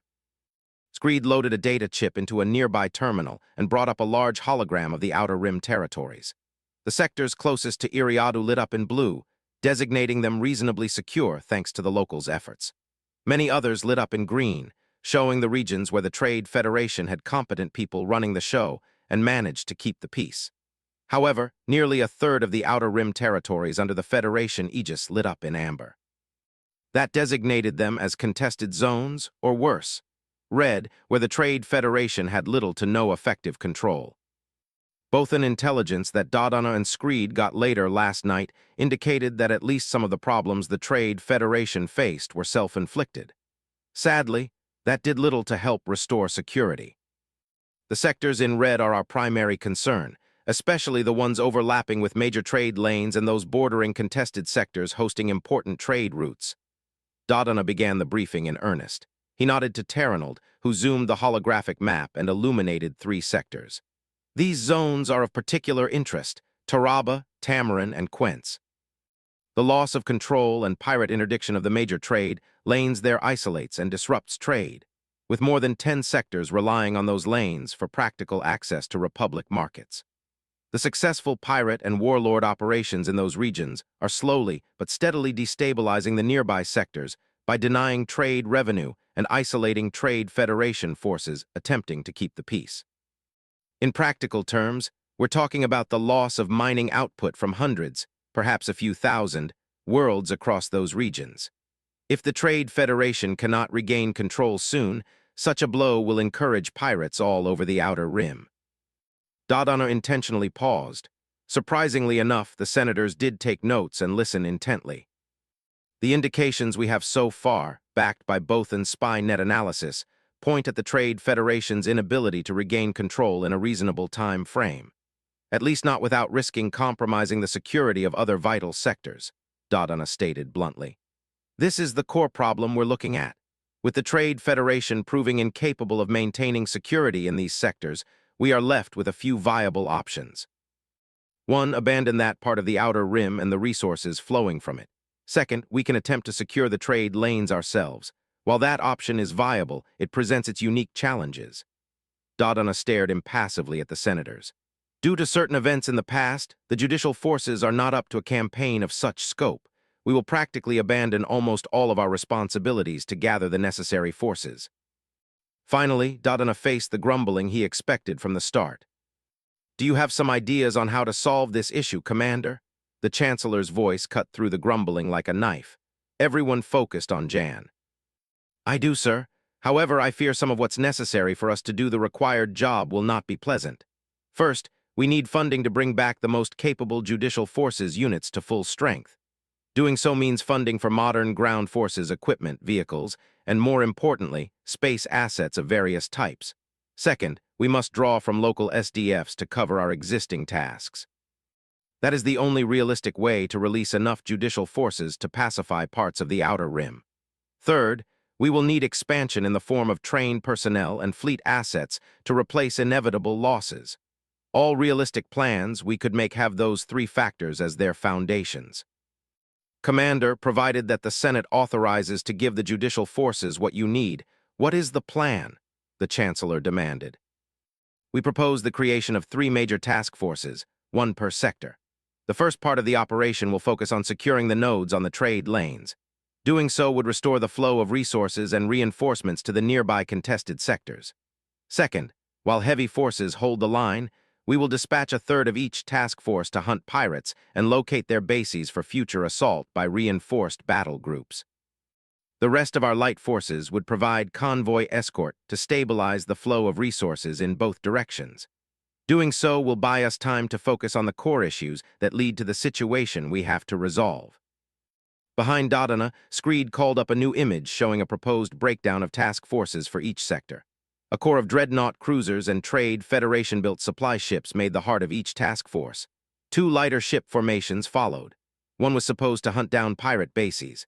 It was built around light carriers and corvettes with the best sensor equipment on the market. The second formation had a heart of light cruisers and escorts. Their job was to protect trade convoys and fend off pirate attacks. When the hunters find a pirate base, the task force commander will form battle groups containing overwhelming numbers and firepower to neutralize the target. Ideally, taking out a pirate base will allow us to find where other pirate groups hide through captured databases and interrogation of captured pirates. Dodana finally completed the summary and looked warily at the gathered politicians. The plan is basic and will require further refinement. However, it's an option that can work. The question is if the people we all represent are willing to pay the price to make this option reality, or are we going to risk an economic collapse? Palpatine asked the gathered senators. L equals. If you want to support my writing or discuss this story, Google the following places. Pat Rayon, Delcatter's Writing Corner. The Space Battles Forums. This is where most discussion over my stories takes place. The Sufficient Velocity Forums. Archive of Our Own. The Alternative History Forums. 11, Phase 4, Parts 3 and 4. Disclaimer, I do not own any of the Star Wars movies, TV series, books, comics, or games. They all belong to their respective creators and/or copyright owners. It's not for sale or rent. Phase 4 L equals. Part 3 L equals. Senate Building. Coruscant. As soon as the politicians left, Jan whirled around and glared at Terranold. You are a right bastard. The scarred man smirked at Dodana and gestured for him to go on. I'm aware enough of the political realities. I know many in the Senate don't want more powerful judicial forces, much less anything looking like a real military. Everyone in this room was among the people who would prefer the Republic has a proper military and that the executive has some teeth to get things done. They sadly can't agree on giving anyone that much power, Screed explained. Criffing politics, Jan groaned. We'll be left cleaning up the mess again, aren't we? Screed just shrugged and calmly pulled out the data chip from the terminal. The holographic image between them vanished, bathing the room in twilight until the lamps glowed brighter to chase away the shadows. And since when do we have politicians with the vaguest ideas about military realities? Dodana demanded. You noticed that, didn't you? There was no mistaking the pride in Terranold's voice. We have the beginning of a plan. It would take a lot of work for proper command staff to turn it into anything but a mirage. I could see it in their eyes. Most of the senators thought it was as simple as we outlined it. Jan shook his head in disgust. It was apparent just Iblis, the Bothan, and the Chancellor had any idea of what taking on 3 sectors at the same time might entail.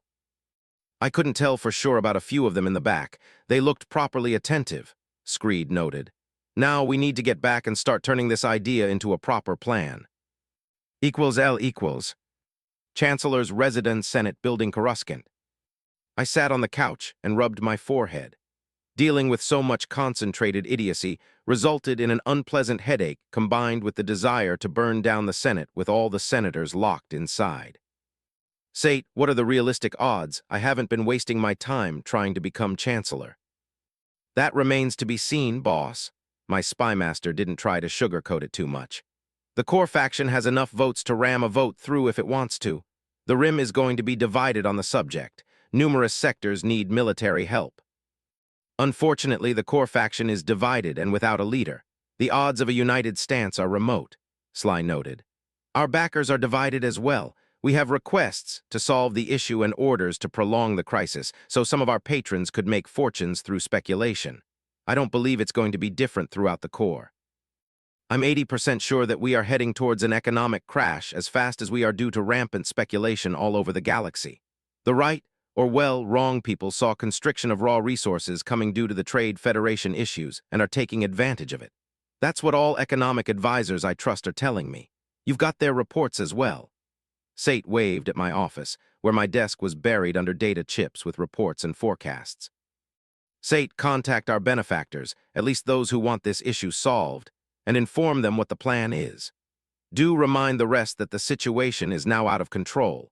Make them understand that I won't see my political career ended and reputation tainted by presiding over the worst economic catastrophe since before the Reformation. Heh, you were serious when you told that bunch you will resign if it comes down to it, Sate asked. Of course, we do have other options to get what we want. Being blamed for the unfolding catastrophe would be a great setback. In that case, there isn't much we can do. The senators you met with are in contact with their governments using encrypted channels. We all know what they're discussing, what their backers will decide, and if they can get to a decision fast enough is out of our control. Sate shrugged. If that's all, boss, I have people to contact. Do so, I nodded. Sate got up and rapidly left. He knew better than to get into contact with our supporters from here. We might be free to speak inside. However, I wasn't about to trust the secure channels going out of the Senate building. Every spy agency in the galaxy watched this damn place, and the people responsible for fending off such efforts more often than not facilitated them. I should know, some of them were on Sate and through him my payroll. I'm surprised you aren't out lobbying for a solution. Sly pointed out now that we were alone. The senators of the largest alliances and powers in the Corps already are talking with the people holding their leashes. Sate is about to speak with our backers. I can't be seen more actively supporting a rejuvenation of the judicial forces and an intervention in the Outer Rim. That would lose us support from parts of the Rim faction for this crisis and in the future. I'm playing a longer game. If the Republic is determined to destroy its economy, so be it. If a catastrophe happens, it will close some paths and open others. That said, I gave Sly a sly smile. I think it's high time you have a quiet word with Senator Chappell. I'm sure we'll be able to scrounge an anti-piracy detachment to her sector if she introduces the bill she spoke of to the media. L equals. I didn't get to rest that evening. Shortly after Sly left to speak with Chappell, Amidala walked into my residence looking exhausted. He collapsed in the closest armchair with a groan. You are one crazy human, Amidala grumbled quietly. That's the Senate. We're paragons of sanity in comparison. Amidala chuckled at that. I didn't believe my career could end over such foolishness, he bemoaned. Oh yes, I chuckled. You'll get blamed for not managing me effectively enough and allowing the crisis to reach too far before being stopped. Not that we have the official power to do anything about it, but ask nicely. I didn't bother to hide my sarcasm. You were supposed to be easy to manage and grateful for becoming a chancellor, Amidala continued. You've been the vice chair for ages and I've been senator long enough, I reminded him. You have plans, Amidala accused. That should have been obvious to anyone paying attention, I agreed. Yet you're ready to throw all this hard work to the wind, he waved around. If the people behind the Senate want to throw the Republic out of the airlock, I can't possibly stop them. If enough of them want to avoid an economic crash, then I can do something constructive if they can get on the same page. Thus what I did earlier. If not, I will enjoy being CEO of one of the largest corporations in the galaxy and take advantage of the economic meltdown. Amidala made a choking noise at the frank admission. I recommend you speak with your allies. If they want something constructive to happen, we will need the tools to fix this idiocy. If not, I have my resignation ready, awaiting my signature. L equals. Part 4. L equals. Corellian Engineering Corporation, CEC, announced that CEC has the resources to meet its ongoing shipbuilding contracts for the next 3 months. Unexpected changes in the resource market would lead to increased shipbuilding costs and delays from that point onward. HoloNet News, the Techno Union joins Rendili Stardrive and CEC in announcing increased prices in the future.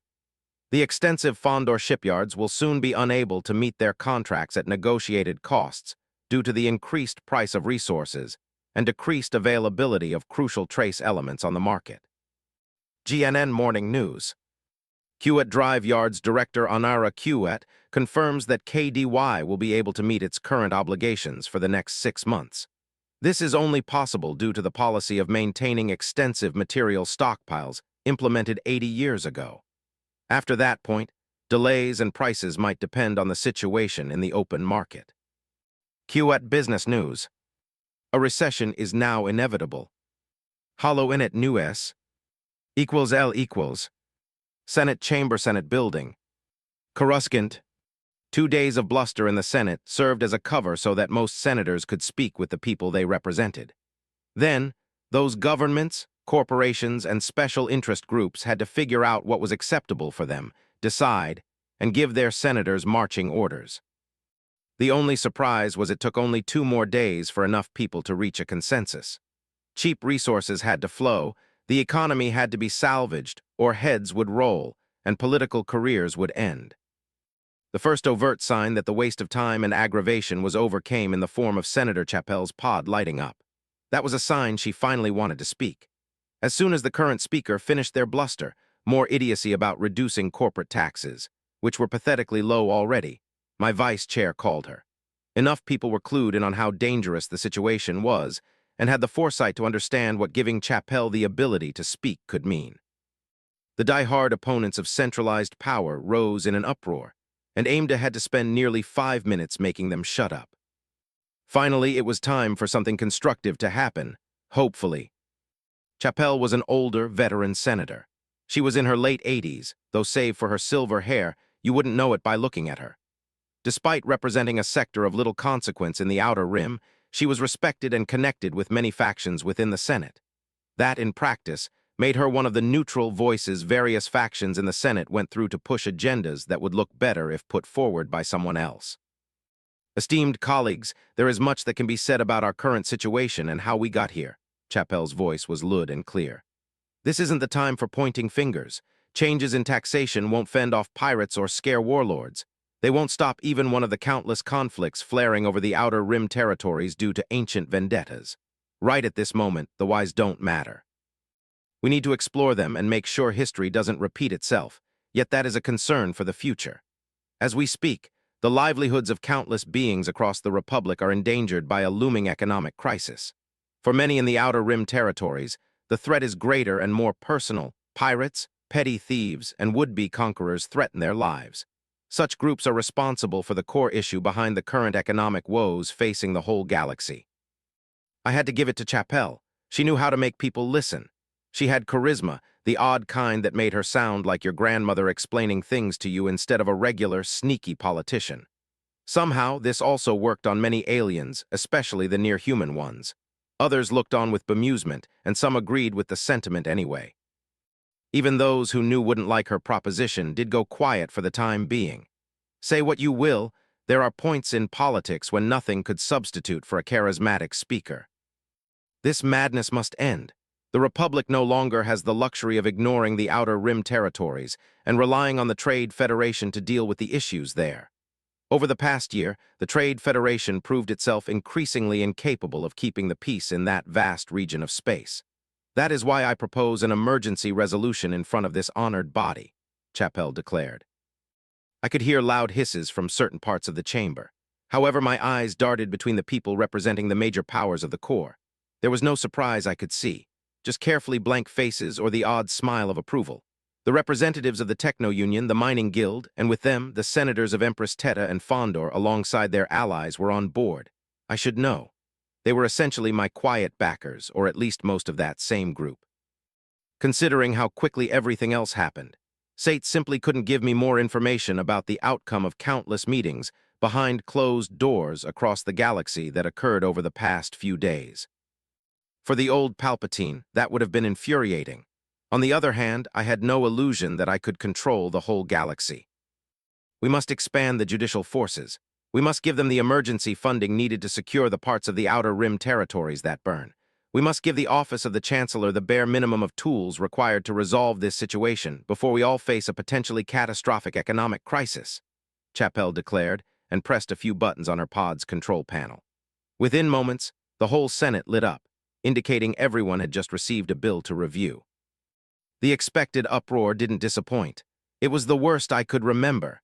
Yet, it wasn't just the anger of those who felt betrayed by one of their own. I could clearly hear many cries of support and curses about treachery before the cacophony became too much. It took AIM to half an hour to calm things down enough so we could continue. Meanwhile, I did take the opportunity to skim over the bill. Doing so forced me to fight to keep a smile off my face. Chappell didn't joke. Among other things, the bill would return much of the theoretical command authority that my office had over the judicial forces into practical command power, like it used to be. You know, in the bright days of long ago, when the Chancellor legally had a lot of teeth invested in their position. The emergency funding part was an authorization to negotiate loans from the banking clan to fund the judicial forces, and thus sidestep the legal black hole that was the Republic budget. In practice, there were strict limits on what anyone could do with said budget, while the Republic was spending more than came in the form of taxes. That happened because everyone and their Uncle Thrice fought to reduce taxes at every opportunity over the past 1,000 years. Yet only two parts of the Republic's budget became longer needed in that period. That came from virtually stopping all development and aid aimed at most assistance to the Outer Rim territories first. The Republic disbanding its military was the second.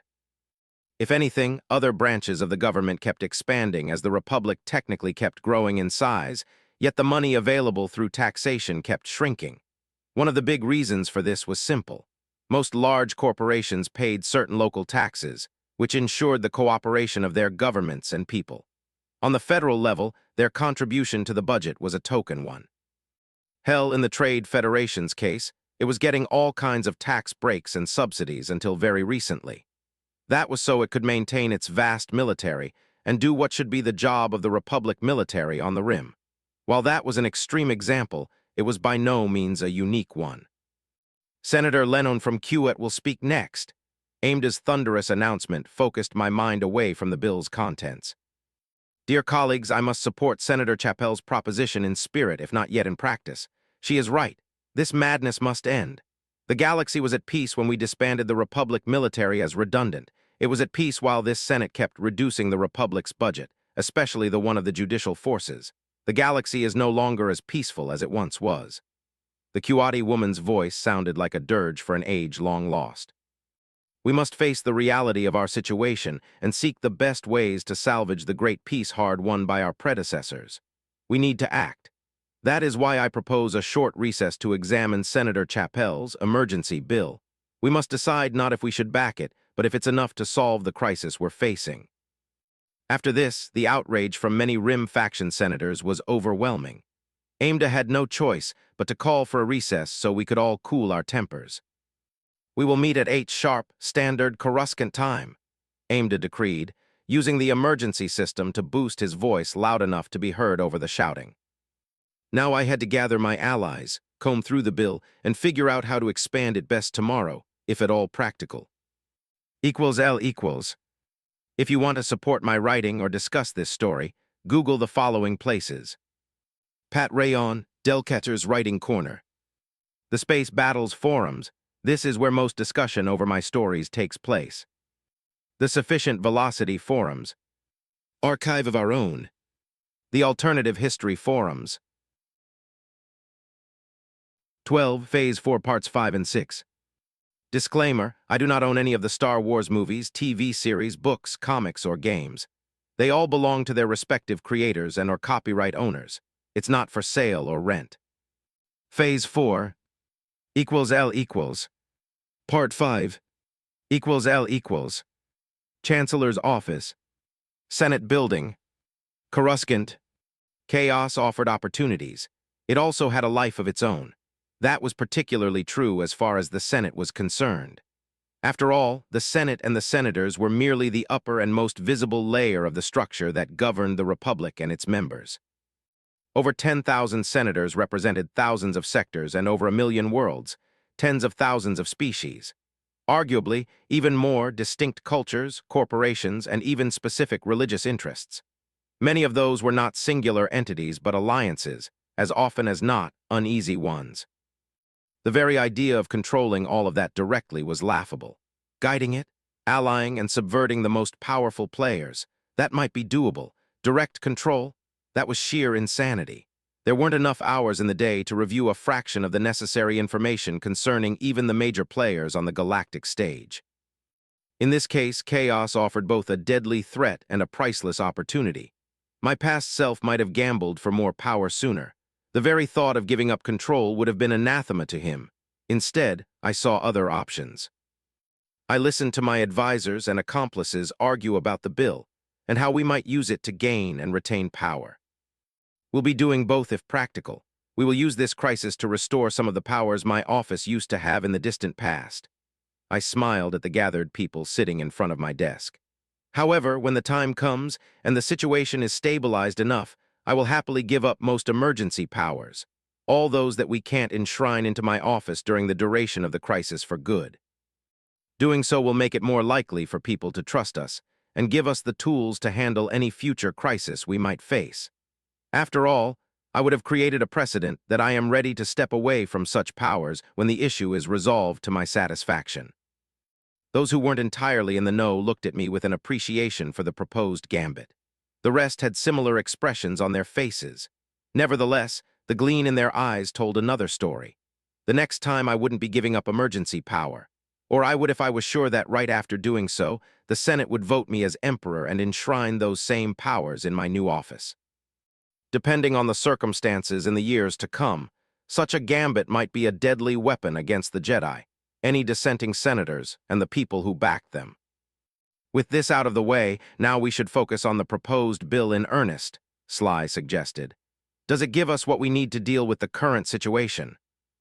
The usual suspects and several legal advisors attached to my office looked at each other and the data pads in their arms, containing the full text of the bill. There were a few hundred pages in there. Going over it, even if everyone focused on only a section, took time. Making sure there weren't hidden traps in it would take longer. If we're to make any major alterations, we will need a few days with the complete text to be certain of all implications of the bill and how any additions or exclusions would affect it. One of the legal aides explained. I shouldn't need to explain why such texts need to be properly evaluated and thought through before being offered in front of the Senate, should I? The old Zabrak woman demanded. We've all passed the relevant courses on essential legal theory, or at least should have, I pointed out. I need to know first if the bill is broad enough. Will it give me what I need to resolve the situation? If not, will it be feasible to expand it fast? Otherwise, my options are straightforward. It would be ideal if you don't jump ship, Amidala grumbled. He tapped a clawed finger on the device in his hands. In theory, this should give the Chancellor's office the authority to command elements of the judicial forces directly. You can deploy task forces as you see fit to resolve the situation. The funding issue might be a problem. What this bill offers won't make credits appear from thin air, Kimon pointed out. Negotiating loans takes time. Going around the budget-related legislation to use those credits for the judicial forces instead of paying the deficit would be even more time-consuming. I'm not sure this part of the bill in its current variant can solve the financial issues we're facing. We must examine that section in depth and its interaction with the existing financial legislation binding the Chancellor's office. One of the financial advisors noted. Do it fast, I told them.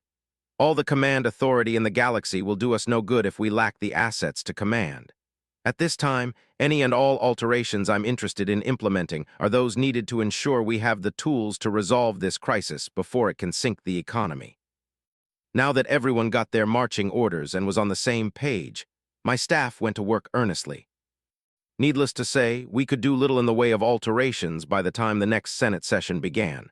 Instead, I got Pestage to talk with my backers and some of his contacts. We needed a second bill to resolve the funding knot that tied up my office. From what I gathered, this particular mess came to be both intentionally and by accident.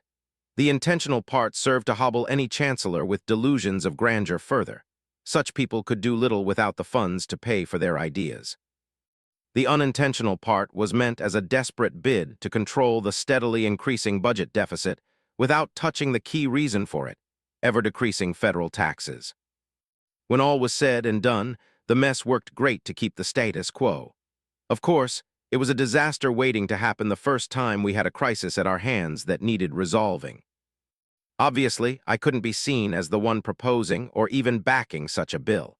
It had to come from one of the various neutral corners of the Senate people used to propose such things. PL equals. The Techno Union proposes an emergency funding bill to restore and expand the judicial forces.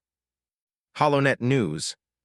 Senator Chappelle introduced emergency resolution in front of the Senate like she promised earlier this week. GNN Evening News. Senate to meet again in 2 days to vote on the emergency bills. Meanwhile, Chancellor Palpatine and elements of the judicial forces are busy drafting plans for Republic intervention in the Outer Rim territories. Galactic City News. L equals. Part 6. L equals. Trade hub high orbit above Skako system. Wat Tambor spent a few minutes enjoying the view of his homeworld. At the same time, representatives from the Techno Union's most important members gathered either in person or through the most secure holonet channels money could buy. Without his advanced cybernetic eyes, the cyborg would have seen only a dull expanse of thick gray clouds. That, combined with the urban sprawl that covered most of the planet, gave the impression of a useless death ball. The streams of transports carrying food, materials, and water coming to the planet, only to leave with holds full of technological marvels, told another story. Tambor shifted uneasily and turned around at the arrival of the 2 humans important enough to be present on the station in person. The representatives of Quet Drive Yards and the Corellian Engineering Corporation were influential enough for the Skakon to push aside his instinctive xenophobia. Experience with dealing with all kinds of aliens did help in that regard. That was especially true today when Onara Quet herself came to defend Quet's interests. In contrast, the Corellian man was a high-placed CEO, but nowhere near as important as his Quati counterpart. Welcome to Skako, Tambor's translator intentionally buzzed with cold, mechanical precision. He walked away from the large panoramic window made of one-way transparent metal. He sat at the head of a long, polished metal table. The humans joined him, sitting to his left and right, offering inefficient platitudes. Holographic projectors spun up, forming the images of more aliens, from the insectoid Zycharian fanatic and a radically different colloquoid engineer to more humanoids. The prelate of the Zycharian religious order that established and controlled Haor Chal engineering sat across the table from the constantly angry and hungry-looking colloquoid. The other insectoid represented the colloquoid creation nest. These people designed the famous droidekas in their image. The old Mon Calamari beside them looked decidedly out of place. He was a director from Mon Cala Shipyards. The CEO of Arakid Industries, one of the major manufacturers of heavy combat vehicles, droids, and warships left in the galaxy, as well as one of the oldest, rounded up the small group of highly influential beings. Thank you for gathering here at such short notice, Tambor rattled through his translator. It helped hide how he really felt about a bunch of aliens being in orbit of his homeworld. Even a worldly Skakon like him found it hard to deal with it. At the same time, he was intellectually aware it was a bit much. After all, countless aliens visited his homeworld every day. They simply never left the starports where they delivered their cargo and loaded goods to sell. That was a truth that, long ago, his people agreed to politely ignore reality and pretend no aliens were coming and going to their home all the time. It usually even worked unless you were one of the poor bastards who had to deal with them daily. All projections and analysis of the flow of materials from the rim paint an unpleasant picture. Onara Quet went straight to the point. We have no intention of burdening you with our presence for longer than necessary, Foreman Tambor. However, we need a resolution for the ongoing crisis before we can leave. The Skakon activated his communications implants, linking them with the air-gaped network connected to many of the devices in the conference room. More holoprojectors came online, creating screens of solid light in front of everyone.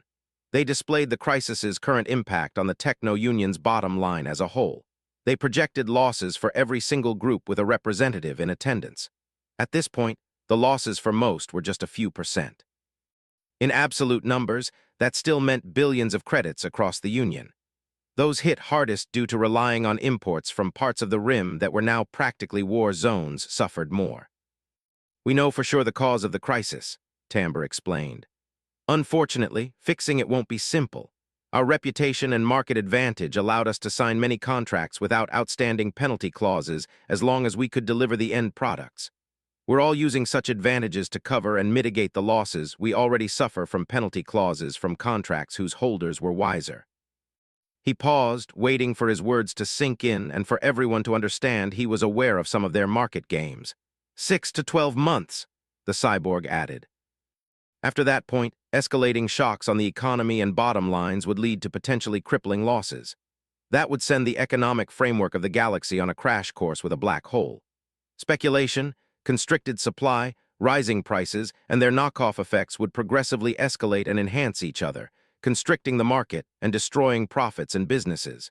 That would further decrease the ability of consumers to buy products, creating a vicious loop. Options, the prelate's translator spoke sharply, interpreting a series of angry clicks as a singular, laconic word. Sustained military intervention to restore and protect supply chains.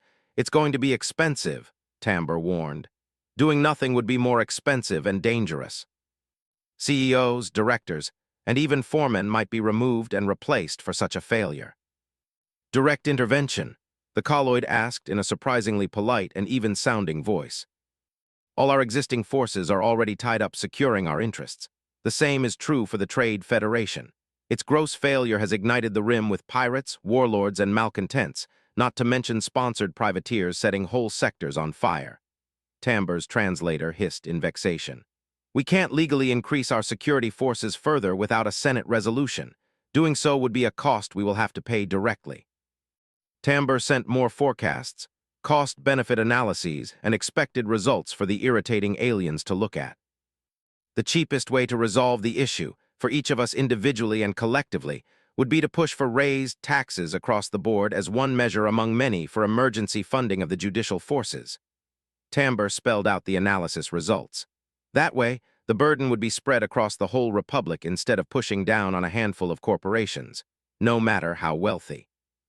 The Trade Federation's current state showed that doing it in-house could be both ruinous and thankless.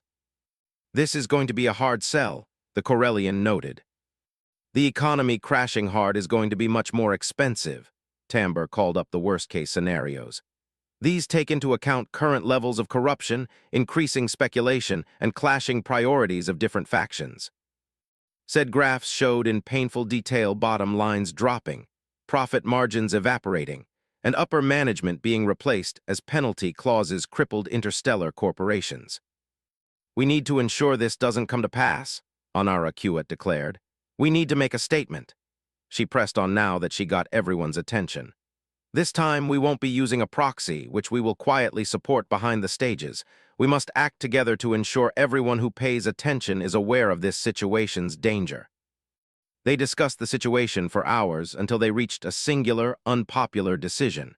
Taxes had to rise. Otherwise, their respective corporations would have to pay even more to avoid a catastrophe. More importantly, they had to ensure the tax, money, and emergency funding went where it was needed, instead of vanishing in someone's retirement account. =L=. If you want to support my writing or discuss this story, Google the following places. Pat Rayon, Delcatter's Writing Corner. The Space Battles Forums.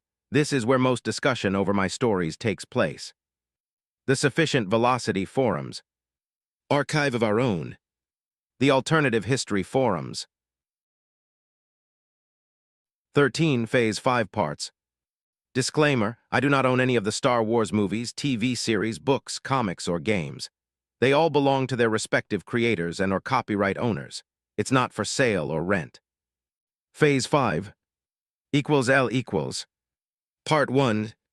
L=. Chancellor's Office. Senate Building. Coruscant.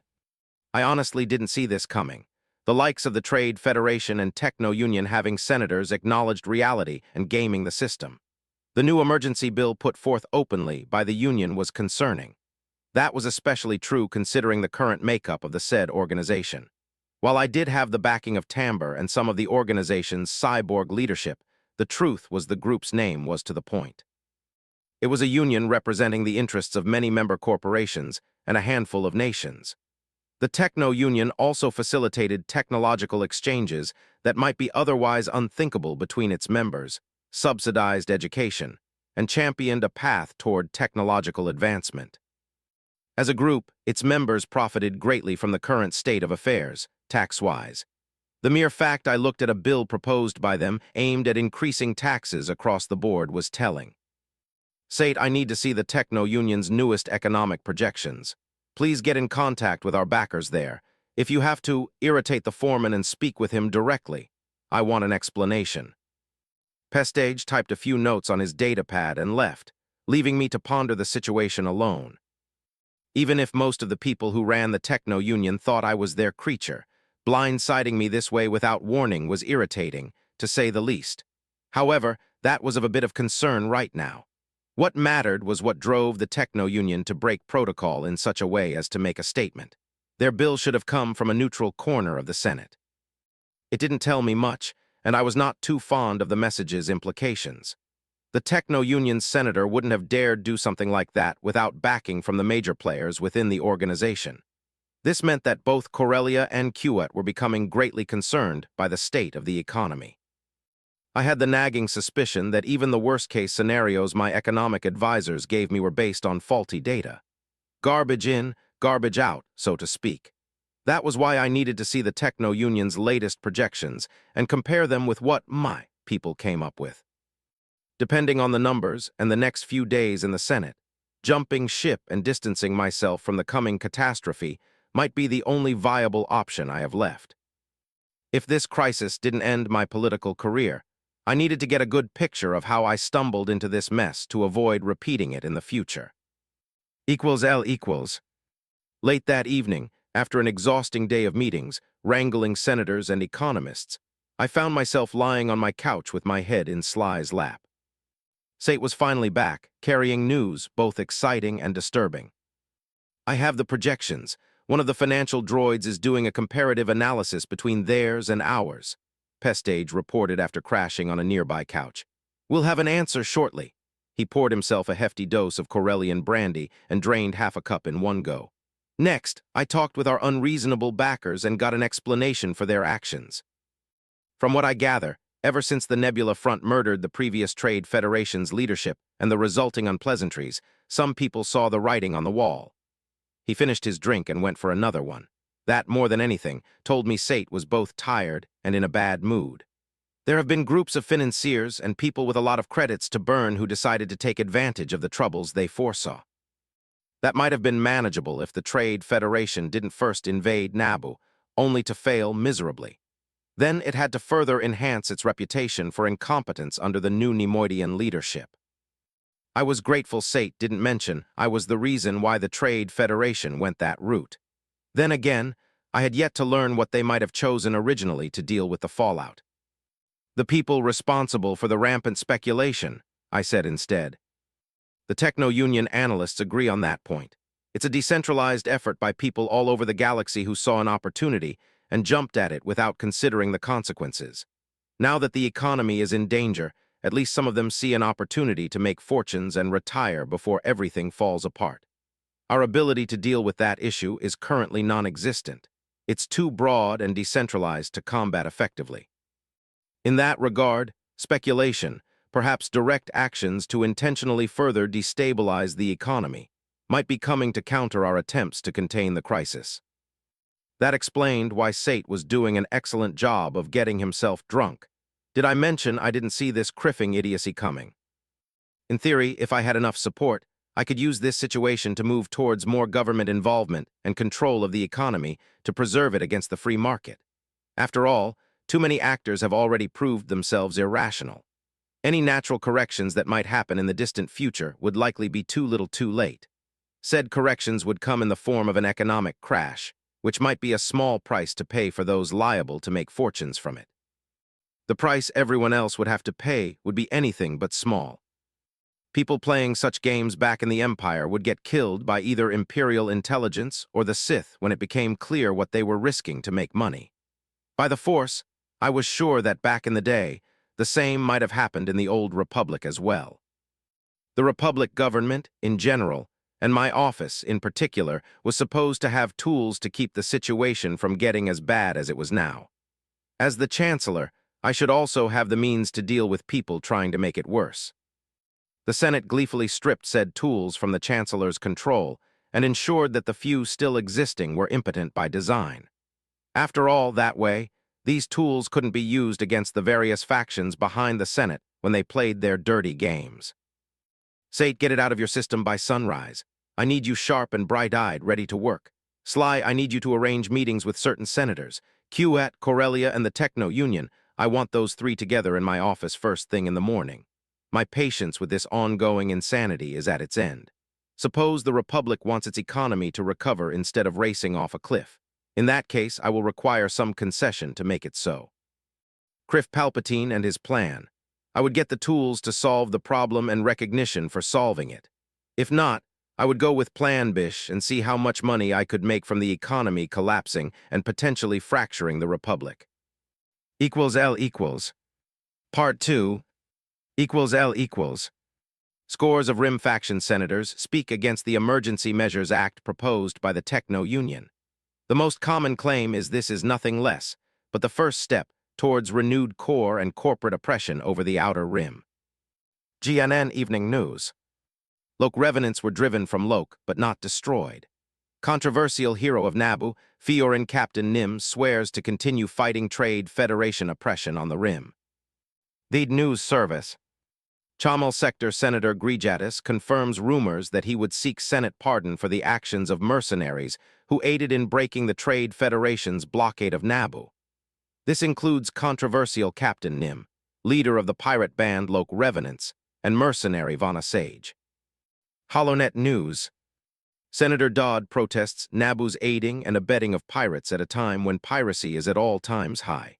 Is Naboo further risking the galactic economy out of spite? Galactic City News. Judicial forces recall Wolf Yularen, the hero from the Battle of the Malastare Narrows.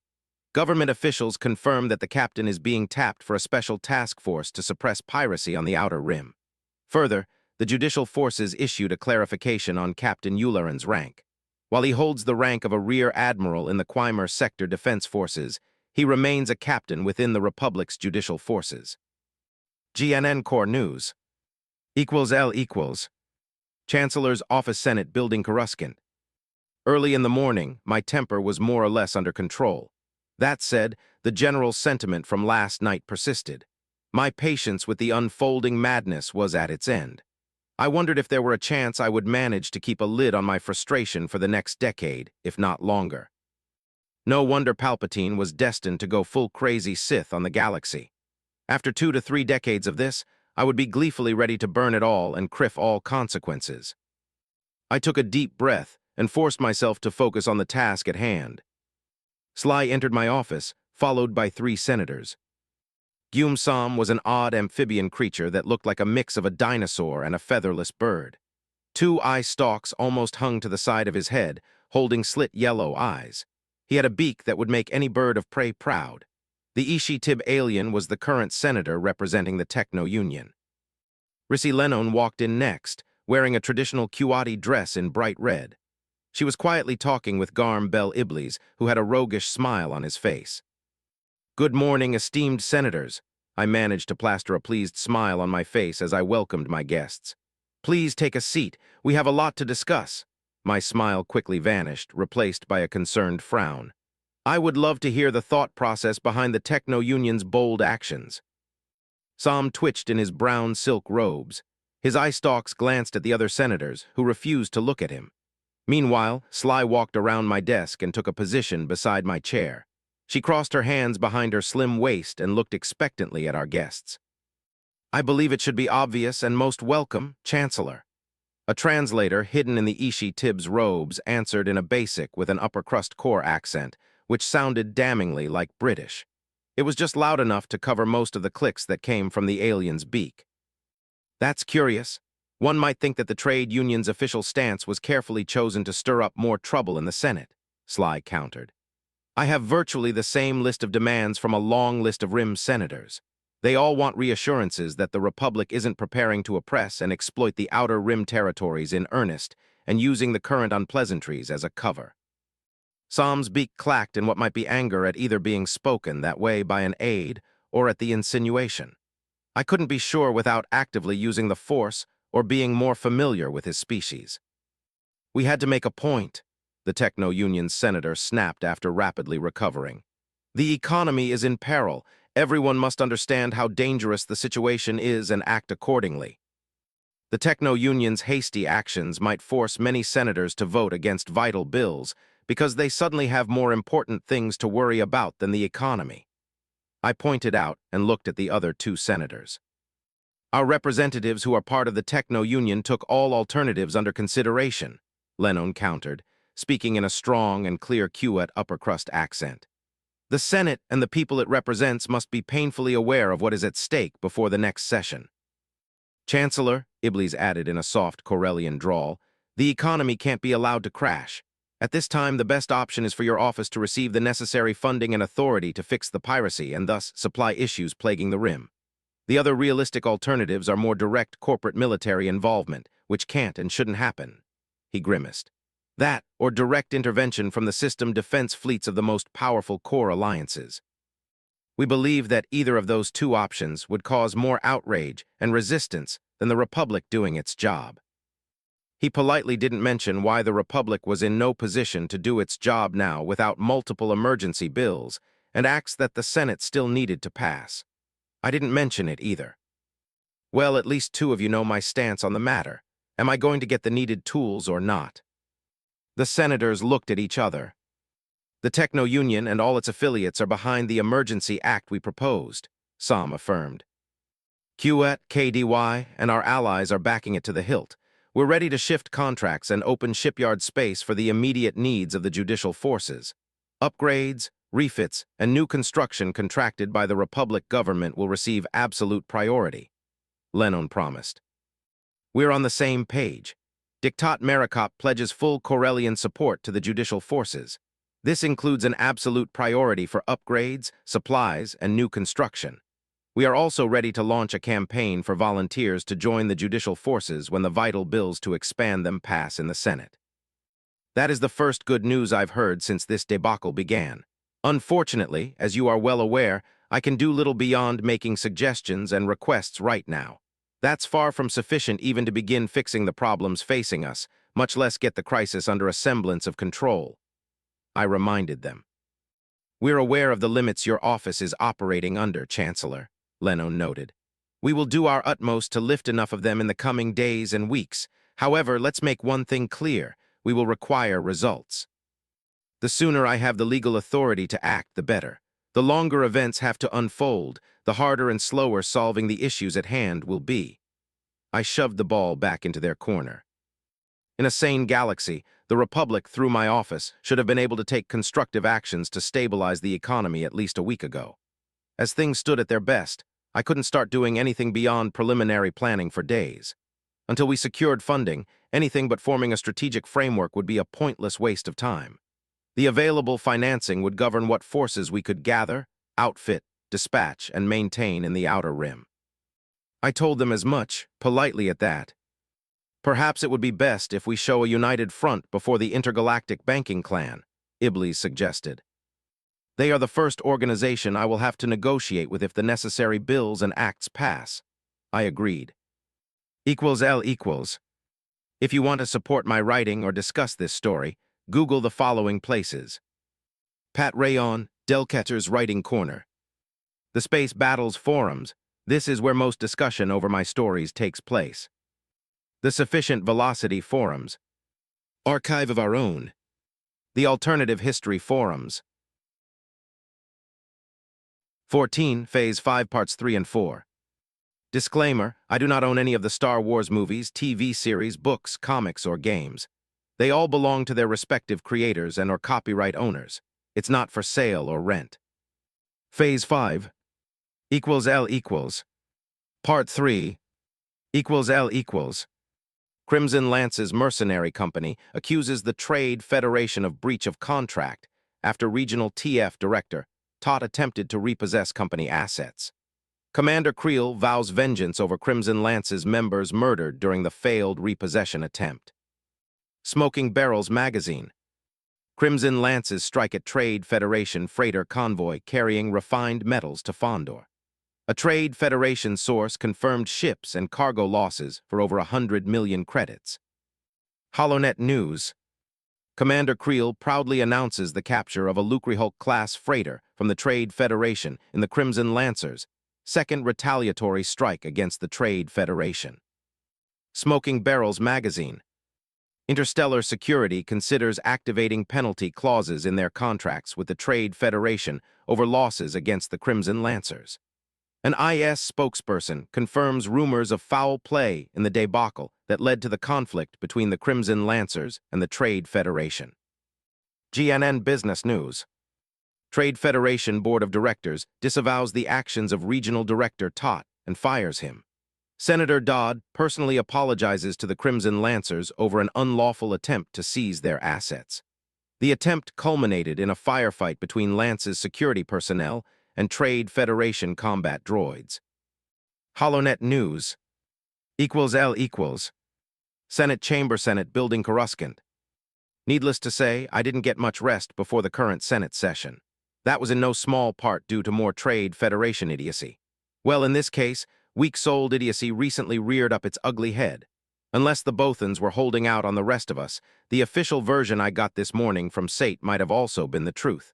Naturally, that didn't stop Fondor's senator from breathing down my neck. I got bombarded with demands that I do something, even if the bastard knew I could not do anything constructive yet. Long story short, one of the Federation's regional directors, which meant the middle management, got the precisely wrong impressions and ideas from the blockade and later invasion of Naboo. He was a Neimoidian, of course, which explained much. That genius somehow concluded that instead of being stretched to the breaking point, the Trade Federation no longer needed to care for anyone, especially on the Outer Rim. In a unique combination of greed and idiocy, Tot decided it was an excellent idea to repossess the assets the Trade Federation gave to one of its more useful mercenary bands. As if that wasn't bad enough, I had it on good authority that said mercenaries used to be a loose coalition of pirates before the Trade Federation stepped in.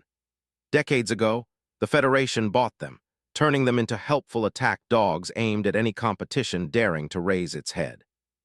The Crimson Lances had state-of-the-art Trade Federation-built warships as well, the same ships Tot tried to repossess. Thankfully, they only had munificent frigates.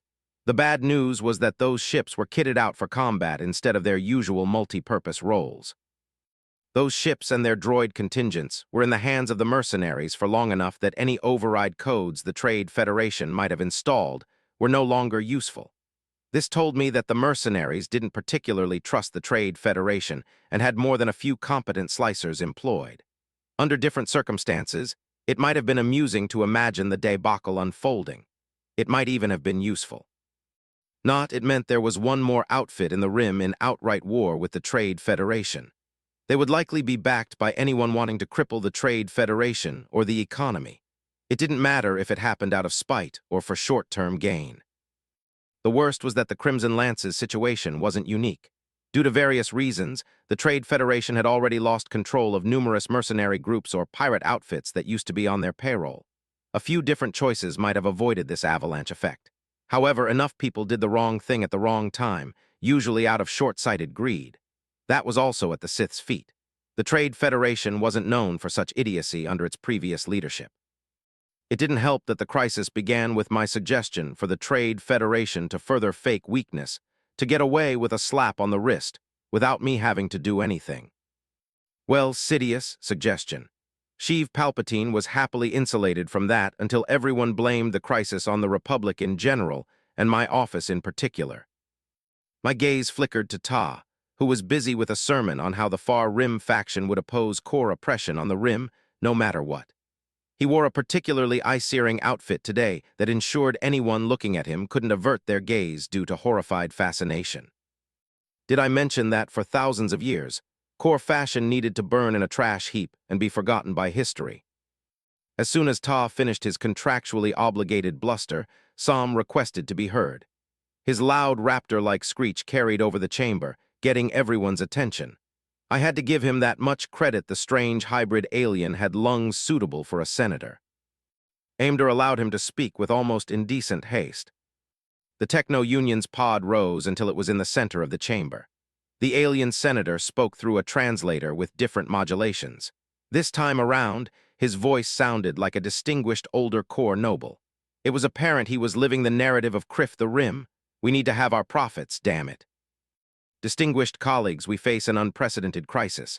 The galactic economy unravels as we speak. The time for discussion is over. It is time for bold, decisive action, Sam declared with a raised fist. Senator Chappell's bill is only the beginning. It is a first and necessary step we must all vote for and support, yet it is not enough. That is why we of the Techno Union brought forth the Emergency Act. You all should be familiar with my colleagues. Screams of outrage and loud applause clashed, creating a deafening cacophony. Make no mistake, our votes today won't make the problem disappear. Voting in support of the vital bills in front of us will only be the first step towards fighting the looming economic catastrophe. Sam continued as soon as Amida managed to get the other senators to quiet down a bit. Nevertheless, there was a constant background noise of outraged muttering accompanying everything he said. Qet supports our Techno Union colleague. Corellia is in support, Iblis shouted a moment later. Those proclamations were vital. Dozens, then hundreds and thousands of senators jumped to their feet and shouted their support. At a glance, most of the core faction was on board and some far rim and independent senator. The resulting noise of support and outrage paralyzed the Senate. Call for a vote, I told Amida. Sly, if the bills pass, I need to talk with the Judicial Force's principal commanders in the system. After that, I need you to arrange a meeting with the banking clan on Moonlist. Half an hour later, Amida did call for a vote in the middle of a storm of exaltation and outrage. The usual suspects hurriedly backed the suggestion, making it a reality. First, we will vote on the Judicial Force's expansion bill proposed by Senator Chappell, Amida roared, using the functions of the Chancellor's platform to their full capability. The vote is now open. A sea of green lights lit up the Senate chamber, ravaged by blotches of angry red. I didn't need to wait for the official count to know the first bill was an aye. With 72% support, the Judicial Force's expansion bill is now in support, Amida declared amid roars of support and cries of outrage.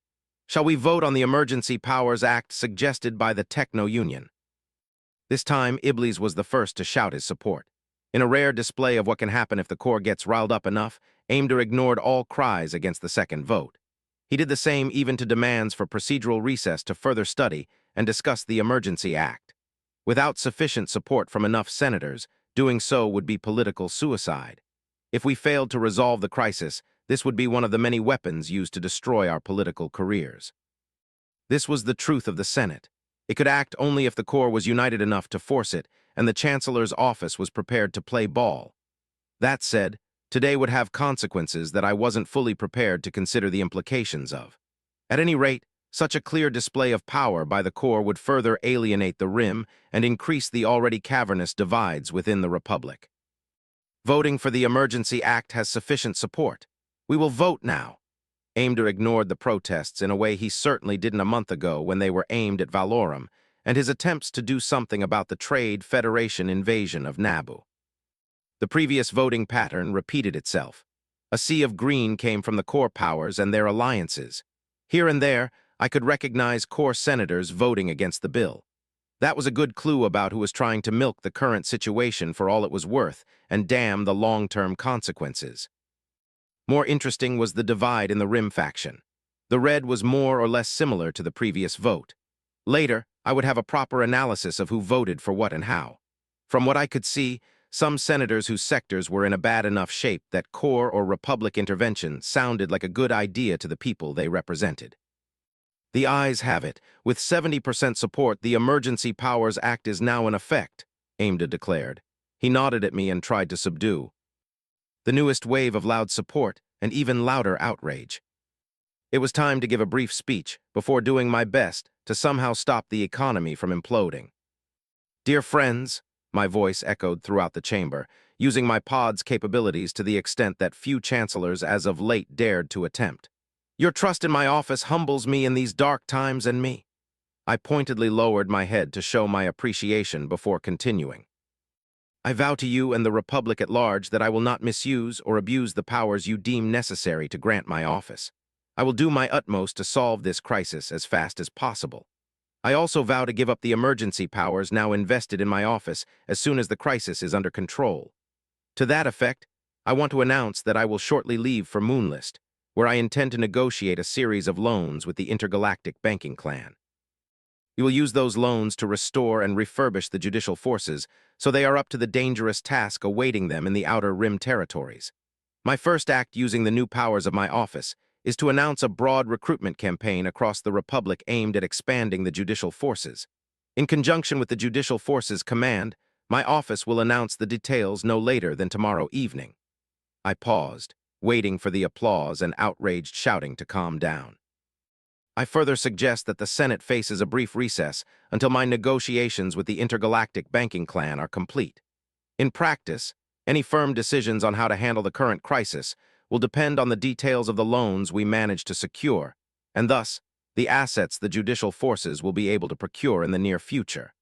Until we know what we have to work with, there is little that we can do beyond preparing the groundwork for future actions. In that regard, I implore you to speak with the people you represent and convince them to back the judicial forces when the time comes. L equals. Part 4. L equals. The judicial forces strike back against piracy in the Ramantine sector of the Mid-Rim. An escort ship commanded by a fresh ensign foiled a pirate attack by destroying their ship and capturing several pirates who boarded the convoy under judicial protection. HoloNet News. The Galactic Senate passed a historic emergency act, restoring essential powers to the office of the Chancellor. The Rim faction is divided between those supporting the emergency measures and those decrying them as the first steps toward tyranny. GNN Evening News. Chancellor Palpatine meets Judicial Forces leadership to discuss anti-piracy actions in the Outer Rim territories. Galactic City News. L equals. Judicial Arcology Coruscant. Having the backing of a chancellor who suddenly had teeth made all the difference in the world. Well, that, and what to be standing orders by the people influencing the high command of the judicial forces, that some problems actually needed solving, Terranold bitterly thought. It was as if someone threw a switch, and suddenly the atmosphere in the arcology changed. Now he knew a part of it was because, for the first time in a long while, the judicial forces had a sense of purpose, and knew they had the backing to do their job properly. For example, the old general in charge of the Republic's Special Tactics troopers was smiling for the first time as far as Screed knew. It was a small wonder. The old man got standing orders from the Chancellor to overhaul his command. He would soon begin recruitment efforts, and more importantly, get a comprehensive plan ready for a substantial overhaul of training regiments and equipment. That had been something the SDT sorely needed ever since they got all but gutted during the Stark Hyperspace War. The reports about that particular debacle were both damning and heavily classified. Yet, until now, pleas to resolve the issues have gone unanswered. There was only so much the general could do between lack of resources, political backing, and when facing officers with political patronage serving as a way to earn glory. Ironically enough, with the changes underway, there were enough credits available to begin a comprehensive overhaul of the judicial ground forces and the Starfighter Corps. That came to be by an executive order from the Chancellor himself. Until he negotiated loans with the banking clans, most of the Navy would regroup and move toward major shipyards for overhaul and upgrades. Elements of various local SDF navies would take up much of the slack. That made much of the Navy's operations budget available in the short term. Under different circumstances, what the Chancellor ordered would be madness. In practice, without a massive influx of money, the judicial forces would be unable to do anything about their new responsibilities. In that regard, the short-term changes made sense. Screed wasn't the only one of the same opinion, though various high-ranked officers chafed under the new orders. It was partly due to the cut opportunities for graft, Terranold suspected.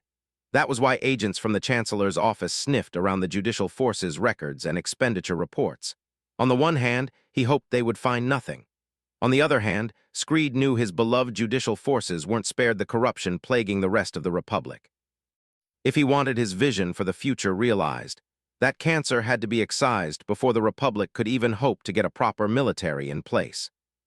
The freshly promoted captain left the lift and marched into the heart of the judicial arcology. The place was abuzz with activity. Officers and enlisted of all ranks bustled around, busier than he could ever remember seeing them. The Chancellor now had much of his office's authority back and wasted no time using it. This time around, he didn't have to make requests to a handful of officers for contingency planning. Now Palpatine had actual command authority and exercised it in a way that pleasantly surprised everyone. There were no demands to do the impossible with what were non-existent forces. Instead, Palpatine outlined a realistic set of expectations and issued a series of insightful orders. For example, Jan was busy overseeing the creation of a comprehensive logistics backbone that could support multiple fleets in multiple sectors on the Rim for years. Terrenold had 3 tasks: find talent and groom them for the future Republic military. That was his long-term assignment, which he was to keep on quiet. His official orders were similar. He was to find young, able officers and competent people in the judicial forces left underutilized. He would expand the judicial forces around them. In the future, those people would be the core cadres that would form and shape the military for generations. His third task was to find the officers needed to overhaul the Republic's Starfighter Corps.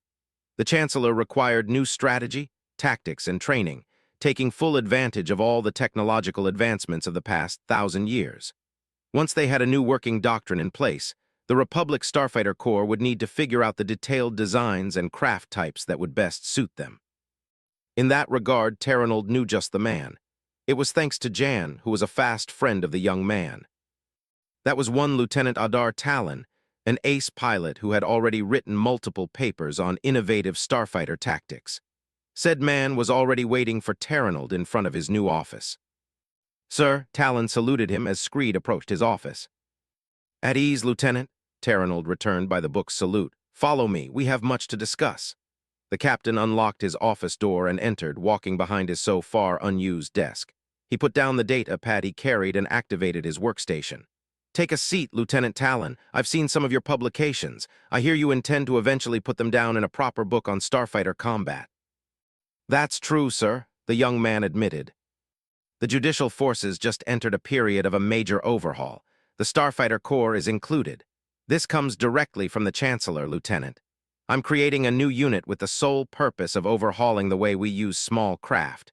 We need a new doctrine and all the tools to put it to good use." "Are we going to focus on pirate hunting, sir, primarily?" Talon asked an insightful question. Good, Screed thought. He might have the right man for the job. "No, while pirate hunting will be part of our responsibilities and thus included in our doctrine, it should and will be broader. Among other things, we will have to deal with warlords on the Outer Rim. Doing so means fleet battles against potentially competent and battle-hardened opposition, not just rabble who would avoid a fight if they could. After all, there's no profit in fighting us for the pirates. Our new doctrine will need to be broad, covering full fleet engagements as well as pirate hunting and peacekeeping duties then." "I understand, sir." "The part you will likely enjoy the most, Lieutenant, is that the Chancellor requires we make the best use of all technological advancements of the past 1,000 years. Besides overhauling our doctrine, your new assignment will require testing various starfighter models. If needed, you'll be part of the task group that will create the requirements for new small craft types for corporations for design and prototyping before testing what they can come up with. One thing that the Chancellor wants to emphasize in the long run is tactical and strategic mobility. He believes that it would be economically feasible to eventually deploy all small craft with integrated hyperdrives in the coming years and decades. That's another thing for you to look into." The lieutenant's eyes unfocused and went distant at that. The young man was already thinking about it. Good. Screed logged into his workstation and began typing the required orders to achieve the Chancellor's goals. =L=. If you want to support my writing or discuss this story, Google the following places: Pat Rayon, Delketter's Writing Corner. The Space Battles Forums. This is where most discussion over my stories takes place.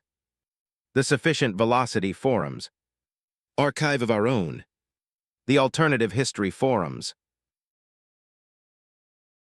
15, Phase 5, Parts 5 and 6. Disclaimer, I do not own any of the Star Wars movies, TV series, books, comics, or games. They all belong to their respective creators and or copyright owners. It's not for sale or rent.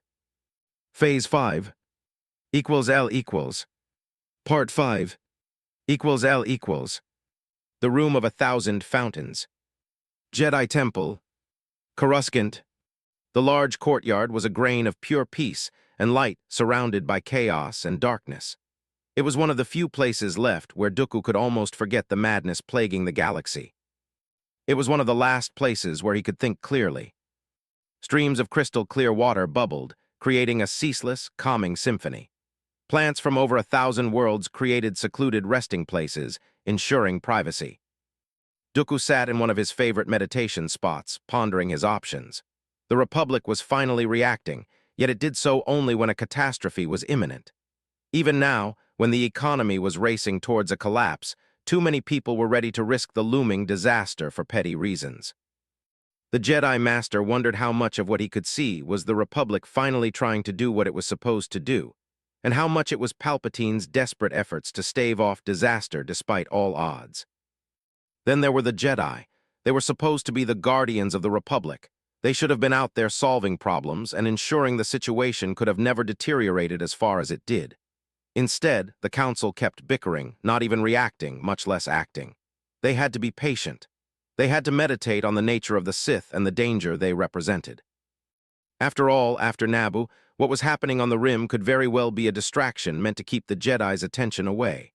On Coruscant, the danger could be right here if the Sith's apprentice died on Naboo.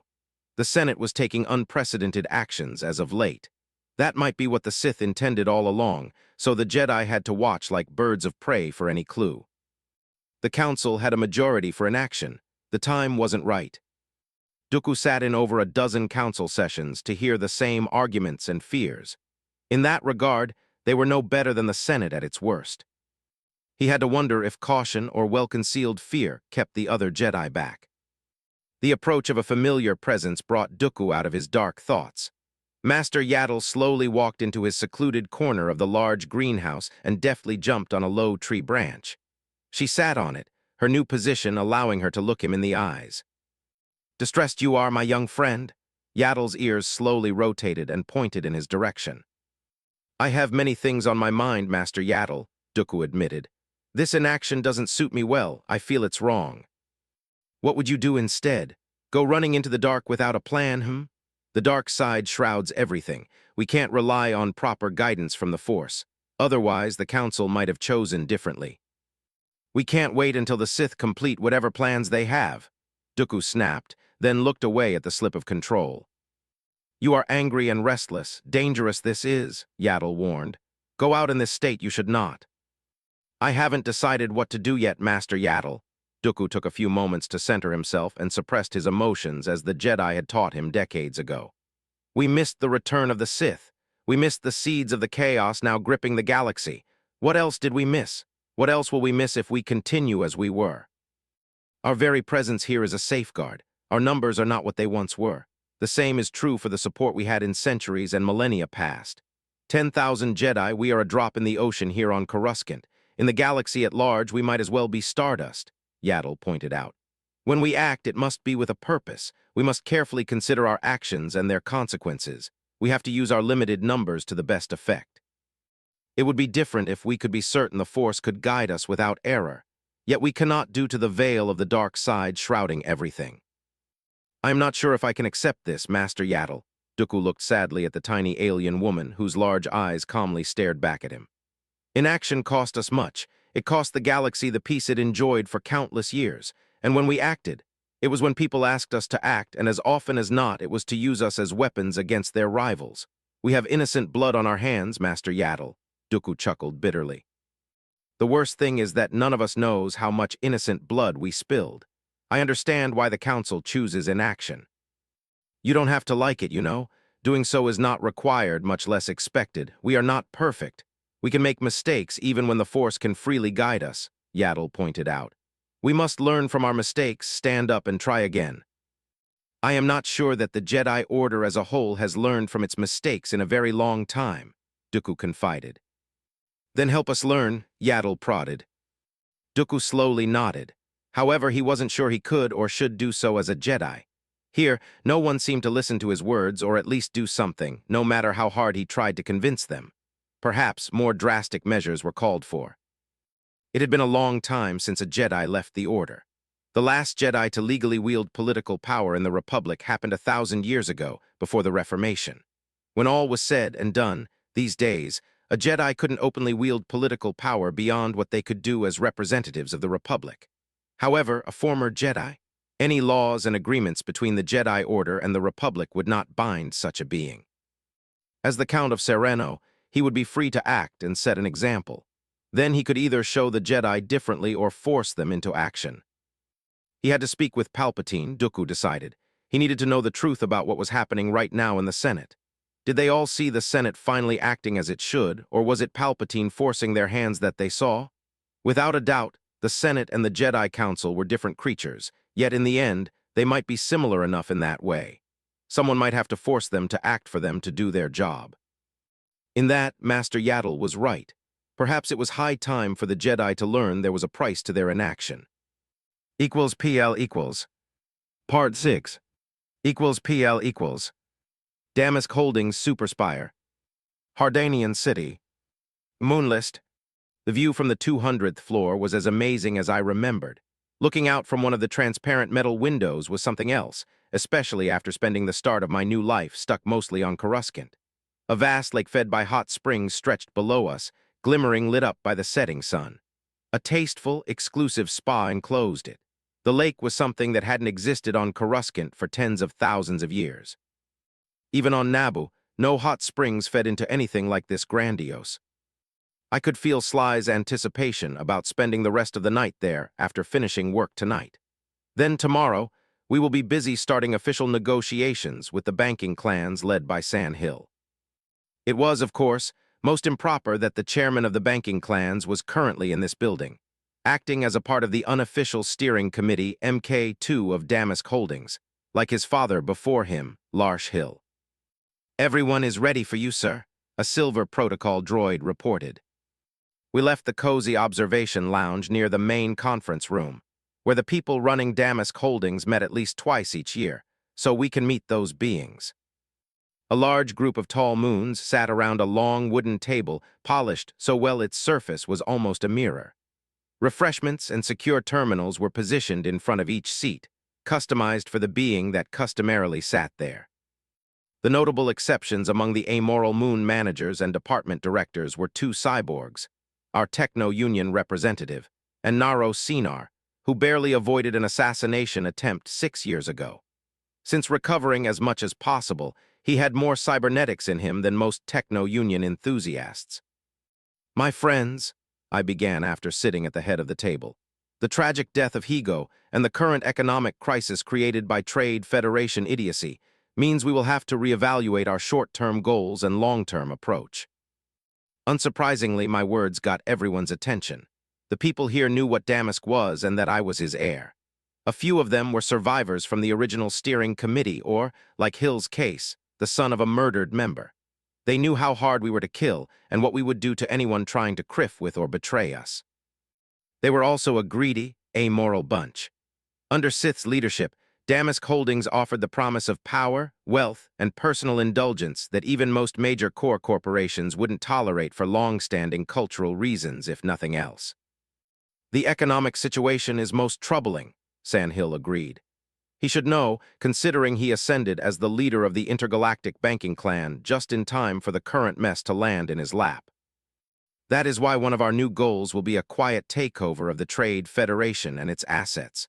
Under Neimoidian leadership, they proved unreliable and incompetent to unexpected and most regrettable degree." Certain moons who would be dealing with said task perked up. In the medium term, we would go to significant lengths to stabilize the economy. However, for the next few months, it would be free for all until the judicial forces could become ready to begin properly stabilizing trade routes and are in a position to guarantee the security of vital mining and refining operations. "We will take advantage of the increasing chaos and instability," I continued.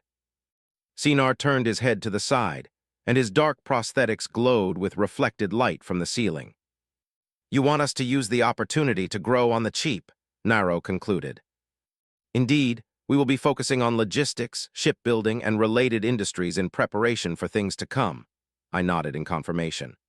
"I want your corporation, my friend, to be in a good position to take up a significant part of the contracts for expanding the Republic military when the time comes. You will have the full backing of Damask Holdings, and if we play our hands right, our Trade Federation puppets." Murmurs of appreciation and glee spread through the attending beings. "I trust that the ceremony to handle you the reins officially is ready," I continued. It was Naro's turn to nod. "Everything is ready. There will be no legal complications." that an alias of mine would attain a controlling share of Damask holdings within a week, as one of the contingencies in case the whole chancellorship gambit blew up in my face, remained unsaid. While I trusted most of the aliens in here for a reason, there were many things they didn't need to know about my plotting, especially the contingencies I intended to put in place the moment it became clear how fun being a chancellor would be. I looked at Sand Hill. Are there any surprises I should be aware of about tomorrow? The banking clans are painfully aware of the Republic's monetary situation. Frankly, many of my colleagues don't trust the Senate to keep up the taxes necessary to properly pay up any loans we might be willing to authorize. Hill looked apologetically at me. Ideally, I intended to refrain from repaying any loans I negotiated with the banks. In that regard, I needed to keep the Republic's finances afloat only until the war began in a decade or so. At that point, emergency funding and loans for collateral Republic assets would give me credits to work with. Then, it would be only a matter of time before nationalizing the banks over their treacherous support of the enemy. Of course, at this point, even Hill didn't suspect what I planned to do to the banking clans, even if he had been my protege for the past 20 or so years. It was better only to force him to choose between his loyalty to me and the stability of his power base and revenue sources once he had no choice but to toe the party line. Your colleagues are aware that if the economy collapses, they are going to lose more than any potential losses from a republic being unable to pay up the loans in a timely fashion, aren't they? I pointed out. There are still those who believe we might survive the crisis in a reasonable shape. Hill's tall neck bobbed uncertainly. If the crisis deepens sufficiently, my chancellorship goes down in flames. If it comes to that, I will make sure it would happen in the most catastrophic way possible to pave the way for alternative strategies. I pointedly didn't elaborate that I might just use Damask Holdings' significant assets and influence to criff over the banks if it comes down to it. I will make sure my colleagues understand the gravity of the situation before we begin official negotiations tomorrow, Hill promised.